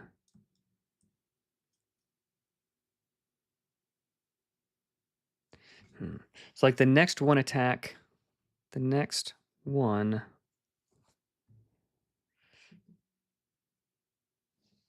attack against this.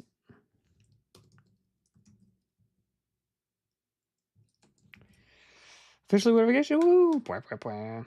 So I read through 1.98. Nice. Could take off Well, some of the we can lightning we spells can to take off too. Yeah, so fire like gives you a little bit of movement, but lightning lets you teleport. So I feel like it's quite different, but I'll think about it. Um, so I feel like condemn, like if someone is condemned, I feel like condemn instead of adding like more damage, it would um it would like give it like make them glow, like they're marked condemned, like so the next attacks are made with advantage. Yeah. For like potentially a number of rounds for upcast or something like that's. Not number of rounds, probably the next like X attacks. Okay. Or yeah, that's but scaling by Yes. amount of advantage given or whatever, you know. So how can we make vengeance uh still feel cool at very high levels, but not merely like lightning has too much support? I'll take a look at that. Um, it's like maybe just adding like 1d20 or like you roll with advantage, upcast plus 2 reach, roll with advantage. Maybe it's that. So like you just increase, so you're not having to add up 9 90 20. You're still only adding up 4d20s. Yeah. And advantage affects d20s substantially more than it Yeah. affects other dice. So yeah, yeah, it's worth try. I mean, we can math it out, you know. So on average, it's gonna add like +5. It's gonna be +5, but like it's really gonna be more useful than +5 because you can choose the lowest one. You roll a 2, you re-roll it. You're gonna get on average, you're gonna get like a +10, +9. So Yeah, yeah. what about an It has execute? Well, if they're below, however much damage you do, they die anyway. So, um, yeah, that's probably okay with vengeance actually, as I look at it, because advantage on d20s has diminishing returns, like strong diminishing returns, but it's a high enough tier already that it's not going to be a big deal right. toward tier 9 or whatever. But also, if you critting with d20s is the best way to crit. Yeah, that's true. It's an extra d20. That's very true. Okay, upcast plus 2 reach roll with advantage. I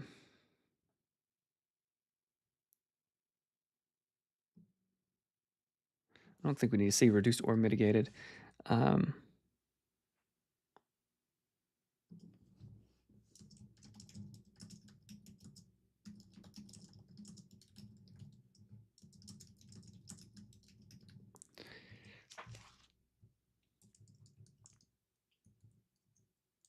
all right, so just doing a little bit of tweaks.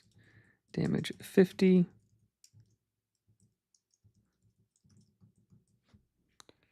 Condemn.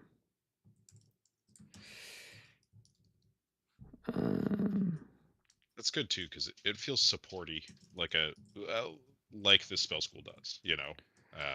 Giving your allies advantages yeah. feels like it fits. Can only target a creature that reduces an ally to 0 hit points or attack down your last turn. This damage. Um,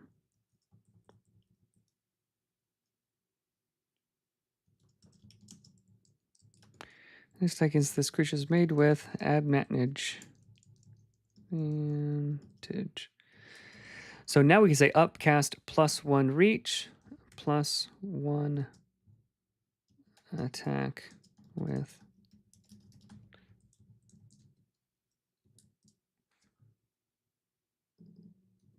Plus 1 attack with advantage. I think we could say something like that. I could tweak the wording, but that's the direction I think that makes it interesting and not just damage.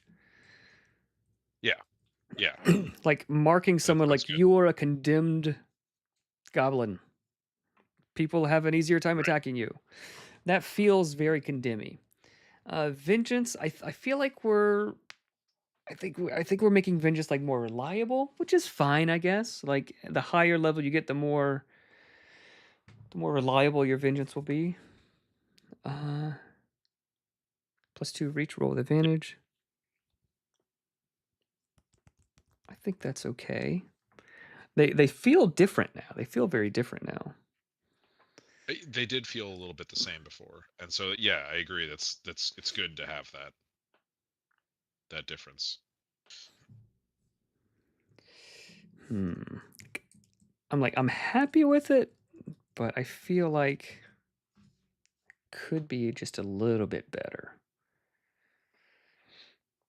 Like cooler or numbers wise better. No, you can always make the numbers better, but like so Yeah, vengeance, yeah, like Vengeance feels like a very like sort of a wild, like you might deal like high ceiling, very low floor, right? It's like a very I mean, wide. Hmm? yes, you say you could make it a D100 and and roll Yeah, with advantage. You know, like yeah. I mean, advantage might be too good on that. yeah. Let's see. Let's see what that does. Um, we don't have. Here we go. Okay, D100. All right, so obviously, 1D100. 1D100. Then we'll have to change the dice though. Uh-oh. Is did the stream die? Okay, still good. I'm still seeing you. The Yeah. the screen where the stream is will just crash sometimes. So Oh. we're not doing it, Edward. We're not changing anything yet. We're just looking. We're just looking. All right. So 1D100 obviously 50.5 standard deviation 25. So it's big standard deviation. Okay, so let's do 2D100 drop the lowest. So it's going to be 67 is the average. So if we did that, we would need to switch condemn and vengeance. So condemn would deal like 40 damage, and then vengeance would be like the higher damaging thing. Right. Right. Which I think is okay. Yeah. I don't know if that switch will matter too much, but No, it won't. We just 3D100 drop the lowest two. Okay, so we go from 50 to 67 to 75. I mean, that feels so cool. it does. Then 4D100. Yeah, you don't have to add anything. That's true. That's actually it's good too that we would be bumping vengeance up because it Yeah, gives you up to 80. fewer possible advantages like that you can add to it, right? Yeah. Yeah, I'm doing it. I'm doing it. All right, so condemn Yeah. is going to be 40. Still solid. Yeah. Yeah, And Paul, you're actually, not wrong.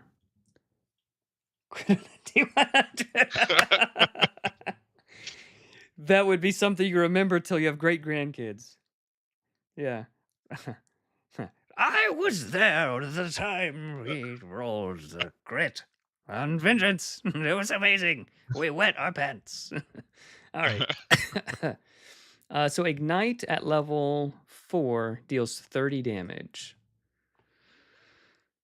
Right? Yeah. So then condemn should deal 30 damage. Because it's likewise conditional, but it has a different utility and it's a shorter range. So this is a tier 4. This is going to be a tier 5, and it's going to be damage. Like I'm smiling just writing it. 1D100. I think we're onto something great here, Evan. Oh man. And like you can just see them like I give myself true strike. And then vengeance. Like the combos, like it writes itself. Like, oh man, like I'm The so song excited about them. weavers there giving inspiration and that like Yeah, just all it's the gonna be things, cool. It's right? gonna be cool. Like it's a teamwork thing. Um, yeah, yeah. I do like condemn adding advantage. Yeah, I like that. Yeah. So a That's tier good. 4 spell. So I just wanna give a sanity check. So ignite. So flame dart. No, ignite. Where are we? Ignite deals 30 damage, a little bit more than 30 damage.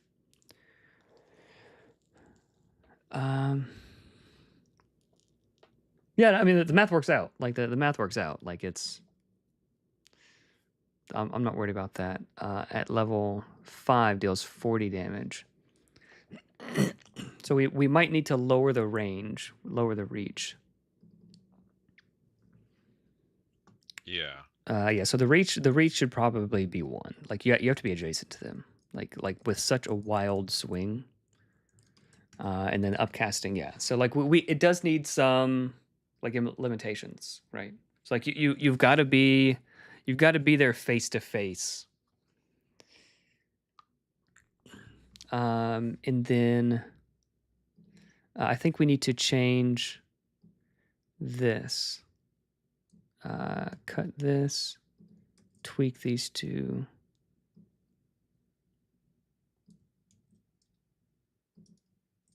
Okay, so condemn can only target an enemy that crit you or an ally since your last turn. All right. So like, yeah, you're doing that.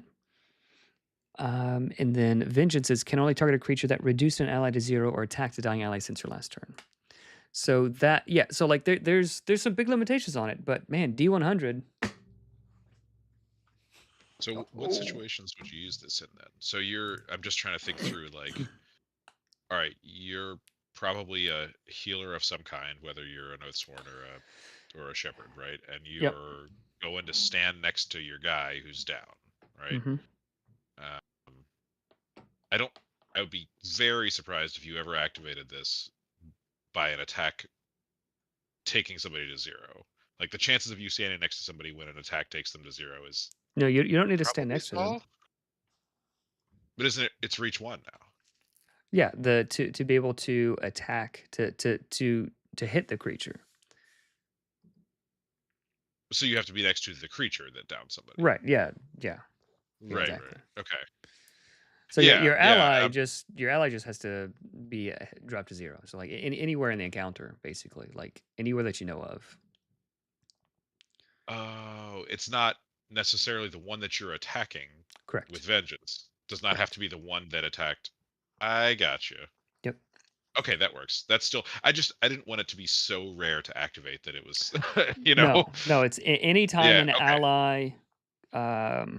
an ally is attacked while they're dying, or if they gain the dying condition. Yeah. Yeah. I think that's good. And it's that wild reaction to a terrible thing happening. Yep. That's spicy. That's really sweet. Sweet and spicy.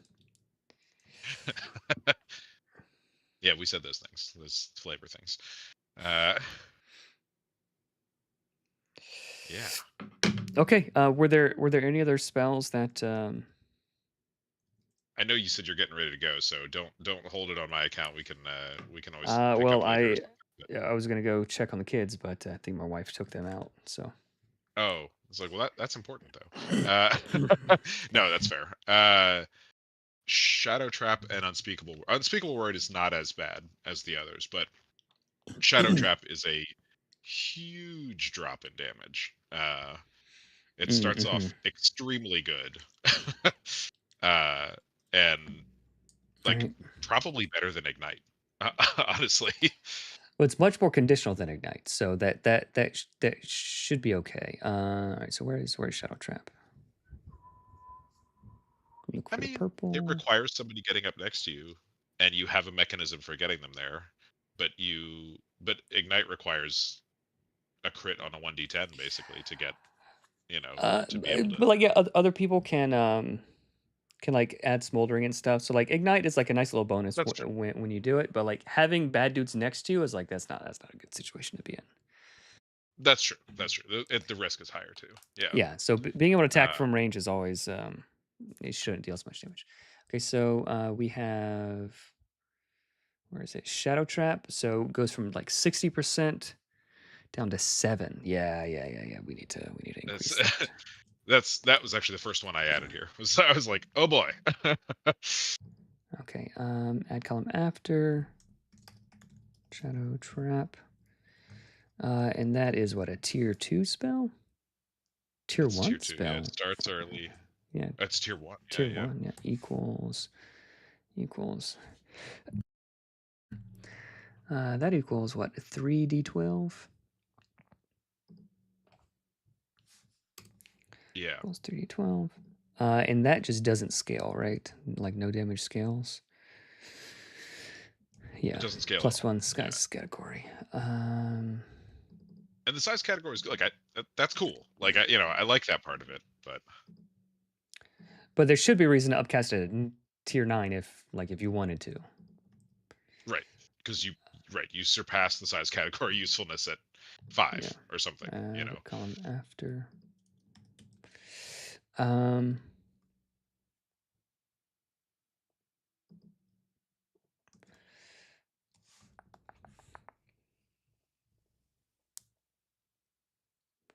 So grappling is good.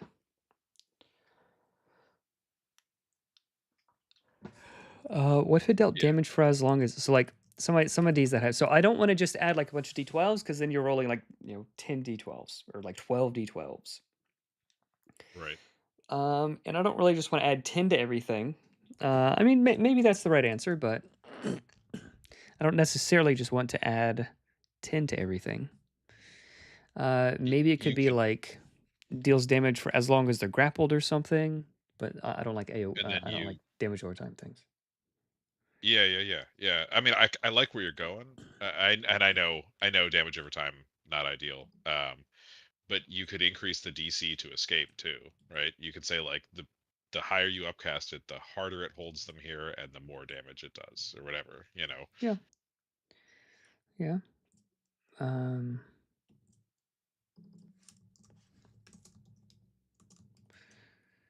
Or maybe that doesn't fit into Nimble very well. I was gonna say like it doesn't have to be a damage over time because I agree with the assessment there, but if it could be a like you can easily recast it the next time, without spending mana or something, if they're still grappled. Like what if it's it's an what if it action, here? What was this?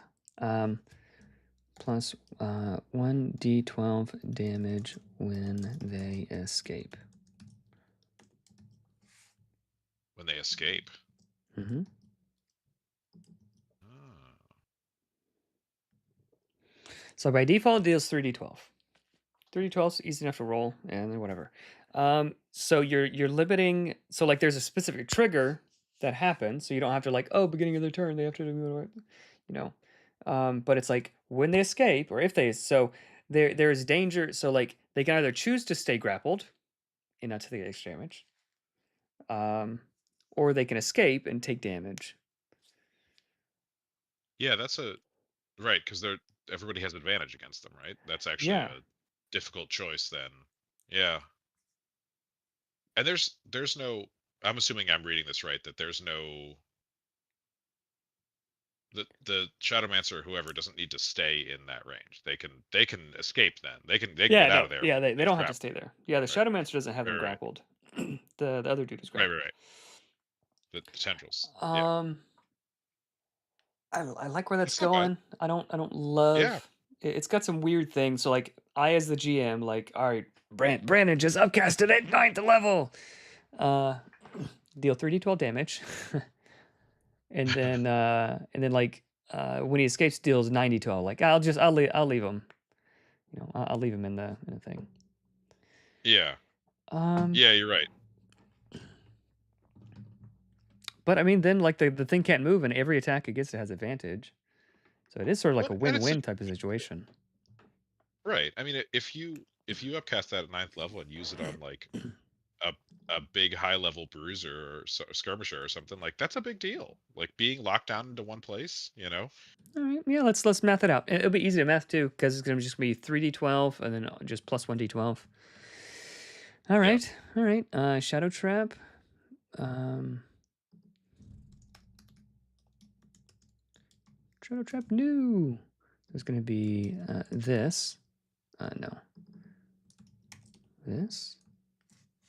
Paul, I thought about that idea too, number of creatures and range, but the problem is that it triggers this as soon as somebody is in that area, right? So, I mean, I guess you could cast it with people already around you, right? You could walk into the crowd and be like, bop, and trap everybody.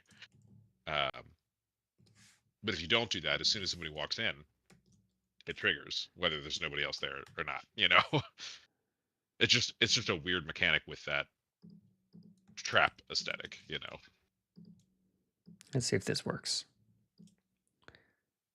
Yeah, so it goes up to 77 damage. So it's like out of the frying pan into the fryer or into the fire, that kind of thing. You can either stay grappled or you can like TikTok, baby. Yeah, I like that. It's depth, right? Yeah. It's not just flat damage. It's like, this is interesting. It's something to play with, something to combo with other people or whatever. Mm-hmm. Yeah. And it gives the Shadowmancer a reason to like maintain concentration, like even once they've yeah, that's kind of cool. It's a nasty spell now. Okay. Yeah, I think that's good. That's good. Yeah. Cool. Yeah, that looks good in the spreadsheets. 20 to 80 damage, roughly, give or take. Let's go and add it to the data references. Plus 1d12 was going to be my suggestion, so we're on the same page here. Yeah, and like the worry was like just rolling too many dice, but right, absolutely. if it's spread out over time, that helps. But like only having like one trigger rather than multiple triggers also helps. So the green one, so it's competitive. It's competitive. Very good. All right. Any other the spells? last thing I had was it was Unspeakable Word, and it's not terrible because it's already a tier 6. Like it doesn't have that much time to fall anyway, right? But but it was just that I would, if it was me, I would get rid of the +2 reach. I would keep the +1 DC, get rid of the +2 reach, and add some damage in there. Okay. Because it's like Zap. It's already got the built-in like downside of hitting yourself if you don't do it well enough or whatever. Let's see what it looks like. Yeah, it does fall off a good bit. And it's already reach 8. It doesn't need more reach, really. Yeah. So you just did +10 damage? Yeah, that feels about right. Yeah. And that does feel about right. That looks okay. Cool. It's a simple one. Yeah, that's an easy one. That one was already pretty close. Yeah. Out of all of them, I spreadsheet that one for a long time. Did you? I did, yeah. Okay, yeah. Man, I really like Condemn and Vengeance. Like if rolling d20s is spicy, rolling d100 is even better. Yeah, that's the wild one, and that's great. And I'm really excited about the wind one too. Honestly, like Blustery Gale's pretty cool now. Yeah. Well, thanks for working on it with me. I appreciate it. Absolutely. What did you do any analysis on Eye of the Storm? Well, it's an AoE, and so I know we kind of wanted that to fall in a certain place and be worse against one and better against multiple, but it automatically scales based on the encounter. Yeah. I think that's okay. Yeah, I don't want to. I can't pump the AoE stock too much. Right. Ross was talking about too much teleportation and lightning spells. So we have Alacrity. I think Alacrity has to have teleport. That is like their defense. Stormstride. Right. I like that. Electricity. Am I right in saying that Stormstride is the one that got changed from basically Lightning Bolt, right? Yeah. To now it teleports you. Okay. Yeah, it's like you are the lightning bolt. Right. Yeah. Electricity.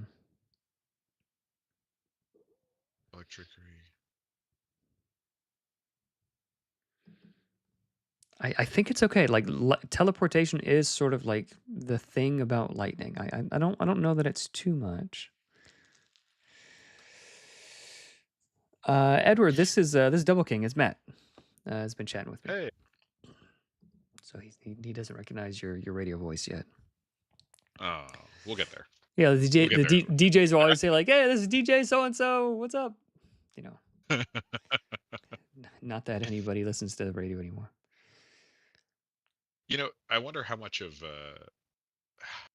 Ross's experience is also like I know his mage is using a lot of lightning, and not to discredit that experience at all, but like how much of that is that lightning meshes better with the party he's playing in, like Could be, yeah. that because some parties like fire's going to be the better bet, and like some like I don't know. Yeah.